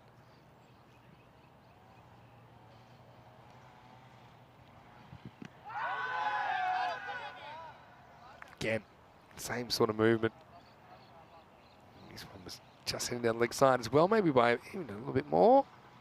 Yeah, maybe a little bit more. It's not a bad shout, but did seem to be doing too much. Keanu says, if it's possible to measure the sixes, what would be the longest 6 hit? Yeah, it's always an interesting one. Even when you see distances given on TV, on international tournaments and stuff, it's still a bit of an estimation, I think. Got to realise that there's obstacles, there's all these factors at play. I think for sure we've seen some 100-metre sixes in this tournament. And the ball really seems to fly, a bit of altitude. Yeah, and I'm trying to think, the longest one I measured was about 110. Yeah, so I'd say 100 plus probably. 102 maybe. This is in the air and it's out of here. Maximo. Just a little tap on the head, to be honest, from Mohamed Isan. Again, just shuffles across, doesn't he? And Khalid's got the ball to move a little bit curious that they haven't gone back to Raja Adil, though, to just try and break this partnership, go to your wicket take. And he did actually bother Isan a little bit for pace. Now, this is also going to travel Maximo. And he's just doing ridiculous things at the moment. Mohamed Isan having such a good series with the bat. As Corey Ruckers rejoins me, and as the Spanish national coach, I think you're loving what you're seeing from Mohamed Isan. Yeah, it's good to watch, Vinny, and well, thanks for covering me a little bit more. Let's call a spade. I'm going to have short stints today with the voice the way it is. Like an impact player. Impact commentator. Okay. Well, great batting. And what is the impact that you think you're having? Absolutely none. My impact was left there at the pub last night. But here we go. Isan, 32 off 11. He called a wide outside the off stump this time. I now know how artists and Britney Spears and some of the biggest artists in the world, how they go. And it must be tough with their vocals. We do an extraordinary amount of talking. We've touched on this, but I've never had my vocals go this bad. Hang in there. Shot. This is a little bit short. This is probably going to be 4. It does roll away. So Isan's just burst to life. That power play ends up being pretty fruitful for Pakai Care. It's 40 without loss after 3. Yeah, clever batting from Mohamed Isan. He's been probably, I'd say, the #1 bat in this competition of Group A with Baba Khan. I think those two and maybe Hamza Salim Dar all finding it out. Oh yeah, great to be back here. 40 off the power play, 48 to get. Yeah, Keanu saying hello in emojis. So Savoury Telecom. Keanu's thinking, Pakai cruising in this one. You're not wrong. Look at those 7 wickets. They lost 7 for 16. So 7 for 13 in 16 balls at the end of that innings. Left 7 balls on the table in the end.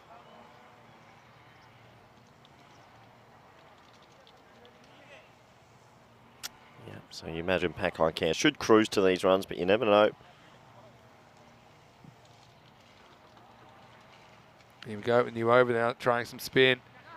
He's not the best ball first up. This is Mustafa Ghulam, who's going to bowl.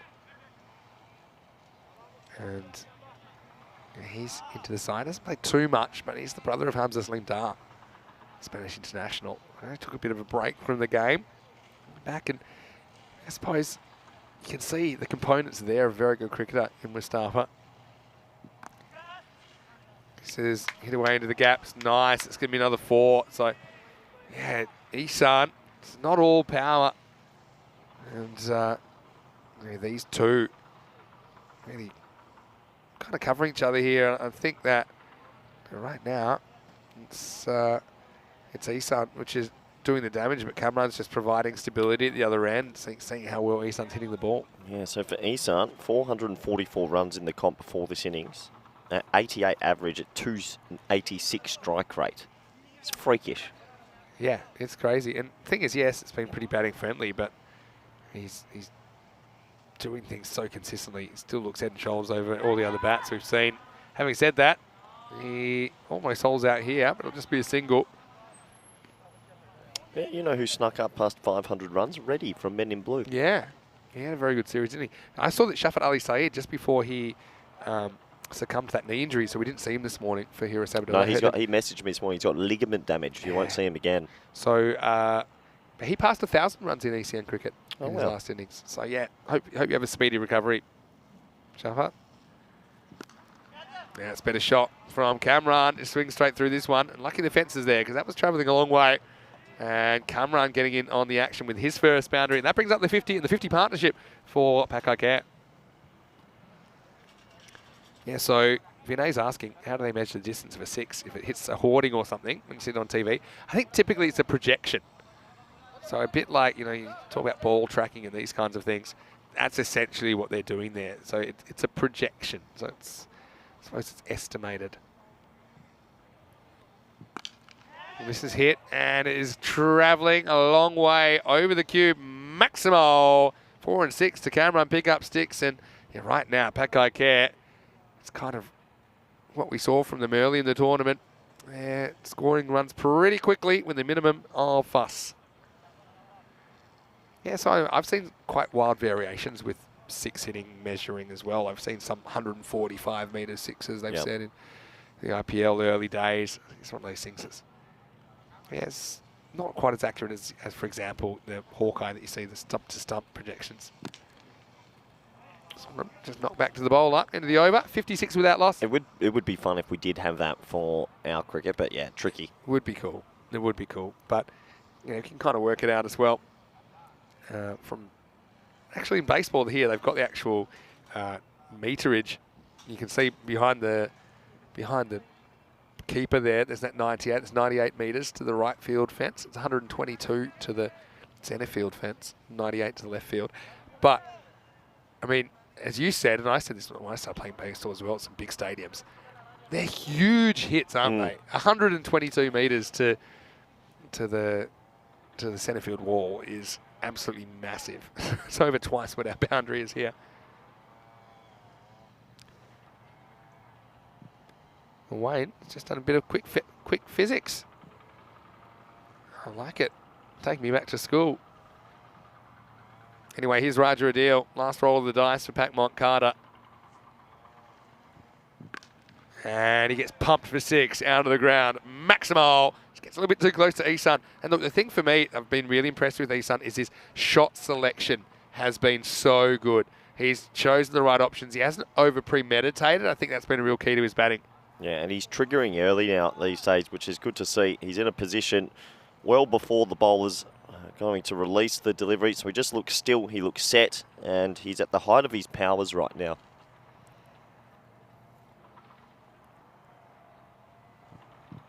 And he goes for this. He just doesn't care anymore. He just goes cowboy. And that is a great shot. Maximo time. And to be honest, that one might be the best of the lot when you think about the bowler, Roger Adil. He's not slow, but Isan, he wasn't late on it. How high did that go? And the distance. Isan is just... He's gone beast mode now. He has one of the best bat swings you'll see. Right now in the competition, he has 497 runs, almost averaging 100, with a strike rate of 300. He got 200 before he even got out, right? Now, another attempt to drive. This is just one. Yeah, so Wayne's done a few physics calculations there. Does it count for the wind, maybe? What I will say, to the left of screen, some of these balls end up hundreds of metres away because they go down a cliff. So they're never to be seen again down into downtown Barcelona. Let a binge watcher again, just doing some peer review of Wayne's calculations. Cameron pushes, and I really don't think this is going to go the journey the way things are going at the moment. Pac Montcarter, they'll be thankful they've got the double chance, but they're going to have to do it the hard way as well. They've played 3 games on the spin, have to win the last 2 of them. Everything becomes a sudden death match now. Vinay thinks that Isan should play baseball. He's playing the wrong game. Actually, he does have a very good baseball-like swing. I actually would love to see him play baseball. I think he's got a similar kind of playing. Now it's a slower ball from Roger Adil. Isan swings at it. I think he'll just get one here. Yeah, baseball's a funny one. It's not as easy as it looks. A lot of baseball is choosing what to swing at and what not to. There's no real cost to swinging one and missing in cricket. You'll still get a wide. Whereas in baseball, for example, if we had a rule in cricket that if you swung at a wide, you don't get a wide, I think it would drastically change batters' mindsets. That's pretty much what baseball is. Because if you swing it and miss it, it's a strike no matter where the pitch is. Oh, maybe a wide. No, really got up from Roger Adil. It was too high. Cameron getting a bit of his own medicine there.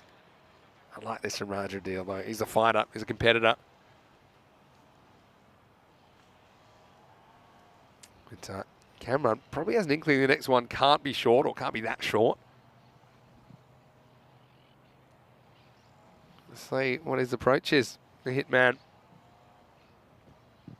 Yeah, he thought it was going to be fuller, so he kind of got on the drive, but it was just on length. So Roger Deal, with a little bit of a smile at Cameron, Fast Bowlers Union. Gets a little fist bump from Isan as well. It says well bowled. That's the end of his spell. Goes wicketless. None for 24 for Raja. And it is 72 without loss after 5.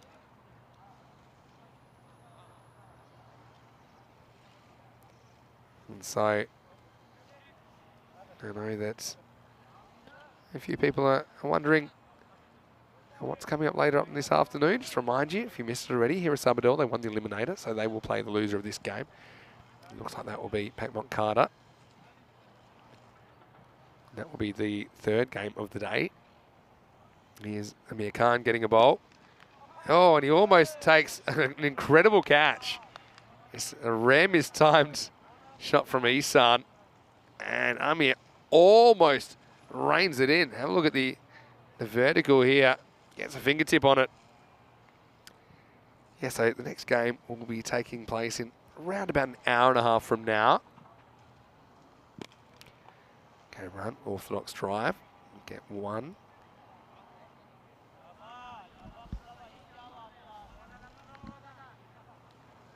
So, yeah, about 90 minutes until that game. And the exciting thing as well, the final tonight, second half definitely will be under lights. Going past the sunset. It is up and it's over. And Isan, he's just doing incredible things at the moment, isn't he? You start to wonder whether this over will even go the journey. Yeah, it's unbelievable batting. Consistent power hitting. He makes it look easy. It's not an easy thing to do. He's just been motoring along all tournament. Can anyone stop him? 8 to win. Pushes. Gets one. That's pretty clever work. I think he's home though. Jafi, a little bit of the spectacular about this. Look at how he manoeuvres it onto the stumps. He just is well in though, but still like the improvisation.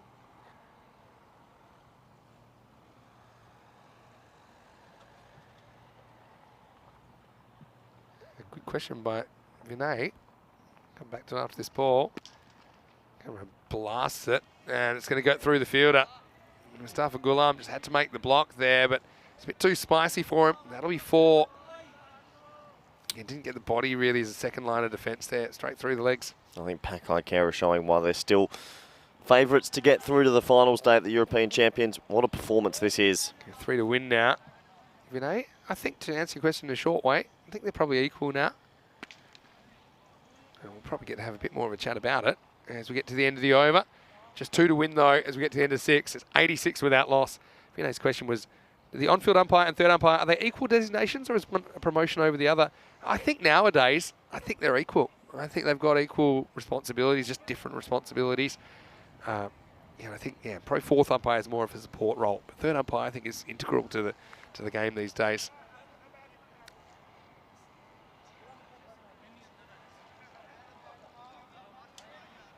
So Hamza Salim Dar is going to come on to bowl. Let's have a look at what's coming up. You see the next game will start 1:38 p.m. local, which is 6 p.m. in India, 6:30 p.m. in Bangladesh. So it looks to me like that will be Pac Care. It's just a formality now. This will time the scores at 87. And so, the Isan, fitting for me that he'll get to try and finish things off. He's raced to his half century again. He's 63 plus this. And this will do it. So Isan will finish on 64 not out, and they literally do it in a walk. Pac Care.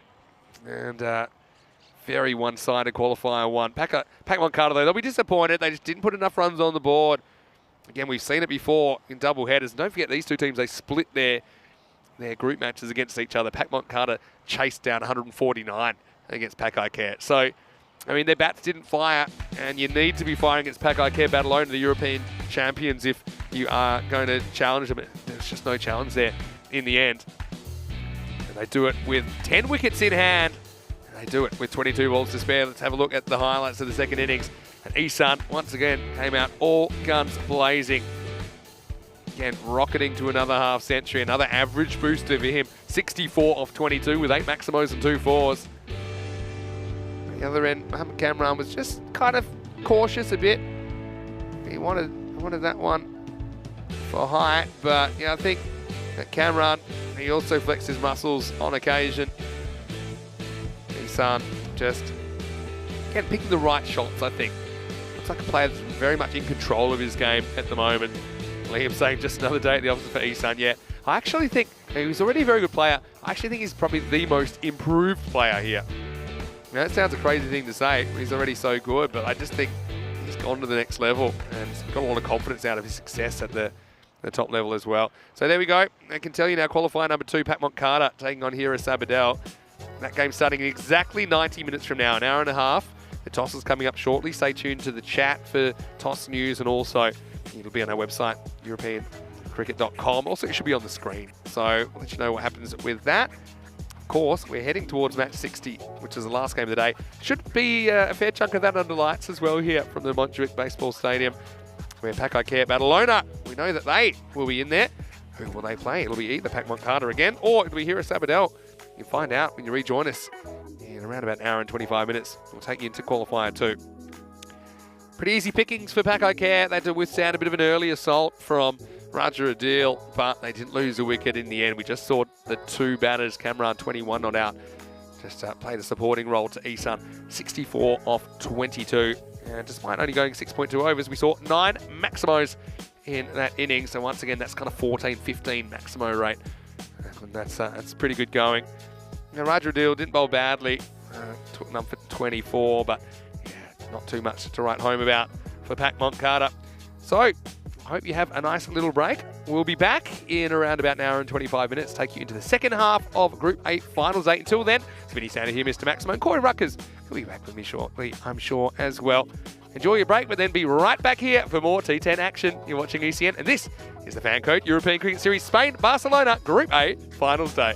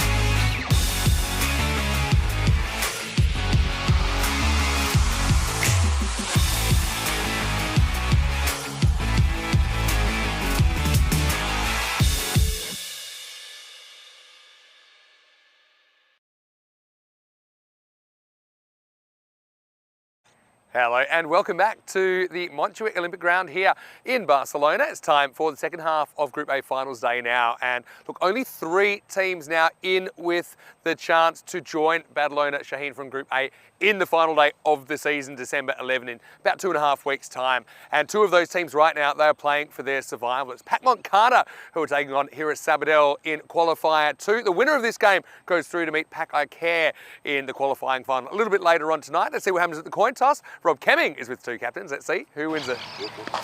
10. Tails is cool. It is tails. We will ball first.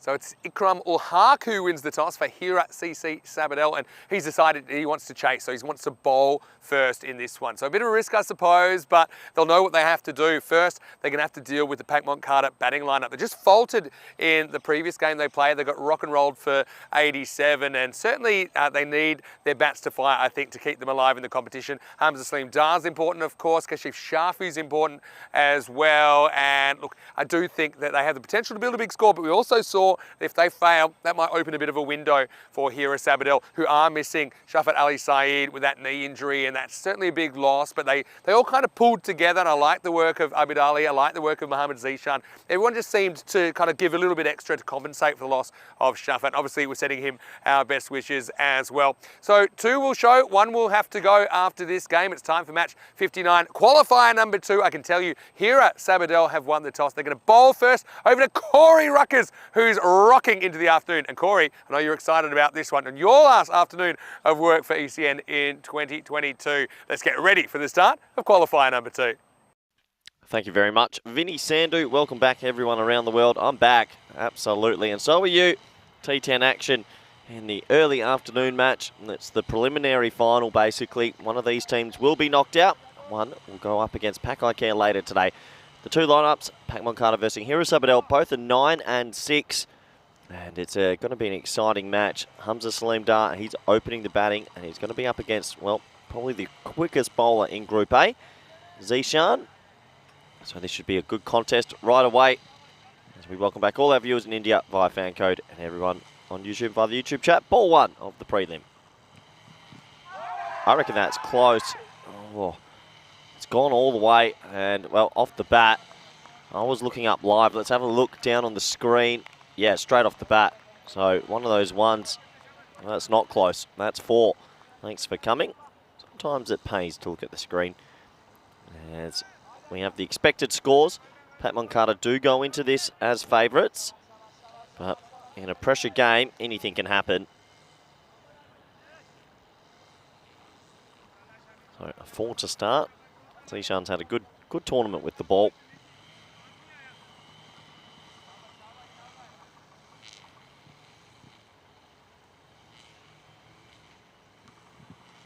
That's an absolute seed. You can see Hamza just caught on the crease a little bit there. He does have that extra pace.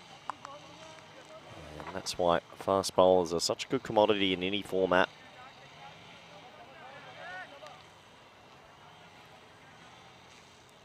But yeah, it's good to be back this afternoon. My voice has steadily come back into play, which is also very helpful.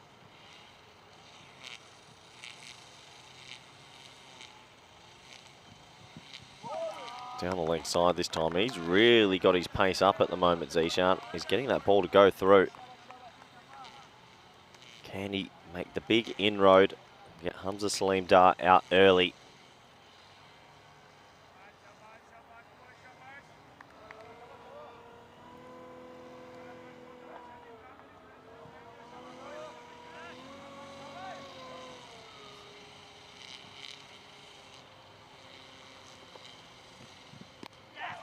Time a little bit shorter and on the hip, and well played from Hamza. Gets himself off strike. It brings Shafi on, and Shafi's been a bit of a revelation this tournament.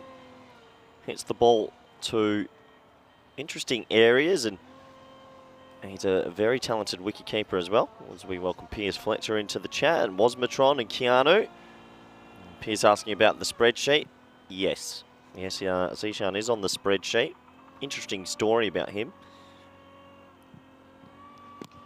Nice looking drive as he goes over. Hopefully he's okay. Well, that That did look like a nasty tumble. Yeah, he's a strong boy. I'm sure he'll walk it off, just slipping and sliding a little bit on the pitch there. Yeah, Zishan, he's been in Spain for quite some time, but once again, plays some good cricket in Pakistan as well, I believe. He's got genuine pace. He'd be easy 130s. Quickest bowler in Group A by a long way.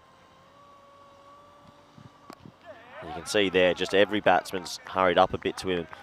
Obviously, Mohamed Kamran's not bowling at his full pace, so he's been the quickest as Zishan. But eligibility, once again, is the question mark, and unfortunately there's a few paperwork issues there, but fingers crossed on the sheet. We'll see what happens in the future.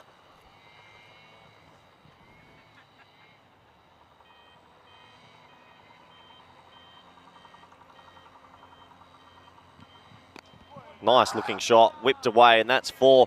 Good batting from Hamza Salim Dar. He gets a loose ball, and that's the one thing though, the pace, it flies away, and that's great time. He barely moved his feet. Obviously, he might have been thinking about the short ball, but he gets 4 for his trouble. It takes us to the end of the first. It's 11 for none. And Pierce in the chat as well, mentioning Maxwell Patrick O'Dowd's just been picked up by, I think it's the Chittagong something in the Bangladesh in the BPL. I was just on the phone to Max before, actually, wishing him congratulations. So that's an exciting pickup for an associate cricketer. And we look at the stats. Pak Moncada, Hamza Salim, 416 runs. Shafi, 354. They're both at the crease. They're the key. But yeah, very exciting for Max. We actually share the same agent, and I don't know why, but the agent, Mo, messaged me this morning saying congrats for Maxi. I didn't really know what he was talking about, but then obviously he filled me in that he got him a gig, so super exciting. Plenty of tournaments around the world, US Open, French Open, US Open, Bangladesh, plenty of leagues and plenty of T10 cricket in Barcelona. So welcome back, a man I need to thank for getting me through this morning, Vinny Sandu. Yeah, well, I didn't kick you, so that's the main thing. Thanks. Nice to be having you back to your, almost your best self. Well, this is a good result for Shafi, who's got out into the batting. I like this move, actually, from Pat Moncada to get him up the top. And it's not particularly convincing. Kind of semi-deliberate, that one. Certainly opened the face and gave himself the opportunity to get a boundary in that region, and he does. Shafi's one of those players, Vinny. He hits it to peculiar areas. He's a tricky little cricketer, but yeah, thanks for getting me through. I have to admit, there was some moments this morning I didn't know if I'd come back to life. What was a harder morning, yesterday or today? Compare the pair. Well, Snake's back in, maybe this one. I'm not sure if it gets inside the whole line. Well, did enough for the umpire to give him the benefit of this one. That's okay. Yeah. Good question. Yeah. I think today was harder. Listen, I got behind the mighty Socceroos, and we turned it on for 23 minutes of excellence. 27, I think, in total. Well, this is up and out of here. Maximo. Yeah, Kashif Shafi, he's due for some runs. Well, since he scored a real big one, gets a length ball and knows exactly what to do with it. 6 runs. Yeah, good shot, good batting. But no, yesterday was tough, but we got through. Today was a bit more tough, but it's my own fault, so I think that's why it hurts more. I was a little bit exuberant last night at the... No one could doubt your enthusiasm. Oh, the French knew. The French definitely knew about me. That's for sure. They were good sports, actually. They gave it back to me, but in good jest. We were never going to win. I was living and dying by my sword pretty hard. Yeah. Well, if Saudi Arabia can beat Argentina, then who knows? That's a 1 in a million shot as well. Crazy. Hasn't Nabil finds himself out on the left of screen for once. Hey, so James saying, Corey, welcome back to the land of the living. Is this one time that you're actually happy with the 1 hour break between games? That 1 hour break that just happened, and because it was an early finish, I got an hour and 40 minutes to find a way to get the throat back. We had a few lozenges rolling around, a bit of lunch came, 20 bottles of water, and all of a sudden... If you've ever seen the movie Gremlins, you put water on those things, you just burst to life. It's well bowled, dug out by Hamza Salim Dar into the over. Abid Ali goes for 11. It's 22 for no loss after 2. Piercy's asked me, how do I feel about watching the World Cup this time tomorrow on the couch at home, because it is my last day, but It's a late flight. I think I land at 5:30, Okay. so maybe couch day Friday. So say that again, because I missed the first over. You say that Maxi got a gig in the Bangladesh T20 League. Let's have a quick look at where we're at here. Right now, Pat Moncada taking on Hira Sabadell for the right to play Pakai Care in the qualifying final, which is the last match today.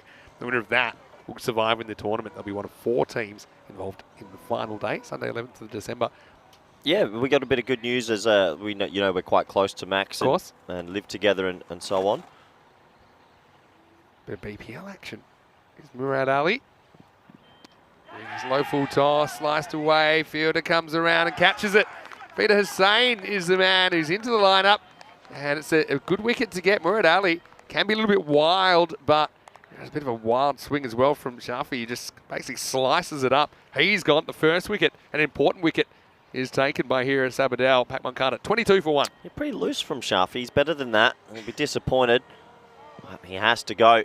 The first week goes down. But yeah, I got a message from Mo. Me and Max have the same agent this morning saying congrats for Maxi, and I had no idea what he was talking about. So I gave him a quick call and he goes, I've got him in the BPL. So well done to ICA Sports. And that's big for Max because he should have been picked up in things for the last few years. I actually think he's quite unlucky. He makes a mountain of runs anywhere he goes. So True. Nice for associate cricket.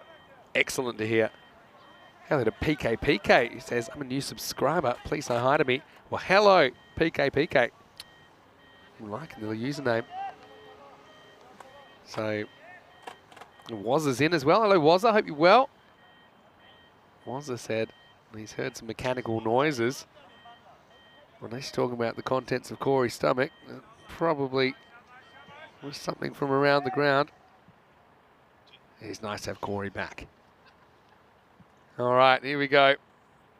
New batter is McCann. He pushes at 1 and will get a single here. Yeah, maybe people don't realise that with the commentary, if your voice just isn't up to it or you're mentally not there in those mornings, it might be one of the most combination difficult. of both. It might be one of the most difficult. I remember the day in Rome. There was just one day in Rome that, it took a while to get back into the swing of things. Yesterday was pretty attritional. You chose the greatest day ever. I've done my share of those days, so I know where You chose an unbelievable day. I think you We had a day that was a snow day in Bulgaria. This is a pool that is going to be beating the fielder. So 4 runs. Hamza Salim Dar will get into double figures. A little bit short from Murad Ali and Hamza. Not quite middled, but Hamza's a guy missed out this morning. He doesn't want to miss out again. Yeah, absolutely. You can tell this is a big contest. You got to feel a bit for Hira Sabadell. Their left-arm swing bowler, Ali Saeed, unfortunately, did ligament damage. He messaged me this morning. Not great. That's a couple of weeks on the pine. Hey. Yeah, takes on the pull again. Gets it just over the infield and away from the outfield to 4 more. Cuatro carreras más. Hamza Salim Dar climbs up to 17, trying to make hay in the power play. Yeah, good shot, and we know how dangerous he is, but yeah, it is a big loss for Hira Sabadell. You lose your number 4 bat, who's been whacking them, and your opening bowler. Yeah. And a leader. He's a real leader. Yeah, he's a nice guy. Very nice guy. So, and was asking me how's my time off. It was good. And yeah, like Corey said, it seems like I picked a good day weather-wise because now it's back to being perfect. Oh, this is loose, and that's going to be 4. It was got to be a no ball. That's got to be a no ball for me. That looked very high, Vinny. Yeah, let's have a look. I wasn't sure it was that high. I thought he just helped on its way. Oh, no, that's high for me, Vin. Oh. Yeah, they're looking at this, and yeah, I think he's on his tiptoes too, so that for me tips the scales. I think it's a no ball. Let's see if it gets called. I've had a look at the replays.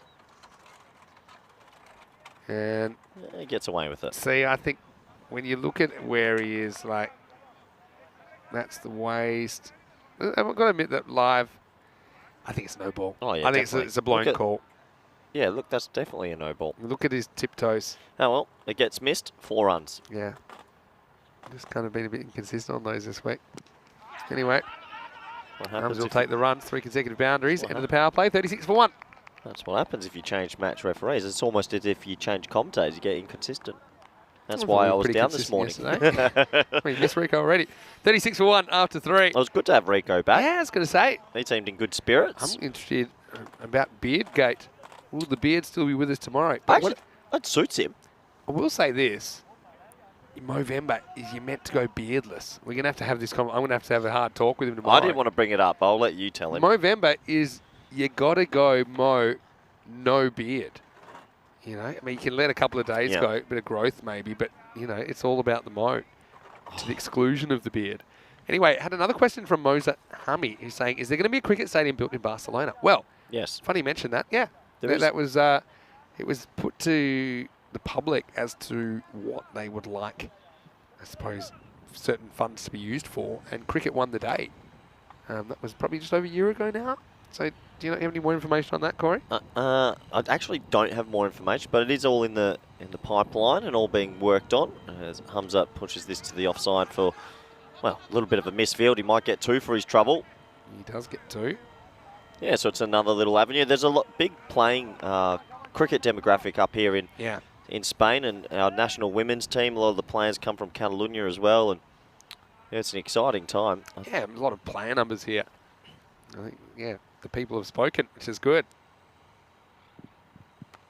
Edge and away from the fielder. That's kind of de facto slip there, but Hamza gets a bit of luck and he'll get another boundary. He's dealing in 4s at the moment. Tell you what, when you're in a big game and you know there's a big fish on the other team, and it's Hamza, it's the big fish, you just want a bit of luck. It's not going their way at the moment. Hamza, he's got, before this innings, 416 runs in the comp, at 35 average, a 246 strike rate, 43 sixes. Wow. I'll give you a little test after this ball, actually. We'll see what you can do. I remember one season I hit 66s. I thought that was incredible. I guess in Australia it is. But now these guys are going to do it in the tournament. There's one. Wow. That's not coming back. Wow. Well, get your windscreen wipers on if you're driving down the road, because Kookaburra coming your way. Maximo. Huge stuff from Hurricane Hamza. Yeah, what a shot. Big 6. And it goes all the way. Go on, Vinny. Talk to me. Who's got the most 6s in the comp? Mohamed Isan. No, he's 1 behind. Oh, really? But he played 4 innings less. Don't want to get it wrong. Shafat Ali Saeed? No? No. Not even close? 39 6s for him. Give me a team. No, come on, you should It's get not this. Hamza. So it's not Hamza. Hamza's got 43 plus that one. Hamza's got 44 6s now. We've got a tie for first between Babacar Oh, yeah. and Zenith Reddy from Men in Blue. I was going to say. He hit 50, Is they that both right? hit 54 in 14 innings, but Isan has had 10 innings and hit 53. Right. 10 innings for 53. 5 6 in innings. Not bad, is it? Right-hander on strike now. Amir Khan. So it'll be dragged for one. You know, I've got players that I played with. Come on, That, Benny, sounds like we're going... yeah, it looks like a bit of work going on. Maybe near one of the microphones, maybe down there. I was going to say, I've got players that I played with that played a good level of cricket that have never hit a 6. Really? I've got one of them, David Colintoma. He actually played at Forfisher for a while as their lone player. He's never hit a 6 Wow. in cricket. And, like, it's just not his game, right? He's a solid bat. Played great cricket, played a bit of ones. Someone gets through the keeper, gets through the backup. Well, gets through 2 sets of feet. And this is going to be 4 byes to finish the over. So the 50s come up during that over as well. Pat Moncada, despite losing Kashif Shafi, they're tracking pretty well. After 4 overs, it's 54 for 1. Yeah, they're tracking very well. Plenty of wickets in hand and a lot of danger. So what I was going to say is, so like when David, for example, he watches some of his old, so he actually coached Jack Hogarth and Callum Garden when he played with them when they were youngsters at Forfisher. So he says, I've never hit a 6 in my life, because of course in Australia the boundaries are pretty big most of the time. Yep. And then he sees this cricket and he's like, come on. Like, why couldn't you have ever played some of that? Just to break the duck. Yeah, I get what you mean. Just to break the duck. He'd love to have a game. I feel like we're going into a futuristic work yard. Yeah, going mechanical. This could be out, and it should be out. Oh. Bowler's after it, keeper's after it, and he catches it. So Ikram does his own work. He wasn't trusting anybody else, and Amir Khan is going to have to go for just a couple. The second wicket falls, 54 for 2. Immediate success for the skipper. Yeah, sometimes you just have to back yourself and make the right call, and he does exactly that. Good catch. Put his name on it pretty quickly there, Ikram, even though you could see that keeper was tracking there as well. Back to Khalid. He had his eyes on it, but I often say if there's one player that can overrule the keeper, it's probably the bowler, because he's the one that'll get the wicket or not. Anyway, they'll take it. So I ended up on the spreadsheet. Have a guess how many names I ended up with. That was tough. For this tournament? Some were taken off as well. Ooh. But some were also Did I added. say like about 11, like a nice Yep, round number. good answer, because that's correct. Is that right? Well done. Well, That's only Group A. Imagine Group B. yeah, well, that's right.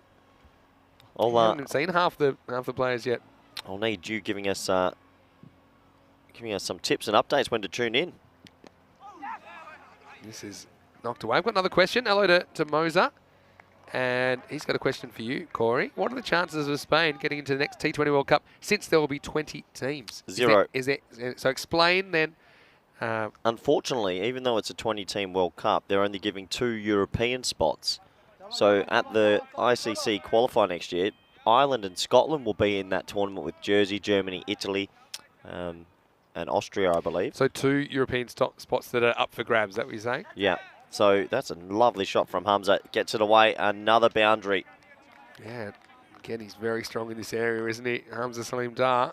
He's had a very good 2022. So yeah, we'll take the runs there.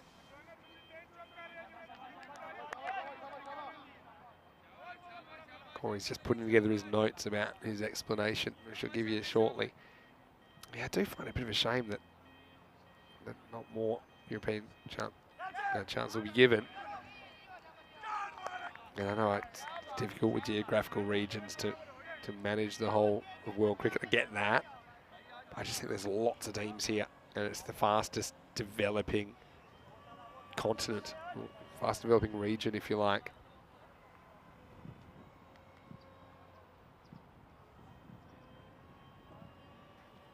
Corey is going to answer. He's just got a bit of an emergency. We had to finish his meatball. Sorry, trying to multitask lunch and the cricket, and that is hit hard into the gap. 1 bounce 4. Nice batting. So just, I know you've got some official business to attend to, Corey, but just explain one more time, how would Spain potentially get the World Cup? Obviously, not getting this World Cup. So you're saying that Netherlands, they automatically qualify? Is that because they did so well by getting into Super 12s last time? Or is that, what's that based on? Netherlands are straight through to the World Cup, so they finished in the top 8. But if they didn't finish in the top 8, which they probably weren't meant to, you would have had Ireland, Scotland and Netherlands fighting out for 2 spots. So there's so many nations in Europe, but yet only 2 spots. Yeah. It's ridiculous. Isn't that crazy, isn't it? So you're more than likely will get Ireland and Scotland will qualify next year, and then all the other teams will miss out. It is what it is. Yeah, so that'll be the end of the over. 64 for 2 after 5.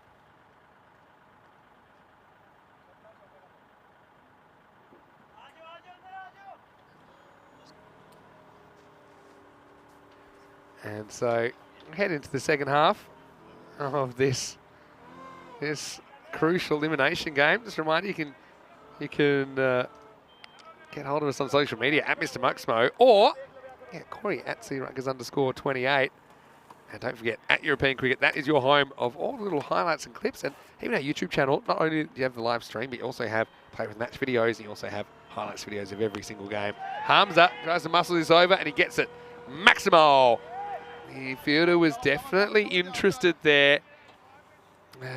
The prospect of taking a catch, but it was just hit too well. Yeah, and good that'll shot. Be 6. Good shot. Nice batting from Hamza. Zishan Ashraf on now for his second over.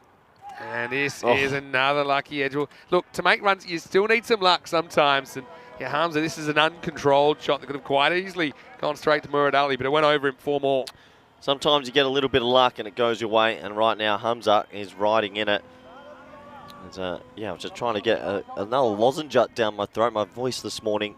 Thanks for bearing with me. It's a little bit croaky today, a little bit cold yesterday and the football, but yeah, it's slowly coming back.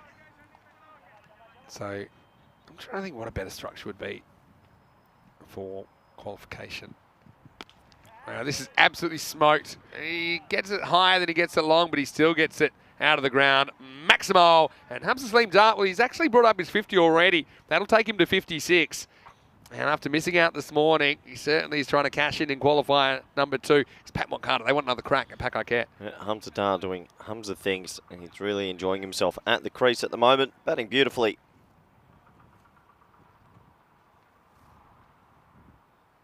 Zishan Ashraf. And this is a proper shot. Wow. This is pure from Hamza Saleem Dart. Well, mind up in the Canberra Tower, because that's coming your way. Maximo, what a shot that is straight down the ground. Gorgeous batting, really is. And, well, I'm thankful that I can speak again, because this is great to call. Beautiful hitting, Vinny. Beautiful. So, I'm just trying to think. I mean, ICC, It's I'm gonna difficult, say, but I you need to... understand they're an organisation, but they're a non-profit organisation. Well, they should be anyway. They're corrupt. I would... Is that what you're saying? I didn't say that. I said they're a non-profit organisation. That's all I said. Anyway, here's Zishan. Then miss from Hamza. And, yeah, no, I would like to see some sort of, yeah, like more mini tournaments that mix the teams up. So they did have a global qualifier, Yeah. the predecessor to the World Cup. They've scrapped that. So yeah, so it's all very complicated. I don't like that. I think they had it right before. It's off the end of the bat. Gets away from Khalid initially. It's the end of the over, no run. It is 86 for 2 after 6. Yeah, so I think that was cool. I remember that tournament. It was October 2019. I think Netherlands won it, right? That's how they won their way through. Yep. It was held in the Middle East Well, the somewhere. global qualifier UAE. it started to feel like a mini World Cup for teams, but now they're going to regional-based qualification spots, and it's so outweighted. It's ridiculous. Like in Oceania, like now Vanuatu and Philippines are likely to get an extra spot, and Vanuatu is like 58th in the world, and Philippines, you never hear about their cricket. So it's completely unweighted, but it is what it is for this cycle. Let's see what the future brings. Yeah, I mean, I always thought I'd love to see it going to a 32-team World Cup, a bit like football. But now football's going to a 48-team World Cup. Yeah, which I think I is like good. it. Of course. It's a World Cup. Yeah. Of course. World Cup, yeah, it should be fully inclusive. Why not? Yeah, and football's the kind of That's game. what we're doing in with the football, ECC. you have slightly more upsets than cricket. It's just the nature, the disparity between the levels in some countries. But yeah, I've always thought I'd love to see a 32-team cricket World Cup. I said that 3 years ago. I started doing T10 cricket. When we do the T10 World Cup, we'll do it right. Yeah, that would be T10 amazing. World Cup at Kastma. Oh, at Kastma, love it. Here's Zishan, he gets pulled. Now this is an opportunity. Abid Ali is camped under it and he catches it. So big moment in the game because, yeah, although Hamza's got 62, he hasn't had a lot of help so far. So as he departs in the 7th over, a bit of an opening for Hiris Abidal. Good innings though from Hamza Saleem Dart. 4 sixes and 8 boundaries in his 62 off just 24 balls. And the score is 87 for 3. Yeah, 87 for 3. Good catch. Hamza has to go. He was looking very dangerous. It's a nice catch by Abid Ali out there at deep mid-on. And, well, a massive wicket in the context of this game. And I also think that they, speaking of the World Cup, that I get that they don't want to have a situation where it's obvious which teams are going to advance. So have 8 groups where you have the top 8 teams with 3 like much weaker teams. But I do like the idea. Like you said, the global qualifier was cool. I don't like it being part of the tournament though. Like to say you're going to Australia, you're going to the World Cup, and then you only end up playing the first 3 matches that no one's watching at Geelong. I mean, that's not the spirit of cricket. No. But let them have a chance, the big teams. They make some interesting decisions, that's for sure. They really do. We're pretty inclusive. I mean, it's not confirmed next year's ECC is 30 teams, or that's where we're tracking not confirmed yet. We'd like to go in that direction. I guess it depends on a few things. I mean, if you get, might be one of them. If that does end up happening, I mean, it's already 21 teams, right? Yeah, it's already been. That's massive. But could you imagine 30 nations? Yeah. That'd be the coolest and biggest cricket comp you can get. Yeah, well, it already is bigger than the World Cup. It's already 21. Anyway, here's Zishan. Oh, this is a lucky one. Hamid Shafi comes out. He normally likes to swing. He almost goes first ball. Zishan was brought back to get the wicket of Hamza Saleem Dart, and that's exactly what he did. And he almost gets the second here. Yeah, he almost does. There's been a lot of edges, inside, outside. Just a bit of luck. Keanu's asked me about the Pepsi Cup, which is the old World Cup for associates. It's a bit before my time, but yeah, I mean, those kind of things are good. I mean, what I remember about the global qualifier in the Middle East a couple of years ago, 2019, is that, it still gets a fair bit of coverage, which I think is a good thing. And so that, you could watch that, and then when the teams that qualified, e.g. the Netherlands, get through, you kind of know them a little bit, rather than teams just turning up at the World Cup, and most of the mainstream viewers don't have a clue about them, right? Yeah. So I remember myself, you're like, oh, here's so-and-so. And, or Hong Kong turn up, and you're like, okay. Yeah. It's always nice going for an underdog as well. Yeah, of course. And you look at the upsets in this, Zimbabwe beating Pakistan, Ireland beating England again, Netherlands beating England in previous World Cups. This is why the T10 at ECC was good, because when we were on a barnstormer and beating England 11 and Scotland 11, Ireland 11, Netherlands 11, it meant a lot to the players because they were underdogs. So for Spain and Italy to be in the finals week with those teams, and then if you beat one of those teams, it really felt like quite an achievement. Yeah, exactly right. So, Moser saying well done on the ECC. Yeah, thanks very much, Moser.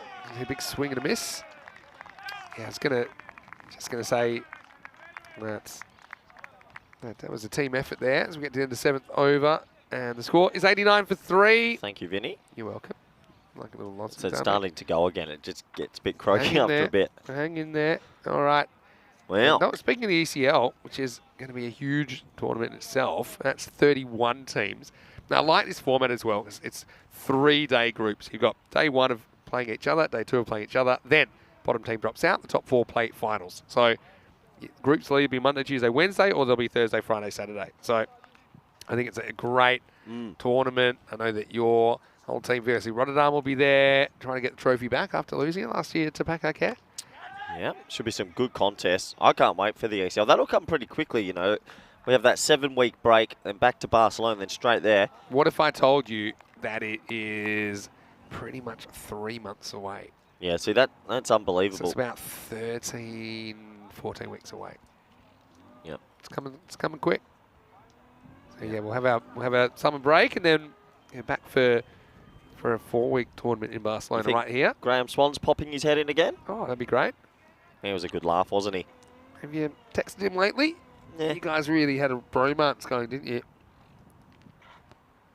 I'd never cheat on you, Vin. Appreciate it. You just spent the day with Rico yesterday. That was nice. Tell you I don't what. mind if we're seeing other people. I do. It was cold yesterday. That's all I can tell you. That was the most attritional day. That's why Rico had his beard keeping him warm. If people are wondering why my voice is gone, it was from yesterday being in the cold for about 14 hours. Pierce Fletcher saying, VOC have some big plans.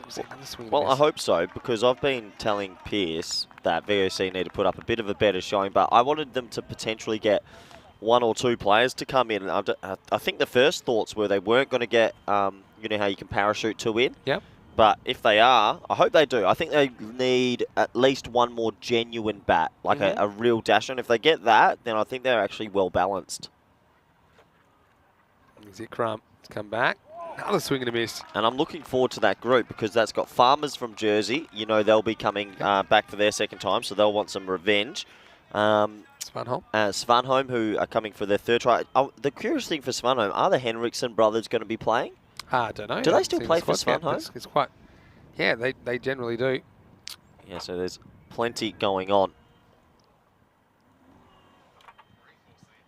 Oh, nice shot, and 6 runs, another big hit, and the score getting close to 100. Yeah, nice shot. We haven't seen him timing up Ikram. This is just a length ball, and he flat bats that out of the ground more or less.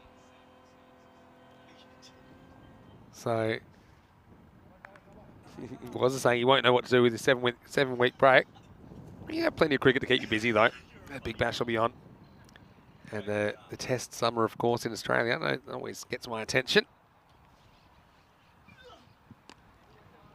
This is dragged square of the wicket. Just going to settle for 1 here. So it's an interesting one at the moment.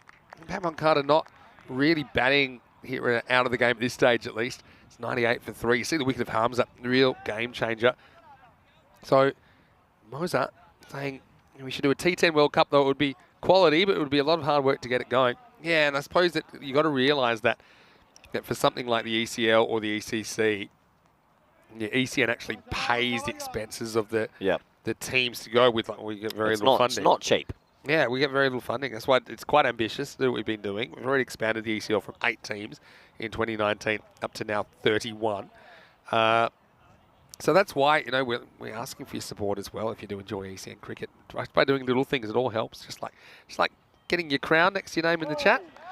This one surprises back to you. It just misses it. And so it will be a bye, I think, here. I don't know if there's anything on this. Yep, bye. Umpire just took his time to signal it. So, yeah, imagine expanding that to the whole world. We'd love to. I think the next thing for the network down the line, potentially that we would try and maybe the African Cricket Network or something like that. We go somewhere else. That would be interesting. Yeah. I think that could happen. ECN abroad. Yep. ECN Las Vegas. We talked about that already. But if you do ECS Las Vegas, you will be like, I'll tell you, you'll be like Hannibal Lecter. You'll be in the mask. You'll be on a board. Well, if I lose my voice this easily, you won't be able to go anywhere. I'm not too sure I'll be able to speak anytime base. But no, I think we could definitely take this into a different continent one day. So Pierce has said that VOC have a T10 century maker from 2019 in the squad. Well, that just can only be one person. Wow. This gets top edge, and that will be for Cuatro Carreras, as Hussain struggled a bit to get going most of the time. He'll take this one off Abid Ali, though. Yep, 4 runs. So T10 century maker from 2019, it's got to be Ahmed Nabi. Congratulations. Get him on the plane. Nabi. Get him. Oh, you can't because he'll be playing for Druitt. Oh. Well, okay, that rules it out. If for some reason Druitt didn't make it, I'd be getting on the phone and getting my translator out because Nabi speaks 0 English. Yeah. Slower ball from Abid Ali. Yeah, so obviously that must mean Scotty Edwards. I know he's in Australia till middle of Feb. He has his brother's wedding. And then he is coming back to Holland. But I had a feeling the Dutch have a series against South Africa or Zimbabwe. So it'd be great to have him. I'm hoping Peter Saylor's also playing. Oh, yeah. I'd love to see Sauce again. Or Dutch skipper. Yeah, he can whack it as well. Oh, he didn't bat too much in that first edition because Max and Scotty were doing the heavy lifting. But tell you what, Peter Saylor can block, check, drive, 6s for fun. Catalonia cricket updates in the chat saying you said you go to Asia. I would say Malaysia is the best place to start. Well, I actually have Malaysian heritage because my father was born there, actually. Indian heritage, but born in Malaysia. So, yeah, know a little bit about cricket in Malaysia. I know unfortunately, the oval they had there in Kuala Lumpur is no longer in operation. But, we'd love to one day. That's 9 overs down now, 106 for 3. And Moser thinks that Corey might be being a bit soft about the weather. He's saying that he's in the UK in Newcastle and it's just 2 degrees right now. I'm sorry, but yesterday... He's got a point. At least he's beautiful to me. Who said that? Moser. Yeah, Moser. Moser, did you sit outside yesterday in gale force winds with it freezing cold and try talk all day? Because I lost my voice. All I'm going to say is I'm sitting in the same place you were sitting yesterday. You're lucky. Right now, it seems beautiful. You couldn't hope for a better day. You honestly are the luckiest person. Luckiest human. You had a smile on your face when you're on the camera. How did you like me as the host? Yeah, I thought you did very well. Yeah, but you lost your voice after hosting one day. Yes, that's not a good sign. Yeah. But after 399 games on the network, I was the host. You know the next game, Vinny. It's the big 4-0-0. Yeah, it should have been this one. It is this next one. Yeah, it's the next one. That's true. Now, you shove it. It's Murad Ali. I was about to say, oh, he's got a wicket too. I was about to say Shafat Ali Saeed because he's wearing the 16 shirt, but he's making good use of the 16 shirt. Murad Ali. It's a little nick behind. And to be honest, Hummy and Shafi just never got going that innings. He whacked him this morning when he came out and opened. He got hold of Shiraz Ahmed, but this occasion just felt like he was running in treacle. He'll be the 4th wicket to fall. It's 106 for 4 with 4 balls remaining. Yep, 4 balls remaining. They've really, since Hamza has been dismissed, this game just turning a little bit. 115 odd. That's not going to be out of the world realms of possibility for Hiraz Sabadell. They'll be backing themselves to get these runs. And I have to say, the weather today, it has turned it on for finals day. This is almost too good to be true. Yeah, Well, as bad as he had it yesterday. 21 degrees. 21 degrees. November. No wind. Rico must be in his room looking at this. Just he must be so angry with you, What's Vinny. the forecast? Rico should get some good weather tomorrow. Rico has his first official day tomorrow. I dare say you owe him a lunch at least. Well, I invited you out for dinner. Remember, I know you guys were talking about it yesterday, that we have a commentator's dinner, but last night couldn't get all of us in the one spot for long enough. I'm working on it. This is going to be knocked away for proper leg bite. It's signalled, so this is Hamza Nisa. I mean, again, it's a shame that Hummy and Shafi didn't come off because Nisa's been waiting in the sheds and he's been pretty good in this situation. So Nisa, I feel, could easily have batted at 3. 100%. He's a very good striker of the ball. Surprised he's coming out with only 3 balls remaining. Chariot Noor Plumon saying that Ackerman, Van Meekeren and Gamp also got the team for the BPL T20, apparently. Be wide. Have that one again. Yeah, a few more people getting picked up in the franchise league. Plenty of franchises going on over December and January. Even our own Spanish boy, Daniel Doyle K8. He's joining Musa Ahmed on the same team in the US. US Open sounds cool. Makes me want to play Wimbledon. I was when you hear US Open. Yeah, well Just said. makes Yeah. you think, don't you think? Flushing Meadows, smoking Maximos out of the ground. I was meant to. I got a gig as well to go over there for 6 days, and I told Mum. I said, Mum, I'm considering going for 6 days, and I got the stern word saying, Corey, it's been 3 years. I've booked a holiday. I will. You are not going. You'll be spending time with me. So fair enough. Yeah, enough. Pierce said, Tosti update. Ham unavailable, so bacon has been used. That's a good alternative. Bacon goes with anything. I prefer bacon to ham anyway. Controversial opinions. Here we go. Gets it right this time. It's a good pick up by Khalid because that really rolled. 109. It's a really interesting second innings. And Payman Carter, you thought if Hamza stuck around, he could have blasted him to 130, 140 plus.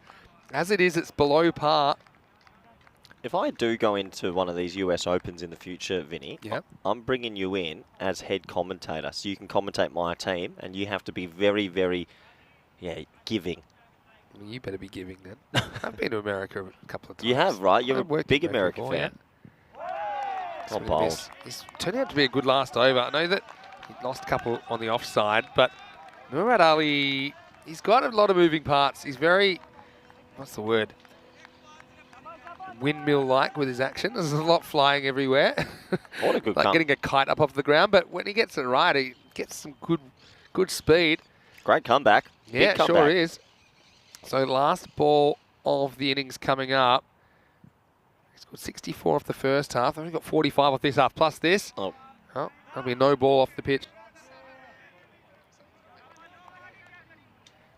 Yeah, this one's off the pitch. it's miles off the pitch. Free hit time, Vin. Well, for the last time, cue the music. Fake music now. Yeah. Music had its time. Again, that will be remembered as a fad. Here we go.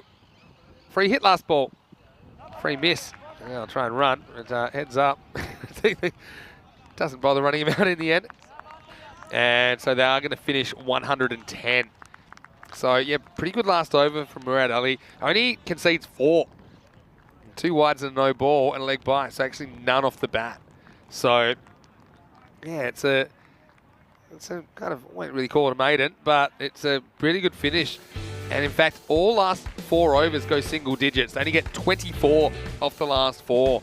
So, yeah, after staring down the barrel and watching Hamza go crazy, they were 86 for 2 after 6. They only end up with 110. And you just feel that Here will feel they're right in this contest, having brought things back towards the end of the innings. Yeah, absolutely. Hamza Dar was doing his thing at the top of the innings, but no one else really was able to support him. He played some lusty blows. We mentioned that he's hit a lot of sixes in this tournament so far. But once he was dismissed, the game changed. A little bit of luck. They had a lot of edges that went away for 4 as well, Vin. Yeah, true. And Hamza had a couple kind of lucky ones early, but he also batted very well. There's a potential Bermuda parallelogram, which you don't see very often, but that was Ikram that decides that he's going to take it, and that's exactly what he did. But, I mean, they had to stop Hurricane Hamza if they were going to have any chance in this game, you felt. He smacked 4 big sixes and 8 fours, but then he was caught, and that was certainly a turning point because when Hamza was dismissed at 87 for 3, they would only actually get another 23 runs in the rest of the innings. Yeah, absolutely. Only 23 more runs is an amazing turnaround by Hira Sabadell, who are missing probably their spearhead bowler. So good job from them. And I tell you what, if they chase these down, they'll be deserved finalists. As we take a quick look at the scorecards, Vinny, and well, it was only one man, 62 off 24 for Hamza Salim Dar. 10 extras helped as well. Hussain, 20 not out, but just never got going. Yeah, he just didn't really have any fluency to his innings. Same with Hamian Shafi, who came out and whacked the first over the innings in the previous game. But he couldn't really put too much together. And then Hamza Nisa only faced the one ball in the innings. So as far as the bowling went, 2 for 17, Murad Ali, I think he impressed me. He only conceded 4 off the last. Yeah, okay, sprayed the odd one, but for the most part, he was pretty good. But also wickets for Hamid Zishan, who's had a good day. 1 for 14 for him and 1 for 19. Ikram Mohan picked up the other wicket. We'll have a quick break. We'll be back in a few minutes. And when we do, we'll see which team will stay alive. Will it be Pat Moncada? They'll have to defend 110. For Hira Sabadell, well, the underdogs, they can pull off a victory with 111 and a date with Pakai Care Barcelona in the qualifying final later on. Vinny Sander here, Mr. Maximo with Corey Ruckers. See you very shortly for more cricket here on ECN. You're watching the FanCode European Cricket Series.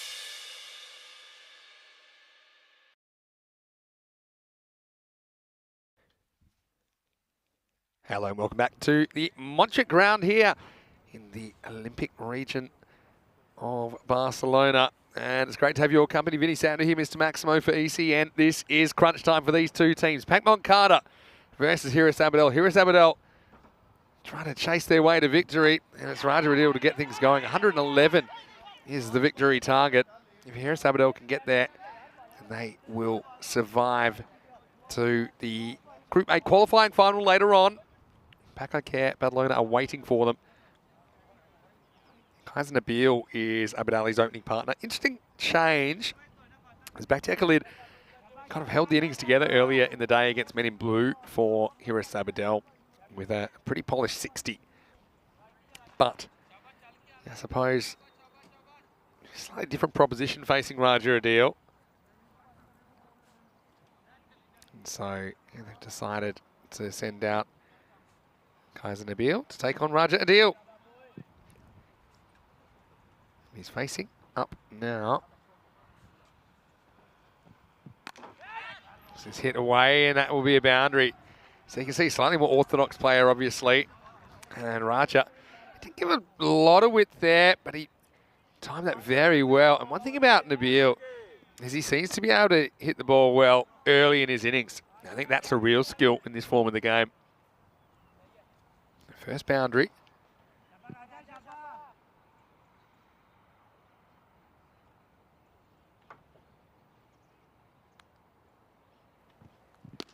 And this is hit pretty well as well. Good power play batting. I like that they're really taking on Raja Adil. Well, that's a nice bit of fielding by Sam Williams. He's certainly got a burst of energy from somewhere. Protects the equipment. Rule number one. Also fields pretty cleanly. You can see the mid-off was entertained by that. It was Hamza Salim Dar in that position, but couldn't quite climb the ladder.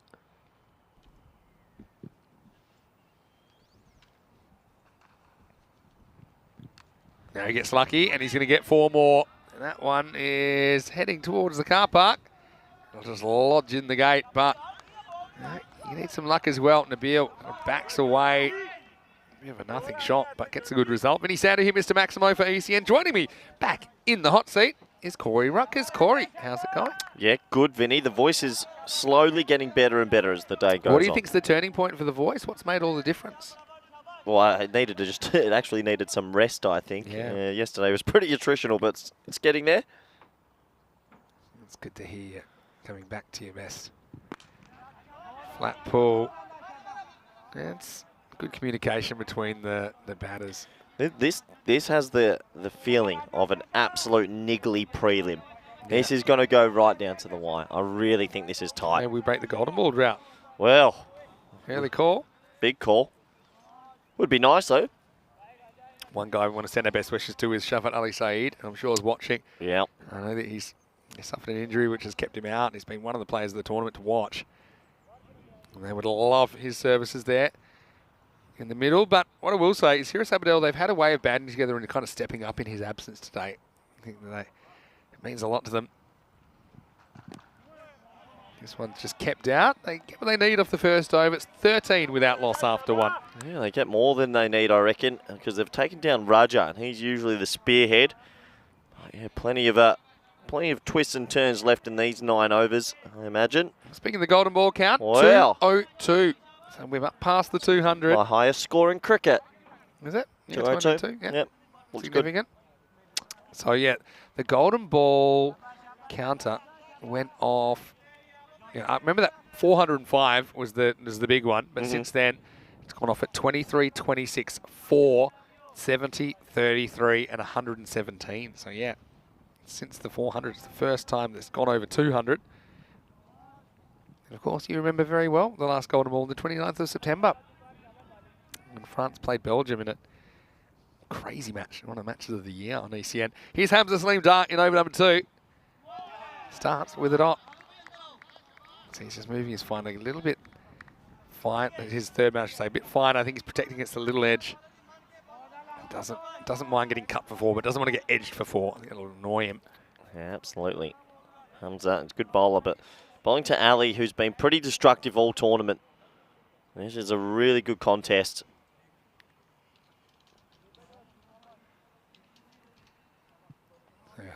searching for an early wicket.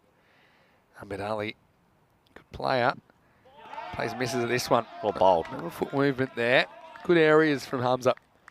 Very well bowled. Good area. Just going away off the pitch. How do you see Hamza's bowling at the international It's level? getting better. It wasn't there a year ago because he was a little bit bigger in size. I hope he doesn't mind me saying that. But he's actually dropped a fair bit of weight. He's a bit stronger. And we're starting to use him more when the balance is there. Yeah, that's good to hear. He offers quite a lot as this is a tight single and they'll get through for one. Yeah, because if he becomes a bowler, you can actually then potentially play the extra batsman as a keeper, or you can drop an extra seamer and go 2 seamers, 2 spinners and him as the all-round. It gives me lots of options. Yeah. So we used him quite a lot in the T10. That was sort of his breakout. And then we did use him in the at Desert Springs. We had a few games. We went 2 seamers, 3 spinners, and then he was the 3rd seamer. Yeah. So, yeah. That's a good combination. He offers balance. Like kind of a Jacques Callis kind of a role, potentially. Big kudos. He's driven back past him. Oh, Should it's get tight. one. It's tight. Maybe you're right. Oh, you sure, Vinny? I'm 98% sure that he's in. Yeah, he's calling for it. He's got the walkie-talkie out. Forgot to do the big square. Let's have a look. He was just a little bit... Oh, tell you, Vinny. Safe. I think he's down there. I'll tell you what, that's pretty close. Yeah. But is it behind the line? Yeah, I think that's safe. Wow, that's closer than you think. That's why I was 98% sure. I don't know if he's behind the line, you know. I think you can see the line there. There's the you line don't get there. a great look at it, but I think it's, not out.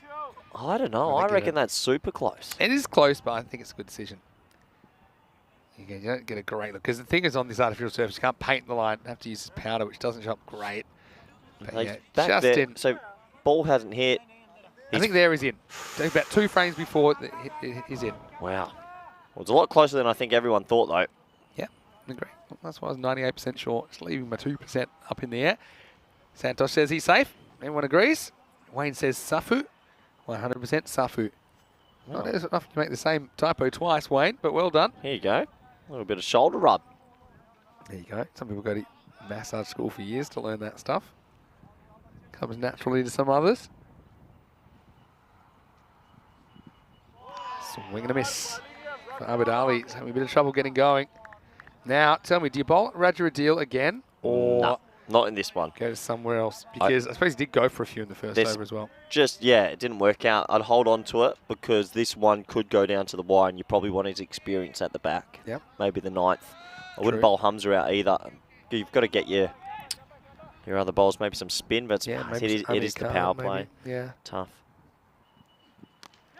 Shot into the gap. That's 4. Cuatro carreras. Ahmed Ali hasn't timed too much so far, but this one was good.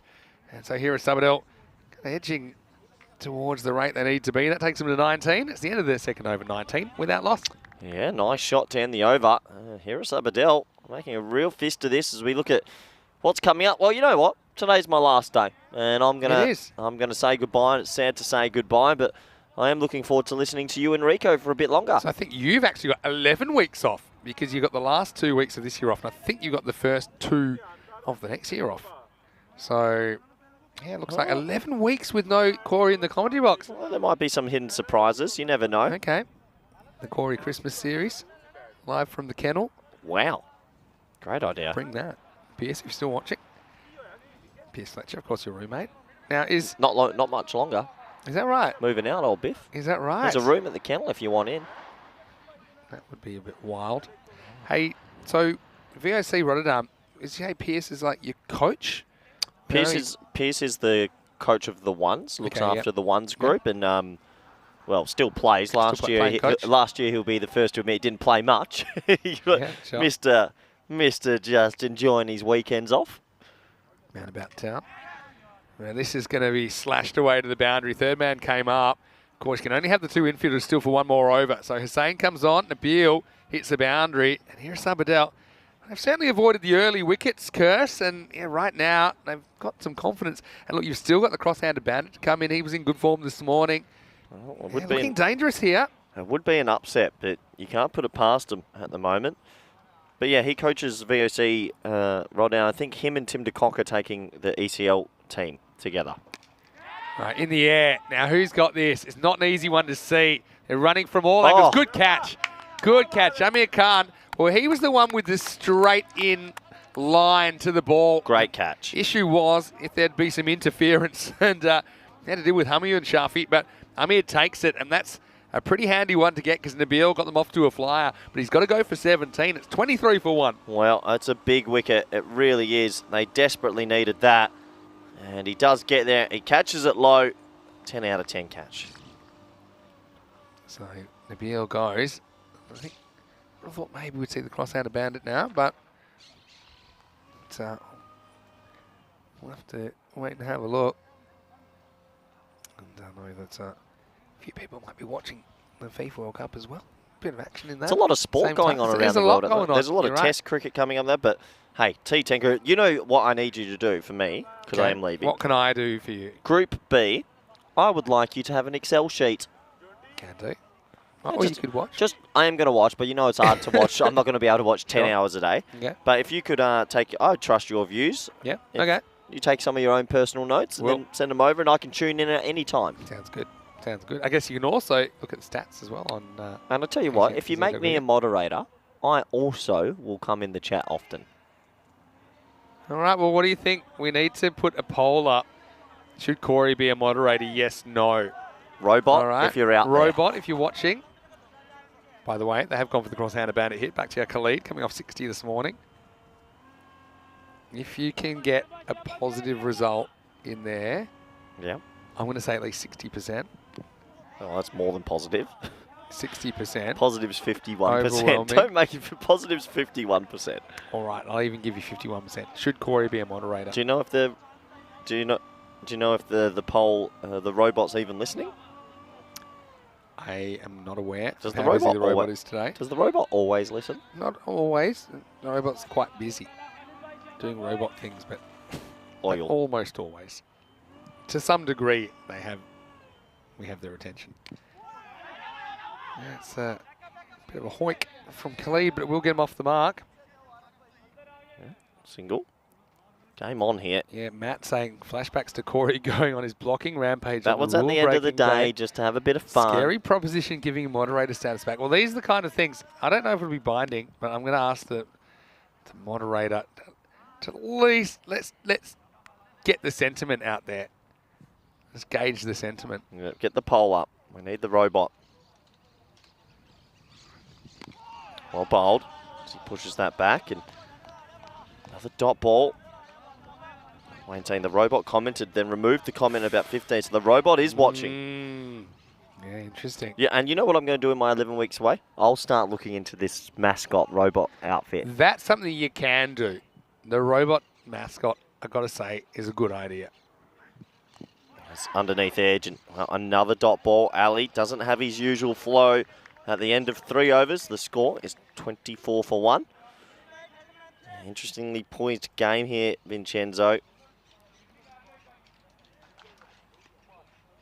So this is the middle overs where Sabadell, I suppose, going to set this chase up, or could make stuff tough for themselves. But very interesting few overs coming up in the context of this tournament. Looks like they're going for the jugular as well. Oh no, I thought Roger Adil was going to bowl. Yeah, he is going to bowl. So, a big moment in the game. To me, that tells me Pat Moncada really, really want to burst through here. I like it. Aggressive captaincy, why not?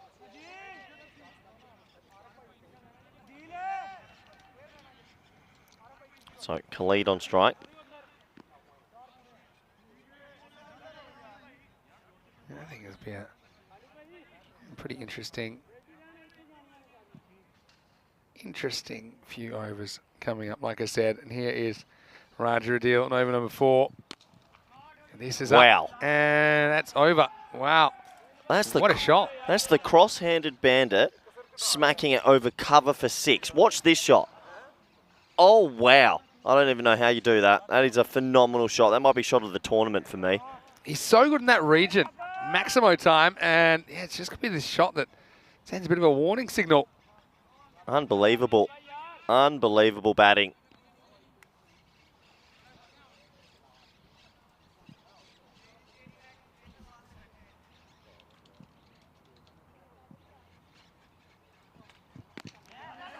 Pushed down the ground this time for a single. So They're still in this here, Sabadell, and not the favourites in this game before a ball is bowled, but right now it's pretty evenly poised. Yeah, so Roger Adil been brought back. Sure, I think take a wicket.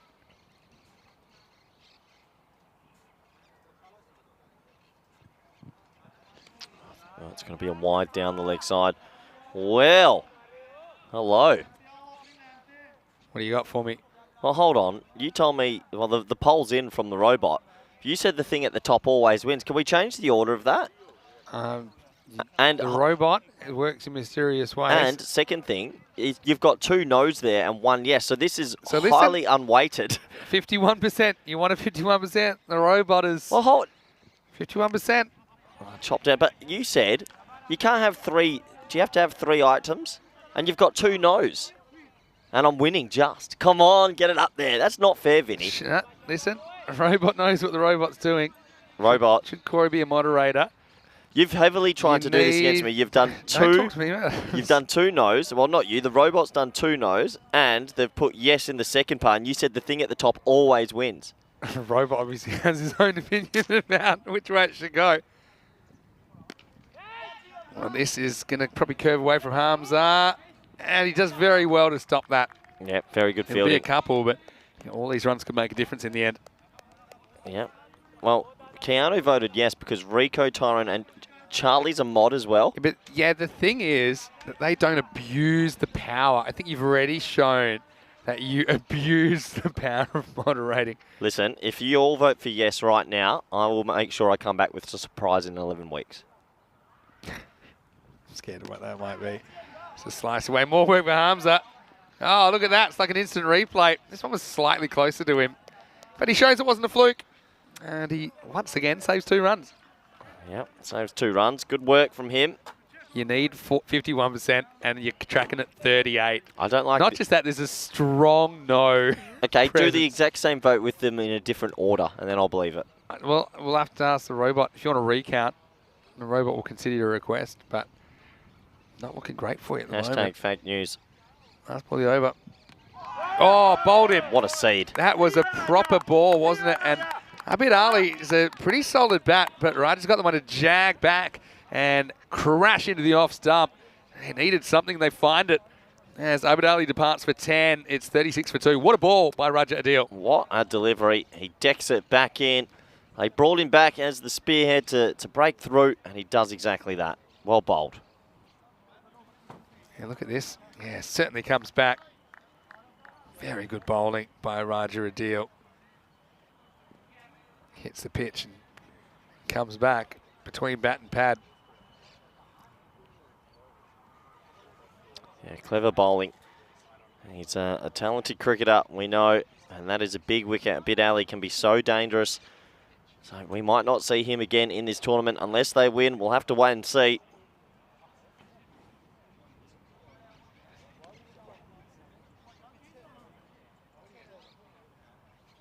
You can see he's pretty disappointed, but new man to the crease, Shazad, gets his chance. Yeah, into the 4th over, 36 for 2. Brilliant delivery. There's 262 people have voted in this poll, Vinny, but there's never 262 chatters. Does that mean there's quite a lot lurking? We've got a high lurker index, for sure. So this brings Shanawaz Shazad to the crease. A lot's got to be on Bakhtiar Khalid here, I think. Already showed he's on with that 6. Now he's going to be facing some spin with Mustafa Ghulam. Misses out in the first one. Yeah, he's a very talented left arm off spinner. I'm confident of your chances. I've got to say I'm pro repolling because I'm super confident that you wouldn't get the votes, even if your yes was first. Robot, if you're out there. Gone high, gone out of the ground. Maximo. What a good shot by Bakhtiar Khalid. He's on a barnstormer today, to use your words. He's in double figures in style, 6 runs. He's on a heater. Vinny, to use your words, what a shot. Doesn't matter if you have your hands the wrong way around. He must get out of bed the wrong way every day as well. He must brush his teeth with his toothbrush upside down. He does everything opposite, but if it's effective, it works. James Stewart's throwing a bit of shade at you. I won't read it out. Yeah, James. Well, once again, you've pushed your limits too far, and your modness should be taken off you. You say that. Nice looking cut shot this time, but should just be a single. He's pushing for 2. It's not there. Oh, no, he sails him down the river, but it's a terrible throw. Jinx. Jinx. Oh, that was there for the taking, wasn't it? Absolutely. Shazad would have been out for a diamond duck if this throw was just a little bit better. Emily Elizabeth saying she voted yes. But just remember, being a mod is harder than it looks. Oh, Emily Elizabeth, the double E's. Oh, you see, they break eye contact there. I guess we'll never know what would happen if the throw was better. Tossed up. Well bowled. Single. Yeah, Robot, if you could do the poll in a different order with us saying yes at the top, I'm sure I win. What do I get? 36%. That's a good start. I don't know if it is. And you can't have 2 things saying no. That's unfair. Okay, you're pressing your case. I get it. And this is smacked as well. This is right off the middle. It's going to send his teammates scrambling. Maximo brings up the 50, and the cross-handed bandit is on. Morning, afternoon, doesn't matter. Finals day, he's been keeping here at Sabadell's batting motoring. And yeah, that's a really, really good shot. Once again, just showing, even though his hands are crossed, he can hit it everywhere. He's the key. 61 off 31. This game's tight, Vinny.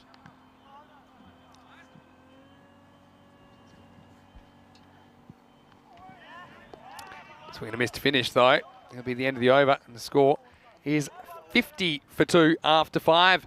Hope that you're well wherever you're watching from around the world. Great to welcome you into the Cube on a sunny Wednesday afternoon. As we sound to hear Mr. Maximo. I'm here with Corey Rutgers, and Corey is making his plea. He wants to be a moderator, and it's been put in the chat. There you go. The stage is yours. Why do you think you'll be a moderator, and how will you use that power? I'm gonna touch on the heartstrings. I'd like to be a moderator because the next game's my 400th game, and it would mean a lot to me. Yep. And I probably wouldn't use it for good, but it would mean a lot to me still. That's just honest. I think I've got a chance here. I yield my time. Let's get back to the action. Here's Amir Khan. Let's see if you... I'd like to see a bit of a spike in the numbers after that. Fielding. Handle this. Sticking with spin here in the 6th over. By the way, if you just saw us on Comcam, yeah, I'm in a shirt, and only a shirt. Do you know how many layers I had on yesterday? Yeah, I can guess. I had a thermal shirt, normal shirt, secondary shirt. So I started with 3 shirts, basically. Jumper, jacket, gloves. Yeah, sensible. This is a low full toss. Dragged out to the leg side. They won't get to... One thing Bakhtiar Khalid did really well earlier was he played the strike like this. You know, but Shazad has 0 interest in going for it. Got to say, the way Shazad's been batting, okay, he's got the occasional one. He's kind of dispensable here to get more strike for Bakhtiar Khalid. That's one I think maybe takes on. Rishi get a spanner just then? What? Rishi Dream just got one. Oh, congratulations, Rishi. How's that happen? Oh, robot. Congratulations, Rishi. I know Rishi's been coming out with some good. Emily's got one now as well. Oh, hello. I'm going to wait for this. I'm going to concentrate one thing at a time. Shazad does give the straight back to Bakhtiar. Well, here comes the angle grinder. Well, it's a bold play. Cut you out of the cube. Well, it's... Yeah, well done, Emily. Well, that is not a nice noise through the mic. Can everyone else hear that, or is that just us, Vinny? No, I think pretty sure that's pretty close to the microphone, so I think everyone's hearing that. Where? Well, there's a robot has entered the field. I just had a broken bat there, actually. Should I go for a walk and see if there's anyone? Oh, yeah, look, there's a truck, right? Look over there, Vinny. Maybe we can get that. Oh, yeah. Oh, I've gone into space. I'm in out of orbit. They might have cut through the wires. I thought we lost power. All right, well, was a chainsaw going through the bat? Feels like I'm in space right now. I'm out of orbit. You can't hear anything. Crunched. 1. One thing I know is that the robot has wanted, obviously, as much of a diverse group of moderators as possible. So Yeah, obviously, we'd like to have more Bangladeshi moderators. There's a lot of Bangladeshi chatters, so yeah, we'd love you to use the power wisely. So Emily from the US. So congratulations, Emily. Oh. So I'm not sure exactly how many spanners we have right now, but we'd love to have you on board. We were talking about me and potentially getting one for my 400, and then you've thrown a few out willy-nilly, Robot. Well, the robot works in mysterious ways. One of the questions is, actually, you broke one of the cardinal rules. I'm surprised no one's brought this up yet, right? We see it's elevated over the infield, but it will just be a single. End of the over. Bakhtiar will retain the strike. They need something to happen. He's the kind of guy that can make it happen. He moves to 24. It's 56 for 2 after 6. Well, one of the golden rules of I remember this from a couple of years ago, is that if you want a spanner, you don't ask for one, right? So maybe the robot's just kind of making a bit of a point. Yeah, I get it. You are outwardly It is almost my one. 400th game. Do you have the graphic ready? To be fair, I asked for you. You didn't ask. So I would think those guys, they weren't asking. And, Matt Aravidis has a spanner now as well. What on you, Matt? He's a nice Perth guy. You're a Perth guy. Sorry, I'm just, the robots entered the field again and started You know what to that angle sounds grind. like? It sounds like late 90s dial-up internet. Oh, those were the greatest. There's a little bit of the dial-up modem about it. Let's have a look at the poll. New poll. You're not going. Well, maybe in game 400 we'll redo the poll. Game 400, who would have thought? The trials and tribulations. Well, this morning I wasn't so sure you'd get to game 400. That's for sure. Anyway, not there yet. Here's Hamza Saleem Dar over number 7. Pretty straight. Khalid gets 1. This is where the real Shazad has to stand up. He's 4 off 4. His team now needs 14 and over. This is a big game. This is a big moment in the game. Hamza's a good bowler. Shazad, can he get going? Big swing and a miss. This has been the issue with Shanawaz Shazad this series. Probably a few times he hasn't got bat on ball. Now before that ball's 5 to come in the over. So there's a minimum you need to get Khalid back on strike. Obviously you want to hit a boundary yourself. 38% approval rating for Corey Rutgers. Presidential terms, it's pretty normal. Pushes this wide, but stays inside. Yeah, clever bowling. Shazad's got to be careful here. He's a 4 off 6. I remember this situation happened before. Yeah, that's just in. And Khalid came down and gave him the talk. One more dot here. I think he's going to get the talk, which is basically, I'm running. So you have to. Oh, wow, high-ish no this time. ball, No it's ball called. called. Yeah. Wow, that hurts because it's 2 runs and a free hit to the cross-handed bandit, Vinny. Good result, isn't it? This is called no ball, and I like the call on the field. It's no ball for height. This ball doesn't pitch. Yeah, and so free hit coming up. And so, yeah, Hamza just gets that one wrong. Bakhtiar will be after him. Oh, it's a pretty good ball, but dug out well by Khalid. He'll want 2 here. Now they're going to go for it, and it's going to be run out at the non-strikers end. Wow. So Shazad's going to be run out. Off a free hit. Can be run out free hit, of course. It had to be direct, basically, but it was a perfect throw. And Shanawaz Shazad, look, he does the right thing here. It's unselfish. I think he needs to try and get back to Khalid back on strike. So he was down with it. To be honest, yeah, I think pretty much had to be direct, but it was. An excellent throw from the boundary. Bowler could see exactly what was going to happen. And that's exactly what happened. So it'll be 1 and a run out. As Shazad departs for 5 at 60 for 3. Yeah, it's a big wicket, isn't it, Vinny? And another one goes. It's still a slight advantage to Pac Moncada at the moment. Yeah, I'm looking at this. I mean, Grace Hussain is going to be the new batter, and I think he probably offers a bit more in the way of consistency with his attacking strokes. Time running out. It's over 15 and over required now. Yeah, you're absolutely right, Vinny. This game is definitely tight. Not long to go. Play and miss. Yeah, he steals the strike back, but then gets dotted up. But I'm sure, Keanu, if you've got it, you've got the the rules in there, the chat guidelines. That'd be great. That document. There you go. He's done it right there. James has done actually. Thank you, James. Andy House says he's surprised that certainly not is not higher. Shot. It's the uppercut, and that is adios pelota out of the ground. That's downtown, baby. Last ball of the over goes the journey. And back to Khalid. He just plays this shot so well. Times it to perfection.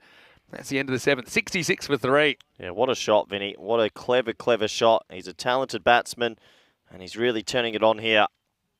Let's have a look at where we're at on finals day here in Group A. Pat Carter and Hira Sabadell fighting for one spot in the qualifying final against Pakai Care Barcelona. The winner of that match, match 60, is going to join Barcelona Shaheen and the two Group B teams that qualify in the final day of the season, 11th of December. So the qualifying final between the winner of this game and Pakai Care, it will start in around about an hour and a half from now. And the exciting thing about that is it's going to go past sunset. We should have pretty much a full innings under lights. So I dare say you might not be in your short sleeves after lights here because it does get a bit chilly when the sun goes down, Corey. Did have a couple of nights here where we had night games. And one night in particular, actually. Hira Sabadell played a couple of times on that night. Back on the 28th of February 2021. First ball's wide. Amir gives the human teapot, which is the universal signal of I don't agree with that. It's a wide. It's a wide. Good call. It's over the line. Yep. Interesting. Can Hussain get going? 44 off 18. Full toss and put away. This will be 4. So this is handy. And look, Gurace is saying he is a guy I think he can also hit boundaries off his own bat a bit more consistently probably than Shazan has in this series. So I think that's a good switch for them. But, yeah, they need something quick. It's time running out for Hira Sabadell. Well, 40 off 17 is not impossible in Barcelona, Vinny, especially with the scoring rates that we've seen for the last 2 weeks. This one clocks him on the pad. Umpire has a good look. Did seem to be going down by some distance. Just naked eye. Let's have a look on the replay.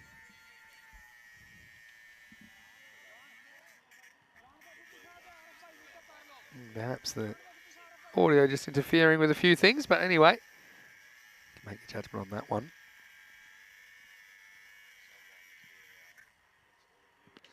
Goes for it and gets it. Maximo! Cross-handed Bandit is having an absolute day out on finals day. 60 in the last game. Now with 38 here, that's 98 runs on finals day. And he has really stepped up. Has stepped up in a big way in the absence of Shafat Ali Saeed. And to be honest, he's a guy I thought earlier in the tournament he was a bit underused. Now wants to go again. Does he have enough? He does. Maximo again. Wow, this game is turning so quickly. Back-to-back sixes for Khalid, and Hira Sabadell storming back into contention. Game on, Vinny. Wow, Hira Sabadell, the little engine that could. They weren't favourites to get through to the final. They're pushing Pat Moncada very hard right now. Pat Moncada don't want to go out in straight sets here. That takes it back down to under 2 a ball now, so more or less what it started at. Now he gets the full banger that's going to be called. It's a no ball, and it goes for 4 byes. It's a tough one for the keeper. And, yeah, that's chest tight. So, yeah, trying the quicker one, just getting it very wrong. Yep, 17 off 2 balls, and all of a sudden, like that, game's changed. Shuffy's a good keeper, but that's not what you're expecting. You know, I suppose he'd look back on that and wish that he'd gotten behind the line of it and just at least blocked it, because it cost him a boundary as well. Well, it's a free hit, 22 or 14. They're all of a sudden well ahead. This game has changed in 2 minutes. 2 balls, 17 runs in 2 balls. Here is the free hit, probably a quicker one. Yep. And he chops on, but doesn't matter. Yep. Handy dot ball, though. It is. 22 off 13. Oh, I've got the golden ball tingle here. Oh, they're well ahead. Unbelievable. So, yeah. Free hit not being cashed in.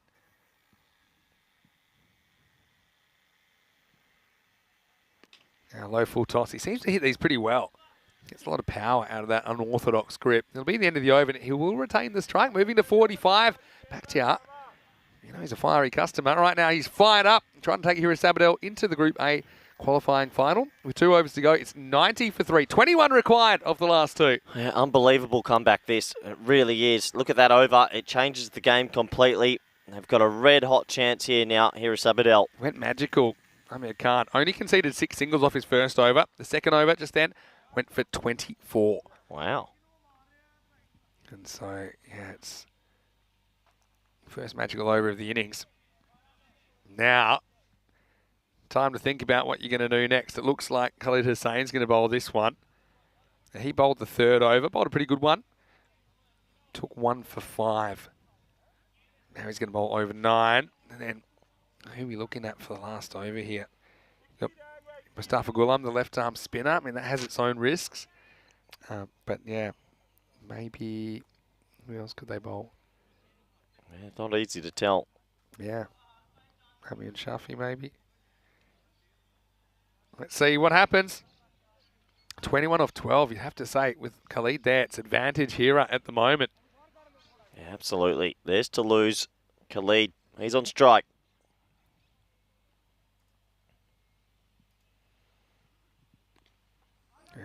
Might not be on strike for long because that should just be a single.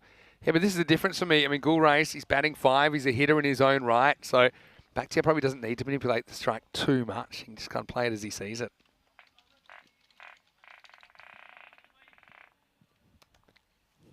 Gets his opportunity now.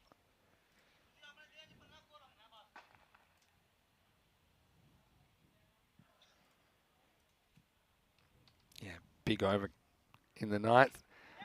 Wow, it's full toss. He gets it past one fielder. It's going to go for 4. Well, it does carry in the end to Mustafa Ghulam. And I really think he should have got 2 hands for it. He gets nothing but fresh air and artificial grass. That's 4. I don't think he should have gone for it. He didn't look 100%. You've got to sit back and just, you can't risk that going for 4. I think he reaches it fairly comfortably. He just misjudges it. That's honestly, not comfortable. He's diving forward. Yeah. It's not comfortable. Fielder behind him maybe could have backed up. I don't know. I felt like it was worth it. Just got to stop it. And now this next one will be stopped. Yeah.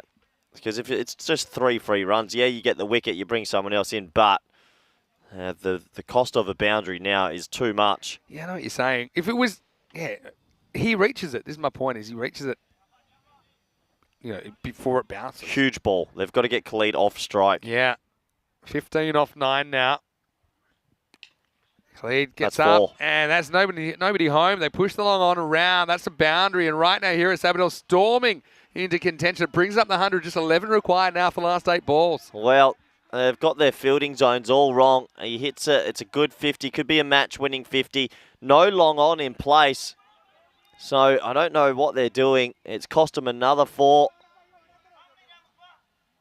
Yeah, it's a strange one. I was looking for the long on, couldn't see him. They just pushed him way too far around. Now they make the change, but it's after the horses bolted, really. Yeah, 11 off 8. Khalid, what an innings. Whoa. Now that's smashed as well, and now it looks like they're going to do it with some mail on it. Khalid's gotten to 50, and now he's ready to party. Maximo! What a performance this is, with back-to-back 50s on finals day for Bakhtiar Khalid. Unbelievable. It doesn't matter what way you have your hands, kids. All the coaches were wrong for many years. Put your hands the opposite way around, because we're glossing over the fact of how he's doing it, because we're kind of used to it by now. But he's doing this with his hands the other way around on the bat. 5 to win now. Can win it with a Maximo. And he will do it. It's game, set, match. Bakhtiar Khalid is the hero once again. He gets down and he kisses the ground. Show him. And he is absolutely thrilled with that. Bakhtiar Khalid, he has come back to back. And he has gotten Hira Sabadell through to the qualifying final. And, well, in this kind of form, anything's possible. With Pack IK, big favourites, but Hira Sabadell, they've barnstormed their way into the qualifying final for Group A. And, look, you got to feel for Pat Moncada. They just couldn't produce on Group A finals day. Yeah, well, it doesn't matter if you have your hands the wrong way round. Unbelievable innings. And he deserves all the plaudits. Man of the match for me. And he gets his team into the final.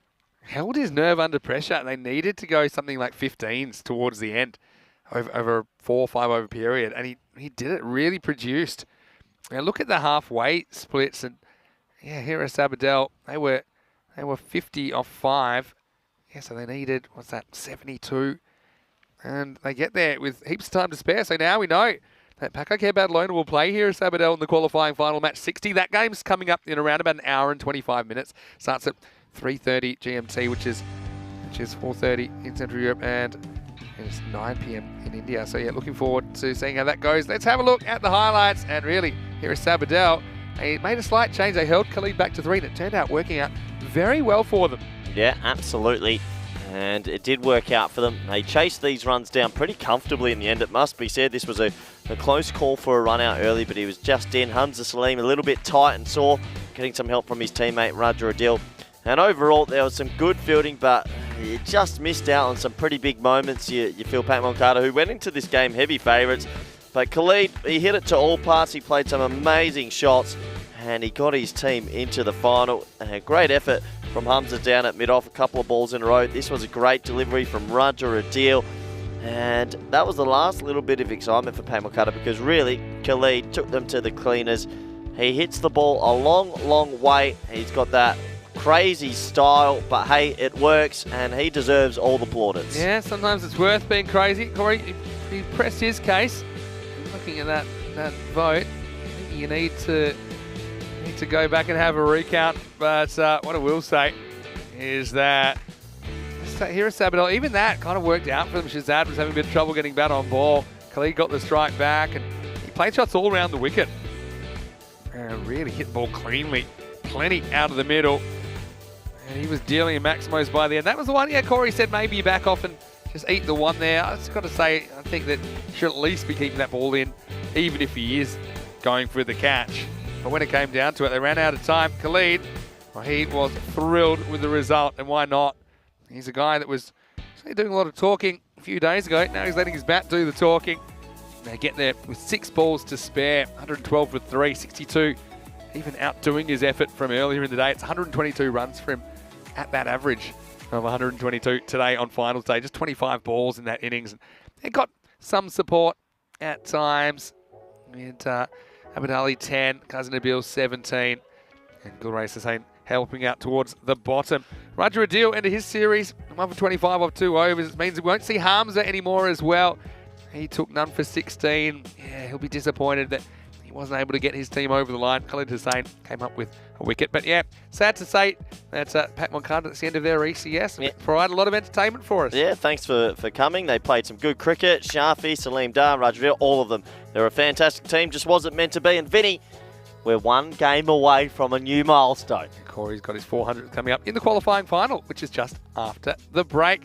It's a fairly extended break. It's an hour and 20 minutes or so till we'll be back. The toss will happen pretty shortly. Stay tuned to the chat to get the result of that toss. Also, it's at our website at europeancricket.com. Until now, we've had some very exciting cricket in Group A, but this will be the final Group A contest, the qualifying final, to see who will join Barcelona Shaheen on the final day of the season in 2.5 weeks' time. Vinny Sandu here, Mr. Maximo with Corey Ruckers. Stay tuned, because there's going to be a great decider, and it will go under lights as well from Montjuic in Barcelona. We'll see you very shortly here on ECN for more FanCode European Cricket Series Finals Day for Group A.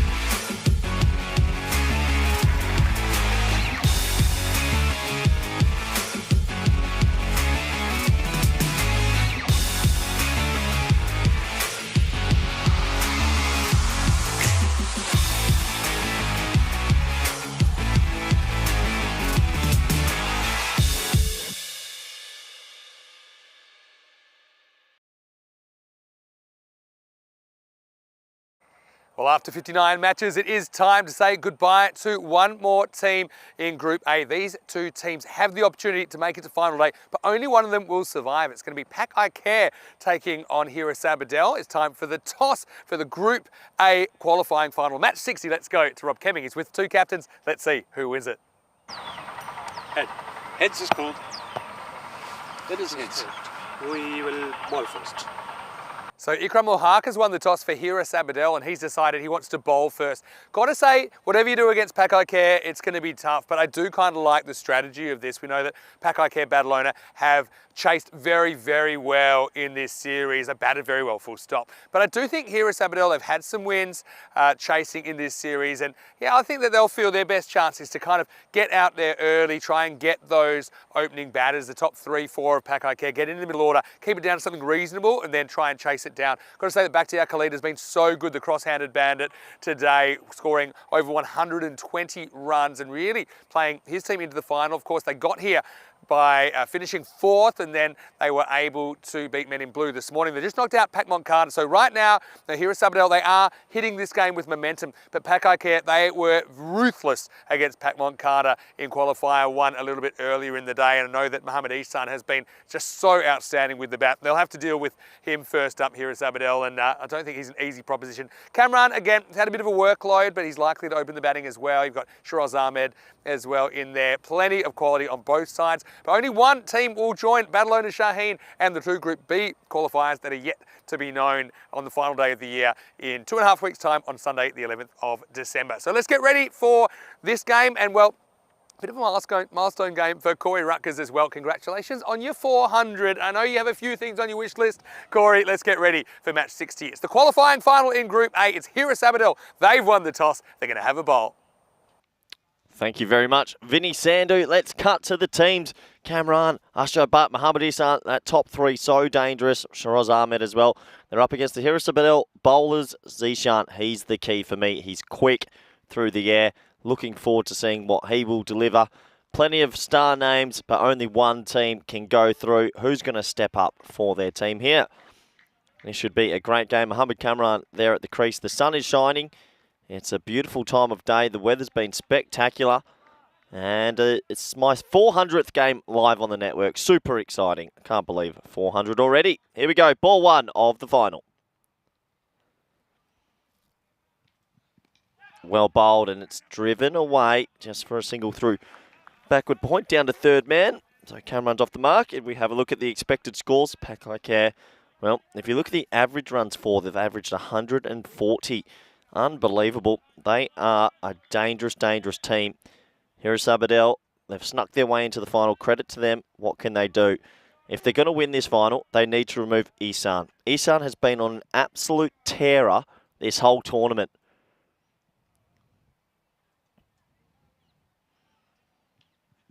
Oh, it's edge and gone! He's out for a golden. Well, that's how it happens. He edges it and it goes all the way to third man. Unbelievable, and he holds on to it. I just said he's been on tear, 500 runs, averaging 100. No, I'm not even joking. He's averaging 101.6 with a strike rate of 287. He goes for a Golden Globe, and he might count himself a little bit unlucky because that edge flew. Look at this. Edged away and caught it third man. Unbelievable, but that's a huge wicket, an unbelievable wicket. And you can see they're pumped up here at Sabadell. They're riding a wave of good form. And good to see the friendly handshakes. Everyone's in good spirits. But what a moment in this one. Really, really shocking moment. I don't think many people expected that. But Ihsan, what a sensational tournament with the bat. And I'm sure we'll see more of him with the bat soon enough. 1 for 1. Thank you very much, everyone in the chat. Wazza, James, all saying congrats on the 400. Thank you very much. Much appreciated. So welcome back, Vinny Sandhu. Vinny. Good to be here. Echoing the congratulations, Corey. Ooh. Making 400. And, well, you're the only guy in the world, I think, that could start a work day, let's just say recovering for a game and a half, and then still, by the end of the day, be being celebrated. So, warm congratulations. Thank you. The voice came back, thankfully. Yeah. For whatever strategy you had, We're very serious about your resting strategy. Here's Zishan, though. He gets the big wicket, doesn't he? That's the thing. No. I mean, has that gone for 4? He's missed it. It's a simple stop, and wow, it's gone straight through him, Vinny. Yeah, just wouldn't read about it really. A little push. Skandarali comes out at 3. He's been hitting a lot of balls. I noticed in the kind of interim. He hasn't played a lot of cricket, but they've decided to put him out there at 3. Gets a bonus boundary first ball. But that's the thing. No matter how well you're batting, you know, sooner or later you're going to have a bit of bad luck. I mean, that was bad luck. I mean, it was a good piece of bowling, but they edged it all the way to third man. Yeah, and it went straight to third man. Any left or right of him by half a metre, it was gone. This is in the air. This should be out as well. Well, they're queuing up for this one, and it's dropped. Wow. Oh, Cameron's almost going to be run out. Oh, my word. And that is a ball that really needs to be taken. Well. It was high. It was Takio Mazar. Who was it? We're looking to the sun here, so it's not an easy one. But, yeah, I mean, it's a soda, really. So, I mean, that was a chance to get rid of Sekanda's second ball. Wow. And they don't even run. I can't believe it. Should have been 2 wickets. Straight away, Zishan had his head in his hands. Don't know, Isan.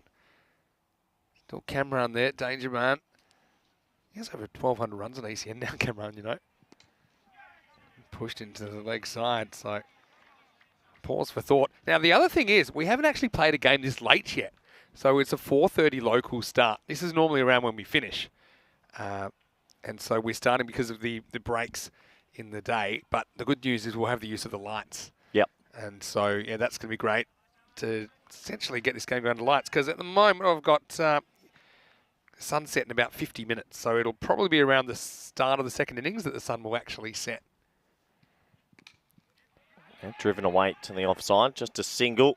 What a great over from Zishan, though. And Pakakare, well, 7 for 1.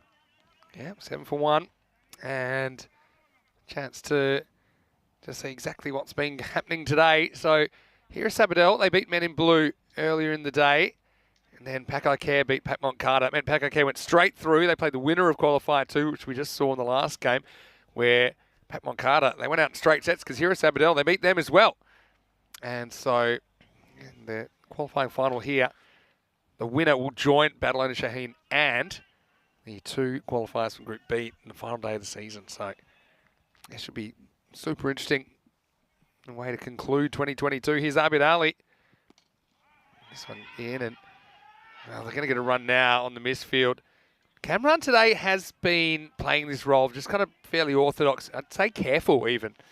And he did that as a support role to Mohamed Isan. But I think, well, I'd like to see him go back to beast mode, which is kind of what he was doing earlier in the tournament. But let's see if he does it with Isan gone. Well, if Isan gone, he's going to have to get more aggressive, and we know he can, so it's just a matter of time, isn't it?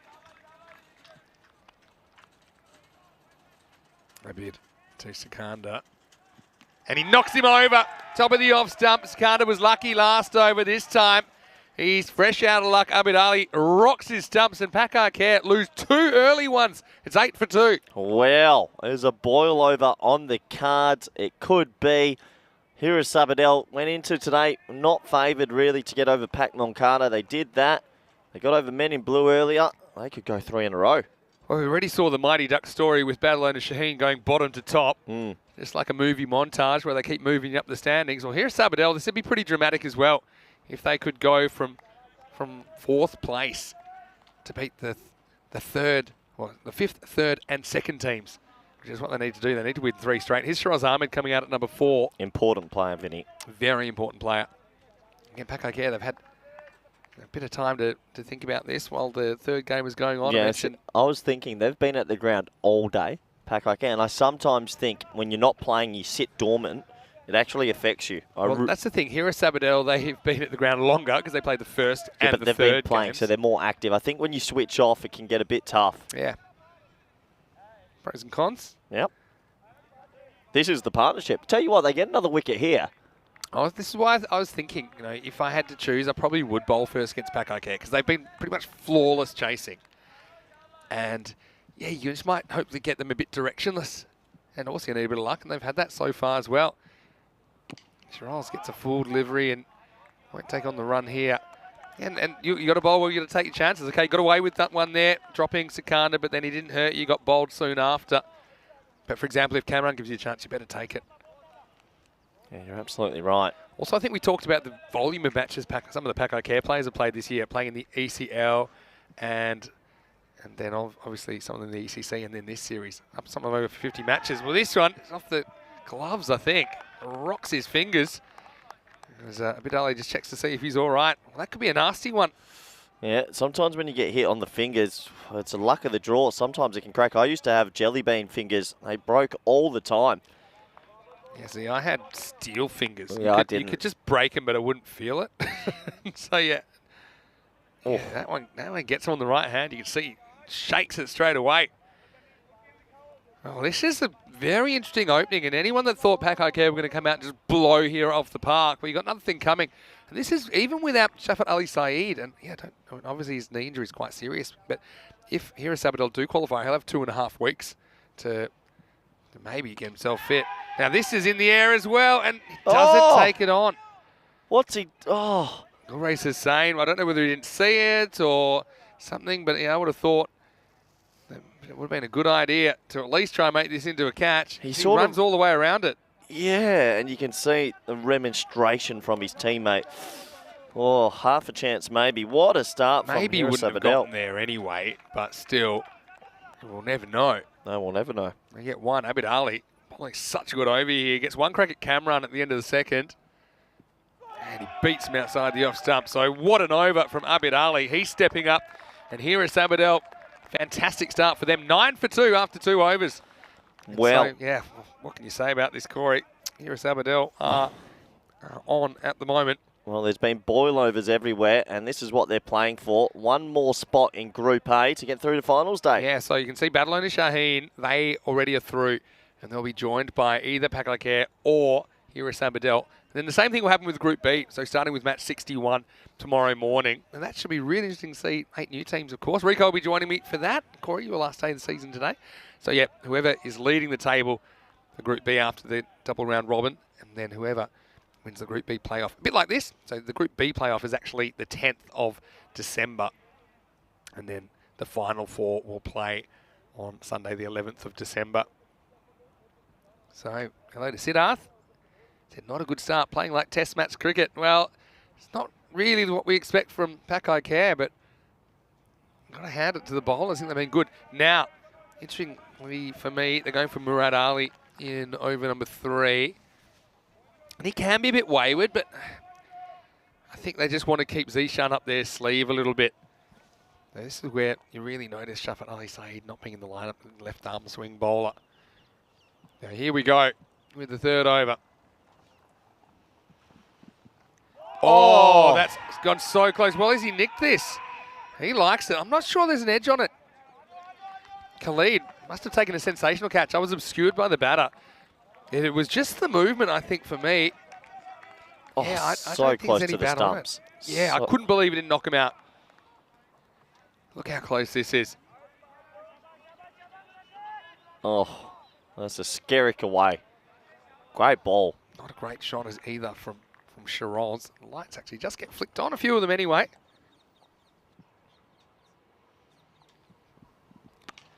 Now this is hit flat and one bounce to the fielder. Tell you what, besides the 4 that went through someone's legs, Pack Care, I forgot that 4 of the runs came from that. they are struggling.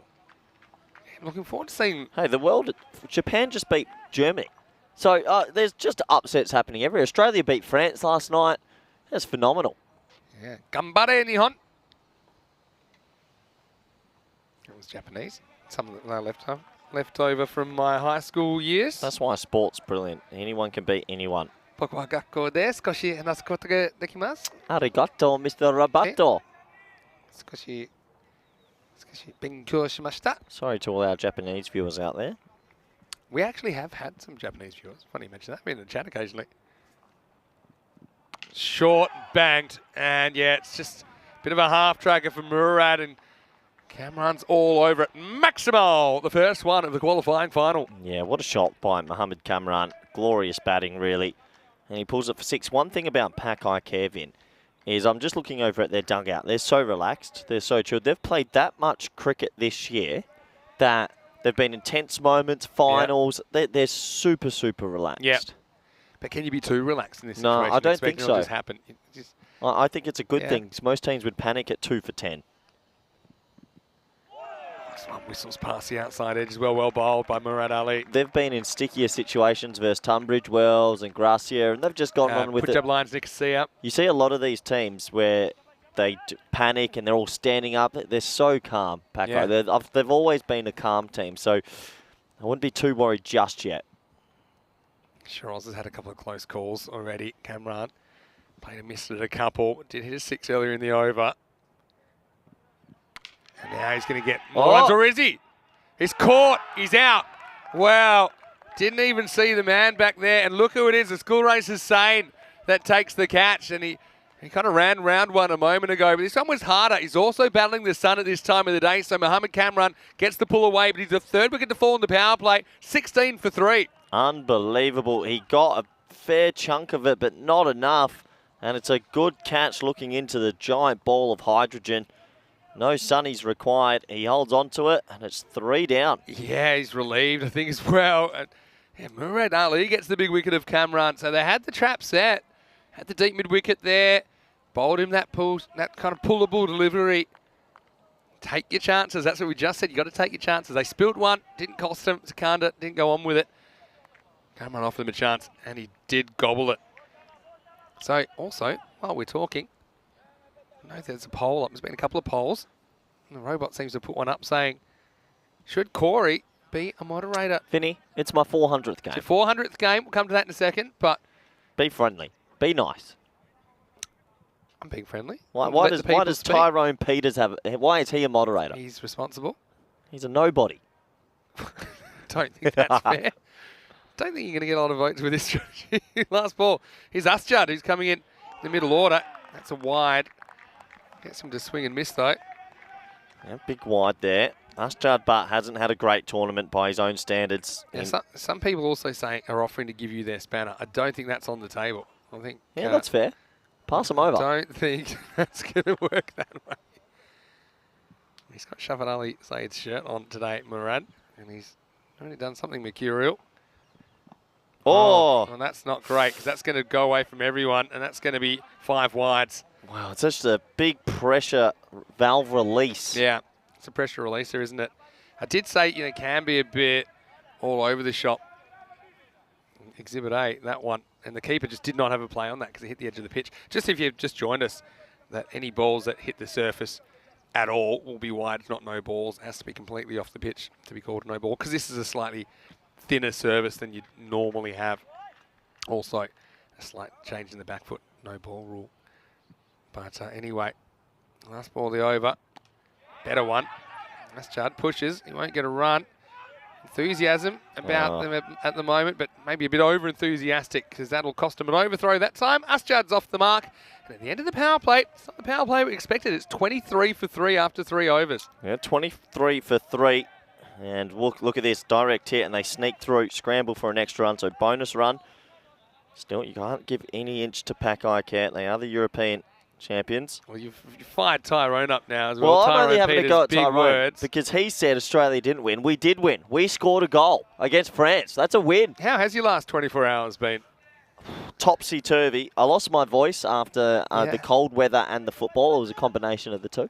Yeah. And then it just came back at about 1 o'clock. Yeah, it's handy. I know you've been practicing meditation with the Spanish team. You look to be in a deeply meditative state. And that's good. Well, that seems to have worked. Oh, I just know how Shakira is these days, because if you lose your voice, you lose your career. And this morning, it was like, nothing would come out. More than one way to lose your career. Don't forget 400 about that. games, Here's a bid. He's back. He's bowling really well. Vinny, 400 games. 400 games. If you've had me for this long, you're never getting rid of me. Next year's 500, baby. We're talking 500. 500 would be how many more weeks? About 4 more weeks. I reckon I'm getting to 700. Well, don't get too far ahead of yourself. Hits him and he's gone. Well, he's angled it a long way, but Abid Ali has been on an absolute fireball. And he's come on straight away. I mean, the only thing here, he's pretty wide of the crease. And yeah, I think it certainly hits him in front of the stumps. But my question is, what's the ball doing after it goes past? He's wide of the crease. That's out. That is out. I think it hits him on the back pad. That, for me, settles it. I don't see this missing. Beats the inside edge of the bat. And for me, yeah, hits him in front of middle. It's going on to hit.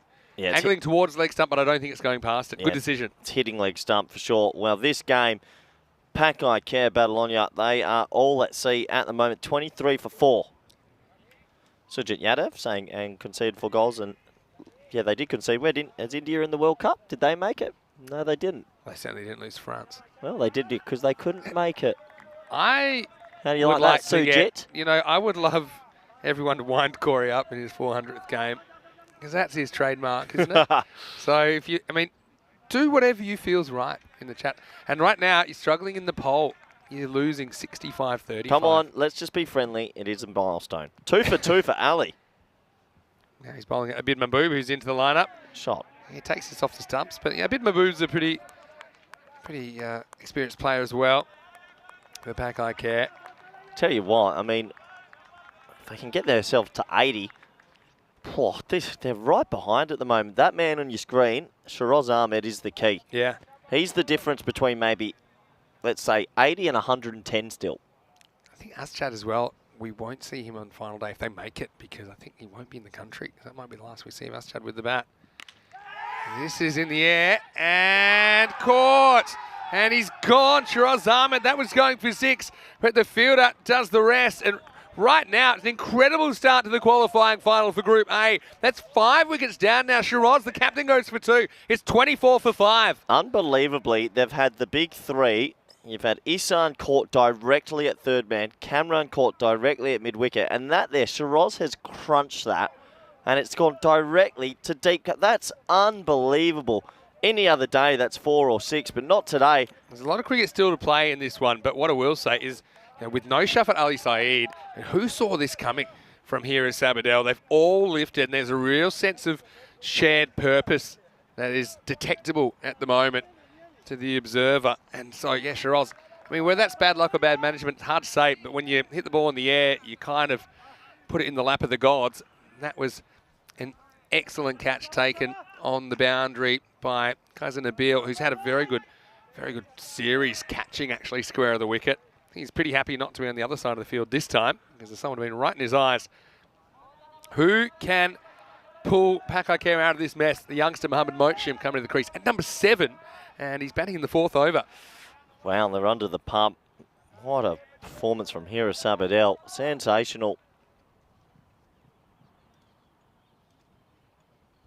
Here's Mochim facing up. He almost gets out as well. I mean, Abid Ali has pulled out one of the great bowling performances here in a crunch game.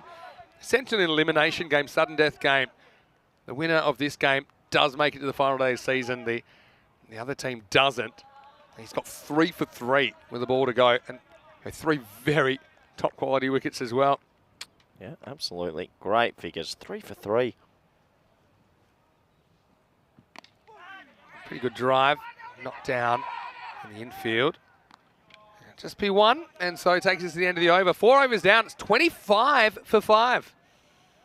Didn't see this coming, Vin, I have to admit, but good performance so far from here at Sabadell. Will there be one more twist? If Pakai Care come back and win this, that'd be an amazing comeback. They're on the ropes. I'm not going to call it too early. I mean, I've seen them bowled out for 69 on this ground before and then hold the other team to 41. I dare say you might see Cameron off the long run. I was just thinking that. I think collarbone cracks or no collarbone cracks. I think if they're defending, say 80 odd, I mean, will they even get that far at this stage? It's a long way off. There you go. I've heard of Beverly Hills 90210, but this is Pakai Care 90521. That's the scores for the top 5. Well done, Vinny. That's the best piece of commentary today. Well done. Some good actors in that series. It's a little bit before my time. I was a bit young for it. Anyway, here's last question, or last game that I should say, so feel free to put your random questions in. Also, it's Corey's last game for the year. Ever. 400 as well. Get him in. What's my favourite game out of 400? The France-Belgium game. It was a pretty good one, wasn't it? It's one of the all-time greats. Here's Mohammad Zishan in over number 5. Going for the kill. I like this. I quite like the idea of just not giving them any oxygen. So if it means bringing bowlers back early, you can. I would be gambling for a 6th and a 7th wicket, and then you might not even need bowlers at the end. Yep. So I think it's a good move to bring Zishan back and see if it pays off. Yeah, I like it as well, Vinny. It's aggressive. And that's what we're here for, aggression.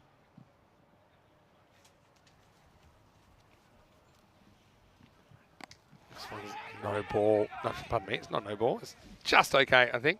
Yeah, I'm pretty sure that's okay. They might check it, but I'm pretty sure that was under waist height. I think I was about to say it's not quite a no ball, but that came out first. I think to me, he's playing it with a straight bat. He's asking, but yeah, not. No, it's fine.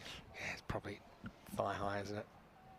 T10 just overextending. All right, let's get back to the action. This one's on him. Be one. Yeah, I mean, you've done a great job here to hold them back. Not just, obviously, like taking the wickets, but you've also got the run rate down around about a run a ball. So you start looking kind of... Vinny, if they come back, this would be an all-time comeback. They're so far behind at the moment. Miles behind. But, you know, you've watched lots of games and so have I.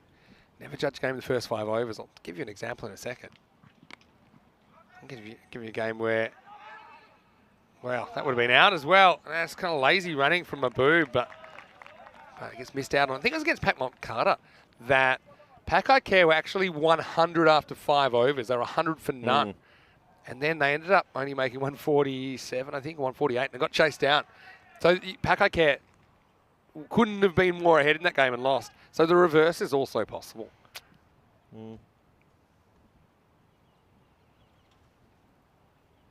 So, couple to come.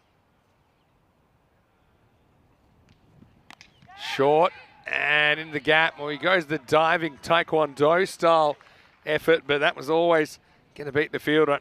Gets away for a valuable boundary, so not quite enough range there, the fielder, to stop that one. 4 more runs, and Pakai trying to put something together. Yeah, I think you've been watching a bit of the Football World Cup, trying to volley it into the net. He misses it. 4 runs, valuable 4 runs. And Pakai lost half their wickets, less than half the overs. Zishan with 1 more bullet in the gun. Here it comes. Edged and gone. And Zishan gets the wicket. He goes for a boundary, but then it's Mochim that has to go next ball. It was well held by Bakhtiar Khalid behind the stumps. So Zishan finishes with a flourish, and it's 33 for 6 at the halfway point. Yeah, a big wicket again. And they are all over him. Nice, smart catch. Zishan's having a flyer. Hira Sabadell are in complete control of this final. Really nice catch, well balanced there. Yeah, Mochim, he sees his fate.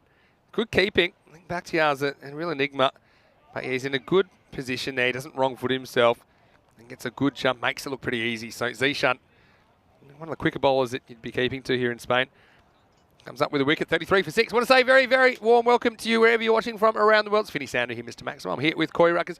Congratulations on your game, 400. And I know that, you made a little speech, didn't you, at your 250. You want to make a little speech this time? I just want to say thank you to everyone involved. And yeah, it's great to join the club with the great man, Brian Charles Lara. I knew I'd always be up there with him. And thank you, Vinny, and the robot, and all the viewers, and everyone involved. And yeah, me and Brian Lara will probably have a good yarn later today. Thank you, project manager Sam, who's here to congratulate him. Everyone, thank you. Congratulations. There you go. You know what? I'll hug you once every 100 games.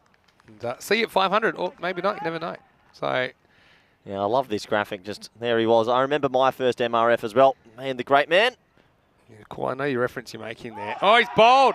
There's another wicket, and Ikram ul Haq takes another one, and that's Mahbub that's got to go now. So that's 7 down in the qualifying final for Pakai Care. 33 for 7.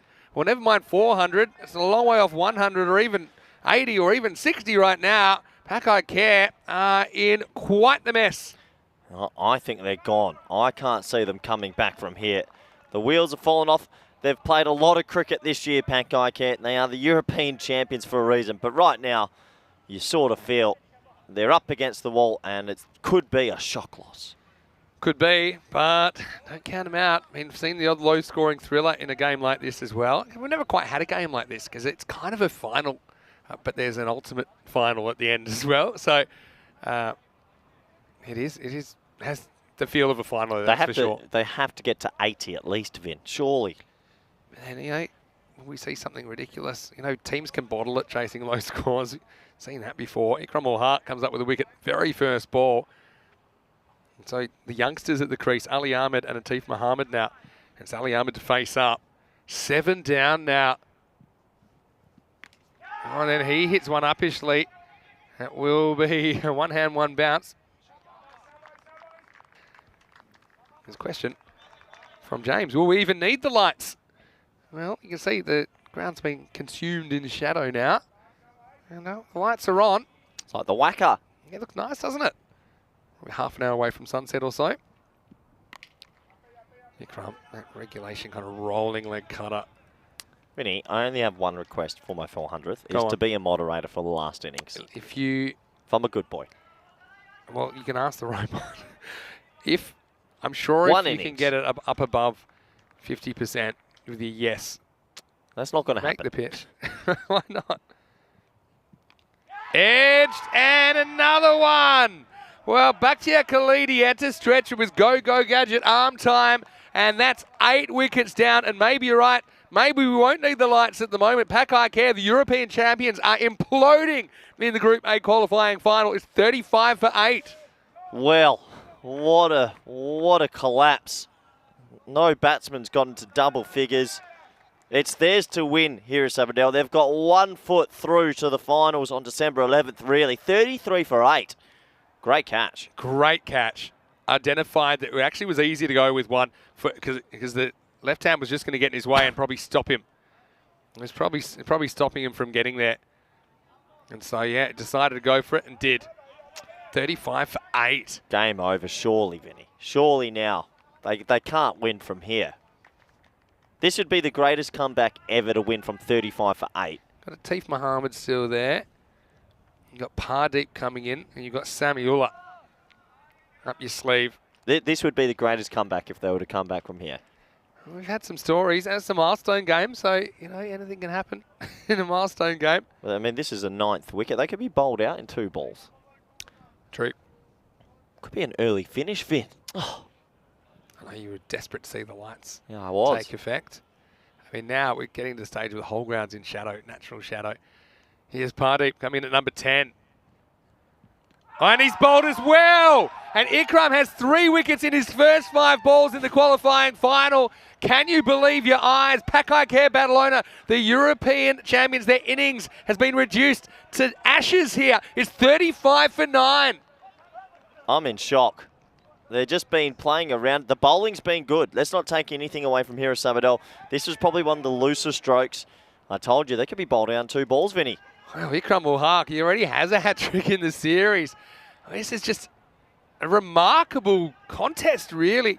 You'll see Ikram Haq, hat-trick number 38. That was back on the 11th of November against Barcelona Shaheen, a team that would ultimately top the table. And Ikram getting a lot of advice. He's probably saying, I know what I'm doing. I've already got a hat-trick. He's an awkward one to face, especially if you're nervy and you're wanting to feel the ball on the bat. He doesn't really get onto you because he's quite slow compared to his arm action. Just have a look. This is what I'm talking about. He's just feeling for the ball. He looks around. The stumps have fallen. Just nothing's gone the way of Pakai Care here. They're on the ropes. Well, they have to bat their overs. James is saying, okay, Corey can have his spanner for the final innings of 5 minutes. That's fine. Right. How about this, though? Now it's a hat-trick opportunity. And Samiullah, I mean, it's all going to kick off if this hat-trick's taken. He's got 3 for 2 in 5 balls. 3 wickets, 2 singles. Hat-trick ball for Ikram. Oh, he gets it spot on. And Atif turns down the single because I think he's the only one that can get him to a score. They're against the ropes, Vin. Yeah, that's one thing. I think they've fallen out of the ropes and they're now spread-eagled on the concrete, to be honest. But anyway, it's 35 for 9 after 6. Okay, so I think Atif, it's a funny one. You're going to say, okay, bat out your overs, that's important. But don't you also kind of have to gamble that you can get a competitive score a little bit? So you're still going to have to attack. No point They've getting got, to 50. yeah, this is tomorrow, Vinny. You'll be with Rico for I Group will B. be with Rico. I know Rico's been watching on as well. He's got his day off today. So Fateh versus Raval Sporting first up in the morning. And then Hawks versus the Ripple Warriors in the afternoon. So same timings. We start 7:30 a.m. GMT, 8:30 in Central Europe. It's 1 p.m. in India. It's the same basic structures, Group A. So there'll be 8 teams who'll play each other twice. Then they'll have their finals date. Top team automatically through, and another team will get through the playoffs. And so, yeah, then we'll go to the final day of the season on Sunday, the 11th of December. Sammy Uller's out there now. He's on strikes then. Wasn't quite ready. So Atif faces up. Gone for Zishan Ashraf here, but well earlier. Over number 7. This is flying away. Should be 1. Well, the way this innings has been, I'm surprised that didn't go straight to a fielder. It all started with Muhammad Isan getting out. Any other day, it just doesn't go straight to This was third the man. kind of blueprint that I identified earlier. That's why you would probably decide to bowl first against Pakai Care and just hope you catch them a bit directionless and take your chances, create a few chances, put them in uncomfortable situations. It doesn't get much more uncomfortable than this. Good batting. Just has to stick it out just a little bit. Oh, but I hope he was running. I tell you what, this would sum it up. What's he doing? This could be close, Vin. I feel like he was comfortable enough and in, but, I mean, direct hits are funny, aren't Look they? at his running. Where are you going? Where are you going? Get your bat down. Just in. Oh, I don't Just reckon. in. Look, it's down there. Is it? Yeah. That's the, hits the ground. He's just in. Said he seemed comfortable Naughty enough. Bit man. too close for comfort, if you ask me. You know how easy it is just to run straight? Well, it depends. So the man on your screen here, he's played plus 50 games this year. He came up to me before and said he's got plus 50 wickets for the year in T10 as well. That's a great performance, isn't it? And he's loving it. So he's going to now show us with the bat. Drives. Another chance here if he hits. Oh, misses. I think this one would have been gone. Big dive. They're having to fight for every run at the moment, though, aren't they, Pakai Care? 10th wicket partnership, Vin. Have a look at this. Would he have been in here? Not so sure. He would have Out. been gone. Again, didn't run in a straight line, did he? Santosh wants a couple of 6s. For Pakai Care. Well, that'll help because that's a no ball. It's too high. Would have been a wide anyway. It's a pretty good stop, actually. Back-to Khalid's keeping has been excellent in this innings. We've seen these go to the boundary before. Yeah, Tyrone's watching on, no doubt, because of the fact that he was refereeing the first 2 weeks. So he's curious to see how it all ends.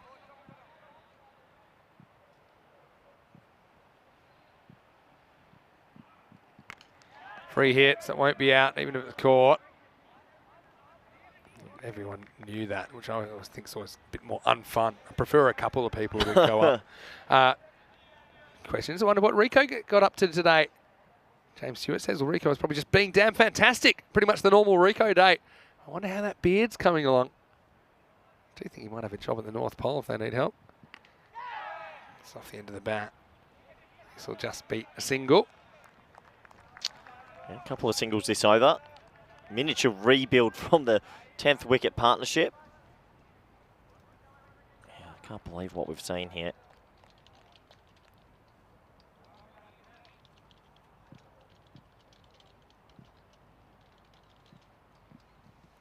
Wide, so just being a bit off here, Ashraf. Again, they're 1 ball away from wrapping this up. Yeah, 1 ball away. Pakai Care will be thinking 60. Get to 60 and 60's been defended before, we know that. But, wow. Not often you see scores in the 60s. You're not even there yet, you're a long way off. Oh, this is in the air, and fielder comes around and takes the catch. Well, that really sums it up. Abid Ali, who started it all off, and he gets wrestled to the ground. What a fantastic catch, running back with the flight. Zishan loves it. They needed players to step up. That's exactly what they've done. They have bowled the European champions out for 42 in this elimination matchup in the qualifying final. It's advantage here at Sabadell. Well, it's crazy batting. They needed to bat the overs, if you ask me, but getting bowled out is sacrilege. It's a nothing shot. It costs his wicket, and what a catch. 42 for 10 in 7 overs. The European champions out in 7 overs. And tell you, it was a good takedown from Zishan as well. And Abid, didn't he bowl well? And then he finishes it off. He wasn't going to give Pakai Care another chance. So we're going to have to see a record set if Pakai Care are going to survive. Some sort, if they defend this. Look, if there's one team you want defending 42, it's the European champions. And you probably want Cameron ramping it up to about 140. But let's see what happens because, well, things went off script here in the qualifying final. Here is Sabadell winning the toss, sending in the Pakai Care team. They wanted early wickets, and they got them. Isan went very first ball. That was the biggest moment for me. The man of the hour in this tournament going first ball. And after that, there was one drop chance, but a procession of wickets, Vinny. Procession is the word, and Abid was sensational with the ball. He's one guy that really stepped up. I think him and Zishan in particular. I've got to say, Bakhtiar Khalid as well has been incredible on Group 8 Finals Day. He has over 120 runs and took some very good catches in this innings. We'll see those in a second. Kamran was always a threat, and he held out. And Abid Ali, he was able to trap Asjad, another very good player. Got him on the back pad. I think that was a good decision. I think the umpire's been very good as well. This was taken. Whatever they did turn to goal, and then Zishan got brought back. Okay, got banged for a 4. Interesting kick there. Might have gone over the fence, but then he got a wicket next ball, and just everything was coming up here. Yeah, absolutely. Everything went their way, but they bowled extremely well. We had a hug, which, well, made me happy on the inside, and then another wicket fell. Just all happening, Vinny. Yeah, it sure is. And yeah, here is Sabadell. Cricket's a confidence game, as you see. There's a lot of energy about them, and they've kept taking wickets. Ikram chipped in with not 1, not 2, but 3 wickets in his only over. He'd take 3 for 2. He wouldn't be required again. He just kept it straight. Got pretty close to his second hat-trick of the year. That was Pardeep that had to go. And then, well, soon after, it was all over Red Rover.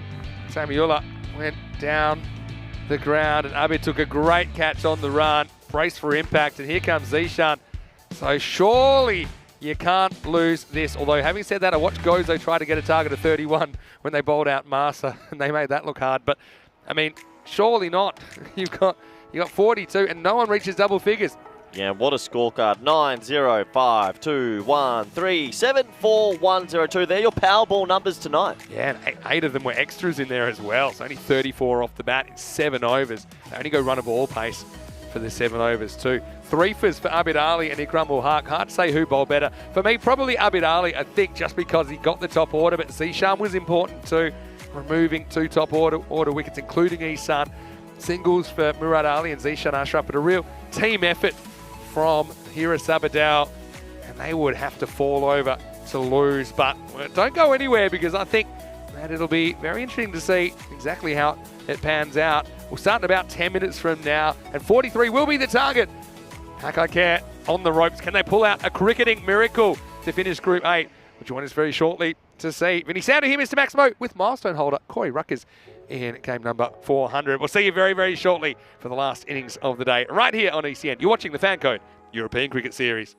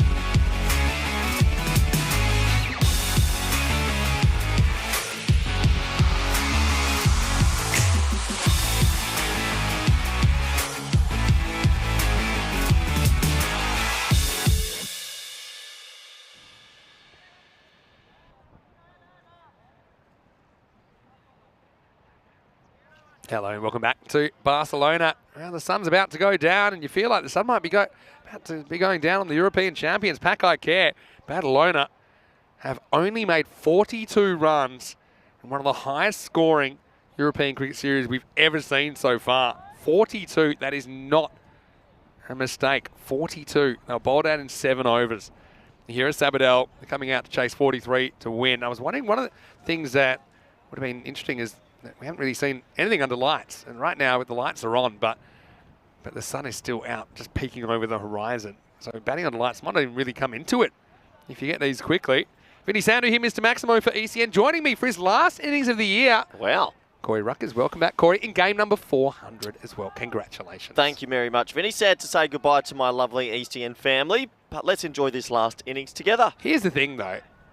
There comes a point where we stop celebrating 100s. For example, I think I'm now 1,900 about 80. Yeah, but you chose that. Yeah, career. but I'm just saying that I don't know why we do this, but that's okay. I'm happy to enjoy it. Shiraz needs a miracle, and it's going to start with ball hits the thigh pad.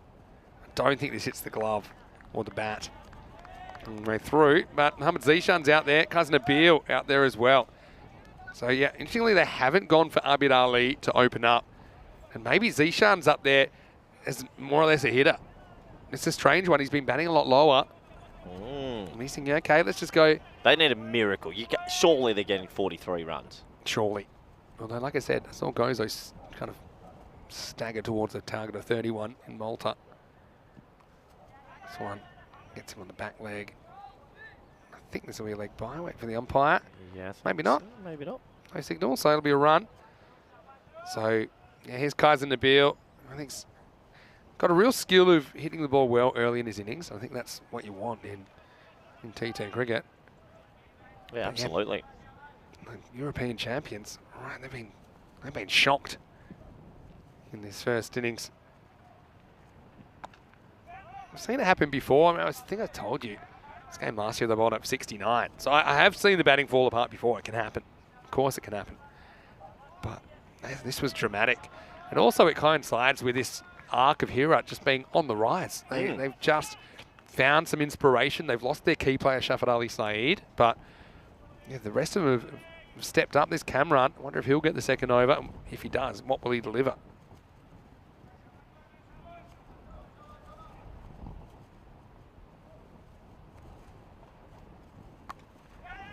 Again, don't do too much. You can just knock it around to get yourself comfortable. The Beal's off the mark. Hello to Pedro. Buenas tardes. Pedro is asking, have you ever seen this thing before? I think what he means is a defence of 43. Nope. I will show you the best defences in a second. Let's just say there's nothing in the 40s and there's not even anything in the 50s. No, but this would be groundbreaking.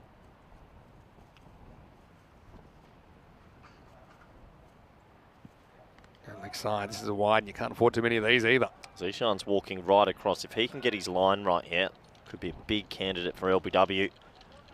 Just straying it down the leg side. He's covering all his stumps.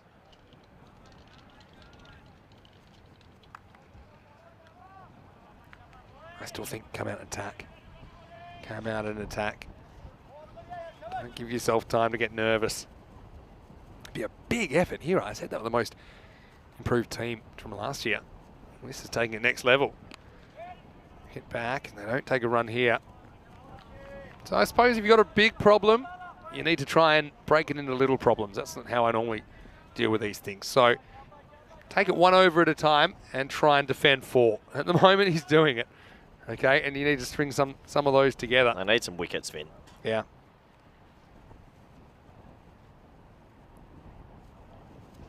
Goes after, this is high. It's catching opportunity, Cameron's under it. I think he's, oh no, Asjad Butt takes it in the end. Well, Cameron was shaping around. It was actually on his side of the field, but Asjad called him off it and Asjad took it. So yeah, the gamble to put Zishan up the top doesn't really work out. He goes for just a single and they, I suppose, survive the first over unscathed, Pack Care, as Hero Sabadell lose their opener 3 for 1. Yeah, very good catch from Asjad. He did call it. It probably wasn't his catch, but if you call it, you got to go get it. Yeah, respect the call. I was very surprised. I thought we might see a double leave situation there. So no luck for Zishan. Let's have a look at the best defences we've ever seen. The best was the Prague Tigers, 60. And they defended that on the 4th of June.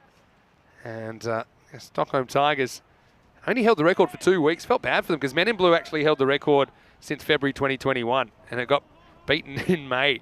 And then just 2 weeks later, Prague Tigers held the Barbarians to 34. And so, yeah, Gozo on that list. You see Gozo on the list for the good reason. They defended 65 in Malta. Now, what you're realising right now, and what a few people are, is that when the sun goes down, it gets cold quick. And I remember we did a couple of night matches here. Here at Sabadell actually were playing in those in February last year. It gets real fresh. Here's Cammy. Look how far the keeper is back and look how short his run-up is. So he's putting heat on. This is in the air. It is travelling, and it is travelling out of the ground. Maximo! But what a start to the over. If there's any signs of nerves here at Sabadell, I don't see them there. Nabil takes him deep. You ever seen a bowler with such a short run-up and the keeper so far back? It looks times. obscure. Yeah, it's strange. The one time I've seen it before, that one got just enough. Now he tries to knock his head off, and this will be the one for the over. Yeah, well, it doesn't matter if it's a few steps. Still decent enough pace. So I used to play with a guy that was a first-grade bowler, but he did his Achilles. Yeah, that's probably fair enough if he's standing up. Yeah, so he used to bowl off 2 steps, but he still could get it through at a decent pace. And so that's the only other time I've really seen that. There's a kind of curious thing about it. You can see it's getting through to the keeper okay. Is that, you know, the umpire normally puts out their arm to say don't bowl yet. So he actually had to kind of grab the back of the guy's shirt because he was actually in front of him already before he bowled. Hitman's grumpy. Look at him. Yep. He's a big grumpy man right now. Oh, he's gone off the long run. Look, now if you're a batsman. He's just wandered off. He's just... Here we go. He's a little he's grin. Quick. Here we go. He's a guy that likes to do the impossible. Everyone, this is not a drill. Nabil on strike. He doesn't bowl it. A few antics going on here. He's probably forgotten how to bowl off the long run. I think he's thinking about his agent. He's thinking about everything. No, he's not coming off the long run. There's fake fielding. Is there such thing as fake bowling? I think we just saw it. Yeah, I think he just went to do that to intimidate the batsman. Hey, remember, I'm the quickest up in Barcelona if I want to be. Yeah. And then thought, well, I actually can't. I'm injured. That is pretty funny, though. Knowing you might be seeing the back of them after this game, would you give a little bit of lip back this game? The one time you might be able to get away with it. Oh, no, not really. I don't think. I think people have memories. Yeah. I mean, Ali on strike for the first time. He gets good delivery. Abid's been batting well. Yep, he has. Yeah, well, this game, it's over. They can't win this. What a batting collapse. I can't believe what we witnessed. Now, normally we talk about there's somebody that gets going and gets the score to 60 plus, 70 plus. Just didn't happen for Pakai Care. No credit to Hira Sabadell. Floating slip in place now for Kamran. Nabil flirts with it and misses. End of the second over, it's 11 for 1. Pretty decent over in a normal match, but in this game, they're only defending 42. So 8's pretty expensive. So you can see Badalona Shaheen automatically through. And now it's Pakai Care or Hira Sabadell that will take the other Group A spot by winning through the playoff. And there's still Group B to come. So yeah, 8 new teams starting tomorrow. We'll have the fixtures up here shortly, so you can have a look at those. But it'll be the same time tomorrow, so we're not taking a break. We'll be back on tomorrow morning. Rico Full will join me for Group B. Here's Shiraz. This is what you can afford to do, I suppose. Is, you know, you can be selective, you can keep out the good one, but you still need to go after the bad one. You don't want to be too conservative. Yep, agreed.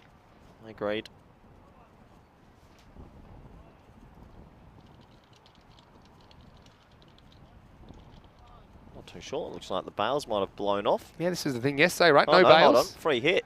No ball. Oh, it must be a 3 outfielder situation. I can see there's a bit of pointing going on. So, yeah, that's just a lapse. Oh, Shiraz is teapotting as well. He is absolutely filthy. This I think this game's going to go into the reverse Hall of Fame for Pakai Care, I think. You can really go after it. Just get a single though. Yeah, I think the man on your screen there, Samiola, he unfortunately had gone outside the inner ring. It was his fault. You can see him there looking at the line, talking to square leg, saying, come on, mate, look after me.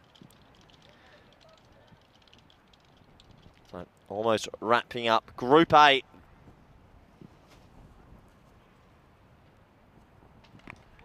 Another ball zeroing in at the stumps. Got to hit him. Yeah, we won't get a run out here. That'll be another one to the total. So they might as well be tight, make it break through. You can't just let ones happen like that. 42 on the board. So I did notice that in the halftime break, the robot did give you a spanner for this innings. Yep. So you're using your power for good at the moment. Yeah, I am just monitoring the chat. Haven't had too much to do at the moment. Nope. Everyone behaving. Yep. Short. Just worked away down the fine leg. This will just be a single. And if anyone does step out of line, you'll be spending 300 seconds in the sin bin. I'll be timing them out rapidly. Look at that. Tough words. Tough talk. From a tough man. Right now, here are Sabadell. They must still be pinching themselves with this game situation. This is a low full toss for no run. Again, you know, Pedro's got a good point in the chat. He said they're kind of playing the score and not their game. James asking, have we used the Olympic lights before? Well, we have once, and actually, coincidentally, it was Hira Sabadell that played in a couple of games under lights. It was to catch up a couple of games on a Sunday night last year, February 28th in 2021. And this one is little French cut. Just be a single. Yeah, that was the day that we saw La Manga Torrevieja Cricket Club taking on Menage for ECL 21 qualification. Ultimately, that wouldn't ECL 21 qualification, which didn't actually happen, that series, because of the pandemic. Got him. Got Sam Williams, the project manager. He did 7 emojis. Gone. What's going on here? Yeah, not on my watch. Did you steal Sam's phone and put that in the chat specifically so you could block someone? Hits the ground. Thrown away, but no run. End of the power play. 16 for 1, I suppose, in this game. That's a fine power play for the batting team. Well, yeah, in this one it is. Isan trying a cheeky little run out. That was never on. Yeah, so second time we've played under lights here, and not sure how much we'll get under lights. But I do remember last time that it got cold quick. You can already kind of feel that. And he had a ball hit in the commentary box. Just kind of had to bat it away from the equipment, and it was pretty sore. Well, this Have a look at that. This is the most poor power play Manhattan graph we've seen ever. So just no runs. when you've run out of bricks. How many boundaries have we seen for the game? Like 2? What's that? How many? Boundaries, 2 or 3? Yeah, not many. I've had a look in the first innings. Pakai Care, they hit 2 4s and a 6. Yeah, It's the beauty of cricket, though. I mean, you never know what you're going to see. Pakai Care were going at ridiculous run rates of like 22 and over and stuff early in the tournament. And you never would have thought it would end up like this. Cameron does get brought back, and he's just nudged away.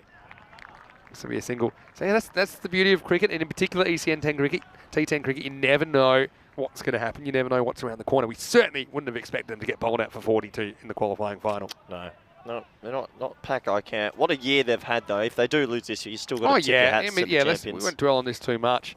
Also, I think they'll be upset. You know, there were 2 points off probably topping the table. Yeah. Right. So just one win across the journey, they wouldn't be in this situation. So they hit pretty well at the point, but just a single. So yeah, that just shows you. I mean, over 14 games, that's part of the strategy as well, is not having those lapses. Badlow and Shaheen, once they started winning, they just never stopped winning. Absolutely, you are right. See, you've also timed out Andy House, part of our blue crew. Yep. Oh, well, run out. He's got to hit him. Misses. Misses and well backed up from Shiraz, so just a single in the end. Good time to gather and really have a look at the target. Cameron here. Looking on the replay. Yeah, just want to make it pretty clear, Andy. Would have been out. Yeah. Sam was timed out fairly for too many emojis, and if you want to back him up, you'll go down with him. Okay. In the Wild West at the moment. Oh, this has actually got caught up in his kind of grill and his helmet, so it kind of gets lodged up there. That kind of makes the ball dead. You'll see it here. Oh yeah, it's in his helmet. Wow. Yeah, got up in his helmet, see? And I'm glad he's wearing it. Good catch. Don't know how long it stayed up there. He's caught and battered. New to cricket. What a Cameron. funny old game this is. Certainly is. Must be a wide down leg Pause. side. Good heat How though. does he get it that quick off two? That is rapid off 2 steps. So much of bowling is actually what you do at the crease. Look at him. This kind of He shows. does not look like a fast bowler. Look how far the keeper is. Yeah. Okay, now this is in the air. Should be caught. And caught by Atif Mohammed. Had a long time to think about it. Again, the lights are on. And that might have just gone into them for a moment, but it will be another wicket. So Abid Ali gets worked over by Cameron. He'll go for just 4. It's 20 for 2. Yeah, worked over. Really special bowling from Kamran. Bounces, then goes the full one. Atif Mohammed made that look a lot more difficult than it was. 2 down. Yeah, again, if you haven't played too much under lights, it can be awkward. I suppose the Spanish team members that are playing here, they have a bit of experience, obviously, after Cartama and the ECC. We loved it under lights. We really hey? did. What about just hitting the balls into the night? I think we had a good record under lights as well. It wasn't too bad. We won the final under lights. Yeah. That was something special, wasn't it? The only team that got to practice under lights was Well, there you go. England. Come on, who knows how long this game will last? Tell us some of your highlights of 2022 on ECN. You must have a few, and you can include when you were coaching Spain as well. Okay, yeah, I think at the start of the year was the ECL, wasn't it? It was great to see Pac Care Barcelona, a team from Spain, get up. Obviously, I didn't have much of a part of that, but coaching Spain was very proud of that. And I enjoyed my trip to Rome with you, and plenty of the ECSs were fun. Back to the Netherlands I loved. But the work with the Spanish team at the ECC was the highlight, obviously. And commentating at the ECC also highly enjoyable, as that's been given a wide. So yeah, plenty of highlights, and there's certain games that always stick out as a coach and a commentator. But it's been a good fun year. Feel like I'm a bit more established in the company. Number 3 spot confirmed, bronze medal. We don't have rankings, just to be very clear. Feel like we do. I'll take my bronze. Oh, I hope you enjoy your break. You deserve it. I know you've put a lot in this year. Oh, what is? That'll wake you up. And Cameron, number 1 to number 1. Just a little bit of side mouthing going on there as well. I think it's the end of the over. It's the end of Cameron, probably, for the year. It's Yep, 21 good. for 2 after 4. Good. That boy needs rest, and I'm well bowled this year, Cameron, but he needs to rest now till February. Good luck with that. But no, plenty of highlights. Enjoyed a lot, and big thanks to everyone. It was a lot of fun at the ECN network. I love the ECSs as much as I love doing the ECC. The ECC this year commentating was good fun. Yeah. Feel like I missed a little bit, but that's okay. But That's only ECL, because your team played well. I'm super excited for the ECL though. Really excited to get back to that. James Stewart, I'm just going to tell you, Corey's asked me if there's a way he can block you about 12 times. We're off looking air. into it, James. You will be blocked. So James is hiding behind his well-earned spanner, by the way. James is a spanner. That's the spirit. Hey, nice to see the lights taking over now. You can kind of tell that on the screen. Looks like a See video game. Yeah. Here's Atif Mohammed coming at number 5. I know they're fine chasing this, 22, but they're going about it the wrong way. They should just be batting normally. They're sort of batting within themselves. But They're I guess worried about an epic collapse. That's the only way you could probably lose.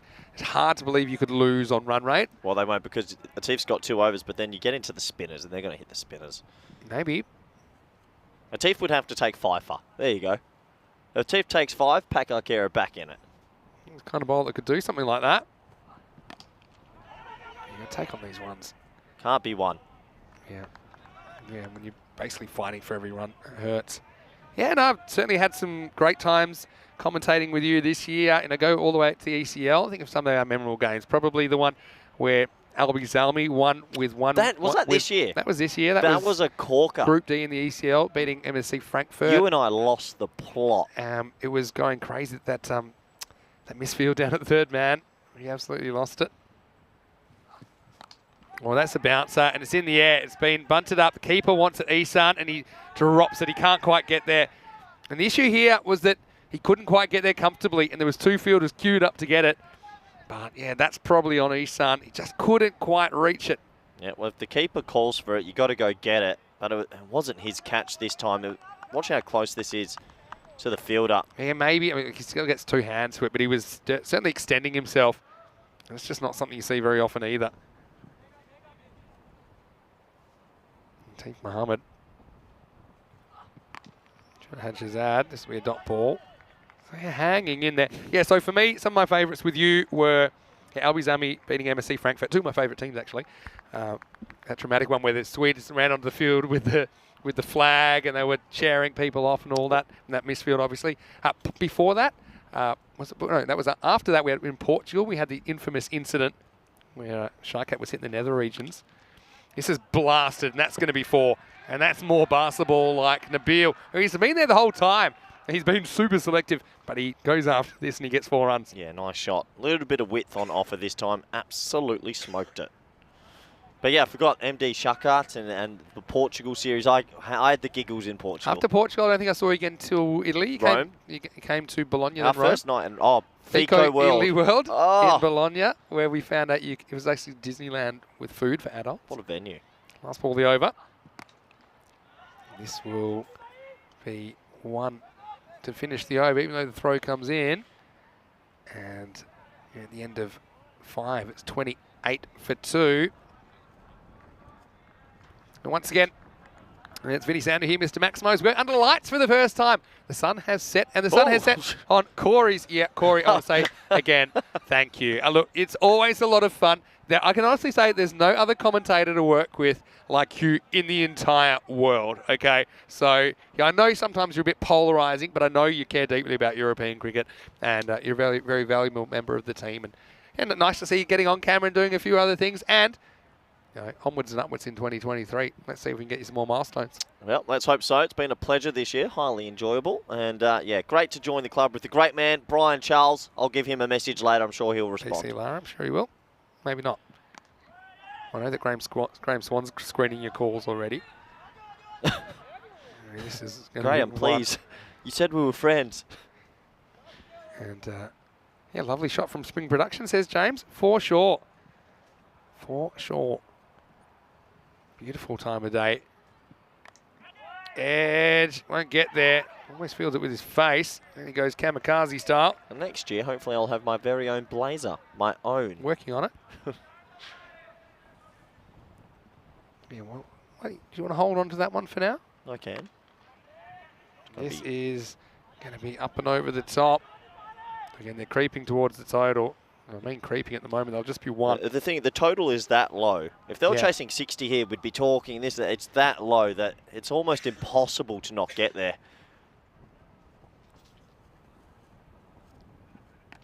In the air. Anyone catching this? Probably should be. And it's taken. So Satif that comes in and takes a good catch. Again, he's had to wrestle with the lights a couple of times, I think. But will be a wicket to some spin. Sikandar Ali gets 1. And that's the 3rd wicket down. 30 for 3. Yeah, good catch from young Atif and gets there in the end. And another wicket goes down, but well, you just feel it's a little bit too little, too late for Pak Icat. Yeah, for sure.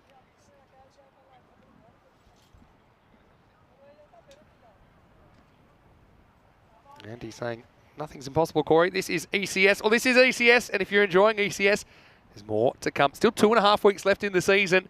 Starting Group B tomorrow, starting with match 61. Fateh. Yeah, they are some of our fan favourites there. Ravel Sporting as well. Lots of good young players in there. Hawks and Ripple Warriors in the afternoon. So join us for the start of Group B action. There'll be 56 matches in Group B, starting with match 61. And it starts again tomorrow. It's 7:30 AM GMT, 8:30 in Central Europe, and 1 PM in India. Same time as this morning. Won't be going as late, though, because there won't be any extended breaks between those matches. Now, here's a guy coming that could finish things quickly. Back to your Khalid. A bit surprised to see him so low in this one. He's coming off 60 and 62 today. He's batted so well. Sorry, Andy. See you later. Yeah, I would like more people in the chat to ban. Yeah, well, writing's on the wall. This is edged, and this is going to be a boundary. It's just his day, isn't it? Bakhtiar has been sensational, and talked about the players stepping up in the absence of Shafat Ali Saeed. He's been front and centre, and he gets a boundary. Bit of a fortunate one, but you make your own luck, and Bakhtiar off to the races with 4. Why has the chat gone quiet? Everyone's a bit nervous. I'm scared. Come on. You're scared. Get your last comments in before we finish Group A.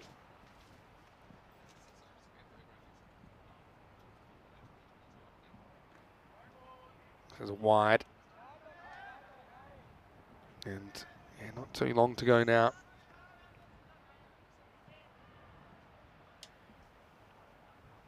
And that's 1 less they'll need.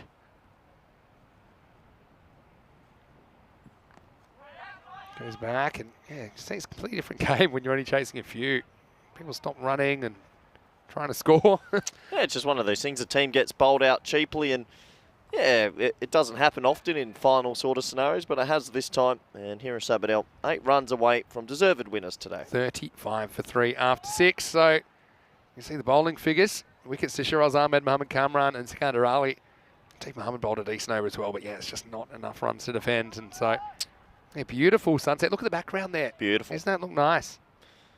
Yeah, Tif Mohammed to bowl one more over here. More than 50 games at Tif Mohammed of T10 cricket Yeah, this like year. 54 or 55. Yeah, That's 55 incredible. Absolutely incredible. Who would have thought that years ago? Yeah, so this is what we'll be able to fill in. It does seem like Hiris Abadel will get the second spot on final day of 2022. Don't forget, season 2023 commences on Monday the 30th of January right here in Barcelona. So it's a 7-week break. We will be back in Group B, of course. It'll be very competitive with Gracia, with Catalunya Tigers in there, defending champions. Gracia, of course, are ECL representatives this year as well. And plenty of other good teams there. And I think, we've seen a lot of improvement from some teams, including Hiris Abadel in Group A. I think they've been the most improved. Yeah, Raval Sporting, a bunch of guys that you imagine are going to keep improving, going strength to strength. 8 runs to win now. Yep, 8 to go. Atif probably with his last over for the year. Out. Out. Oh, maybe it pitched outside leg. Yeah, let's have a look. It'll be an interesting replay.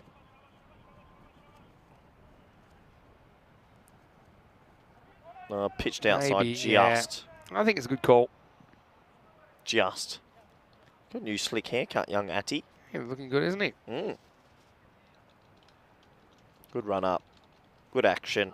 Heavy ball. He's a good bowler, this kid. That shouldn't be a wide. That's over him. It's not between the body and the stumps. Come on, Vinny. Nah, that's a wide. I think if you're going to bowl a bouncer, you've got to direct it right. It's down the leg side. That's at his neck. Really? It would have hit him in the neck. He'd be ducked. Got inside it. Smart batting. Soft. Fence. Oh, on the fence. I said it wasn't a wide. I said it was a wide. That is wide. Not a wide. Okay. I like that you're providing the alternative. You know, young Atif is he's a good young boy. He's a very quiet and modest boy, and he came up to me in the break and he's telling me how many games he's played, and he's like, look, coach, I think I'm the only one that's taken 50+ wickets in T10 this year. So he'd have a lot of records, actually. You'd be surprised how much these guys would look at their stats pages. Yeah. I think they're getting a lot of clicks. Because he played for Spain as well with Pac Ikea. He's just had a huge schedule. James Stewart's cracking me up in the chat. Read that comment. Another one. If he didn't hit it, that's out as well. When's the pitch, though? That pitched on. That one pitched on. That's out. Oh, I reckon that's out. Let's have a look. That's gone. He's given it leg byes. You telling me this isn't out? Pitch is on. Oh, yeah. That's out. I don't think. The only thing is the height. He hits him on the way up. Climbing. He does get good bounce, Atif. That's out. That one's out. Look, it's top of the stumps. So there's a case to answer for height. And I think that's what saves him. And now Zingle make it 38. Look at the run rate in this innings. It's a run of ball. Feels like a snore fest, this game. It's weird. It's actually a low-scoring thriller. It's a low-scoring unthriller, really. Yeah. Because you feel like it's a bit of a fizzler. Yeah. 39 now. It's a sad way to finish my year, to be honest. I was expecting a corker of a final, but sometimes that happens. James Stewart just said that you're the best commentator there's ever been in any sport. Yeah, good call. Yeah. Not out. Just hitting some pads here at the moment for fun, Atif. Yeah, might need a new pair of pads. Shazad, 2 off 7. Playing a bit of an ankle roll. Well, he's holding us up, that's for sure. Hit the ball, Shazad. I want to see some more darkness. What? Look, it's still light. Well, I think I'm ready to wrap up the year personally, Vinny. Atif, can he get one more wicket on ECN in 2022? Pretty good shot. Also shows you how many runs he can save by keeping mid on, mid off up. Do you think people that aren't willing to go for it? If you were to say like an emerging player of the year over the whole board, is a young Atif the guy? Yeah, I think so. Or in the conversation? Yeah, I mean, he's a guy that I identified last year in 2021, had a lot of potential, but no one really worked with him for an extended period of time. I think fair for sure. He'd be right up there in the most improved. Hello to Babar Khan. So it's an interesting game. Yeah, sure is. End of the over. Well bowled. And yeah, Atif, well bowled, my man. Wishing you all the best in 2023. I'm sure we'll see plenty more of him. After 7 overs, the score is 39 for 3. Yeah, I've just got his stats up. So in 2022, he played 52 T10 matches. This is before today, yeah? So 54. Mm-hmm. And he took a few wickets this morning, so he ended up with 53 wickets for the year. I love it. At an economy, yeah, you took at 9.5. Pretty good. And he bowled to big players. Played in the big tournaments. I think if you get anything, it's going to be one off the misfield. I think if your economy's anything under 11, it's sensational. Especially but here. Under 10. Yeah, playing here and where he's played at Carterman against good quality bats. He got 7 3-wicket hauls or more. 40 on the board now. This one could be it. Asjad isn't going to get there. And it's going to be a boundary. It's going to be Hira Sabadell that get the qualification place. And it means a lot to them. And they have done so well. And so, yeah, they're going to do it. And, well, credit to Hira Sabadell. They have done it, and they've done it in style. They've done it categorically over the European champions. They had to do it the hard way. Well, they play 3 matches on Group A finals day. They win them all, and they end the season of Pack Eye Care Barcelona. Yeah, deserved winners today. Congratulations to them. Congratulations to Pack Eye Care on a great year. Unfortunately, they didn't win this one, but Hira Sabadell are the deserved champs.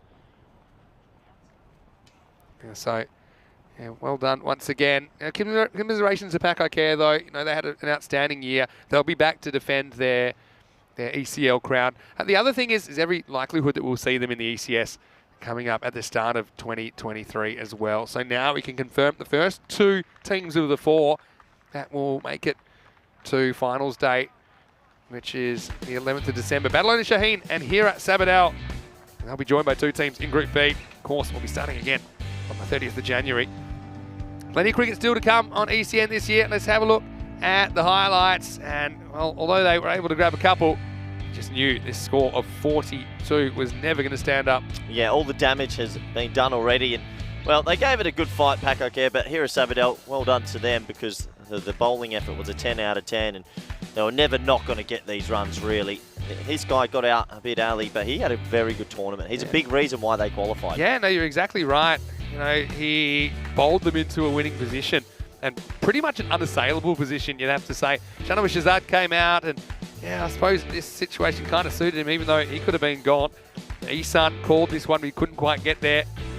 And so, yeah, it was a difficult period for Pack Eye Care, really. Yeah, it was. Well, the problem was they didn't make enough runs, and, well, they gave it their all with the ball, but unfortunately it just didn't happen.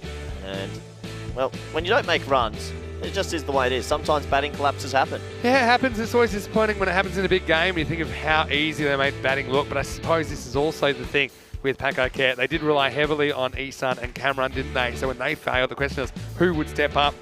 And in the end, as we don't quite get to full darkness, it is Pack Eye Care that are out of this competition. Of course, they didn't win an ECS last year either because they went down to the final, Catalunya Tigers. This is what's coming up tomorrow. Fateh versus Ravel Sporting in the morning. Hawks versus Ripoll Warriors in the afternoon. Start of Group B. So join us 7:30 a.m. GMT. It's 8:30 in Central Europe and 1 p.m. in India for that exciting action. Looking at the scorecards, you can see that Kaiser Nabil held things together. And he was going at 100. That was the quickest. I mean, they were never going to fall over, surely. 44 for 3. You can see a pair of 6s. Moderate starting hand in Texas Hold'em. And that's what gets them home in the end. Bakhtiar Khalid had such a good day with the bat, though. Wickets to Shiraz Ahmed, Kamran, and Takandar Ali. And Teef Mohammed didn't bowl badly at all. 9 for 10 off his 2 overs. And certainly not the finish of the year that Pack Eye Care would have wanted, but they can be very, very proud of what they achieved in 2022. Wishing them all the best. Have a nice break. Have the rest, says your coach, your national team players. Yep. And I know you've got a big 23 plan. Speaking of which, big congratulations to you. That ends your stint And I know we've had some adventures along the way, and it's really great to have you on the team, honestly, Corey. You're going places, and Thanks, man. I know we have a few jokes, and I know that you're not everyone's cup of tea sometimes. Whoa. But what I will say is you're very refreshing, and your honesty is appreciated. So Thank you very much. Thanks so much for being part of the crew. Thanks for everything, ECN Network, for the year, and all the supporters out there and fans and all the teams and all the players have been spectacular. So thank you. I'll see you in 2023. Yeah, so Rico, he's had the day off. He will be back tomorrow, and he'll be in the cube as we start Group B. 8 brand new teams. Well, not brand new. We've seen 6 of them before, but they'll be brand new to this competition. So make sure you join us. If you want to read out more, you can go on our website, europeancricket.com. Go to our social media if you haven't already. It's been a long day, so we're going to get out of here. Thanks to our crew from Spring Productions, the Blue Crew, the players, officials, and everybody else. We'll leave you with some highlights of Group 8 Finals Day, and we'll see you tomorrow. Hasta mañana for more FanCode European Cricket Series. Goodbye, Corey. Bye. Goodbye, guys. We'll see you tomorrow.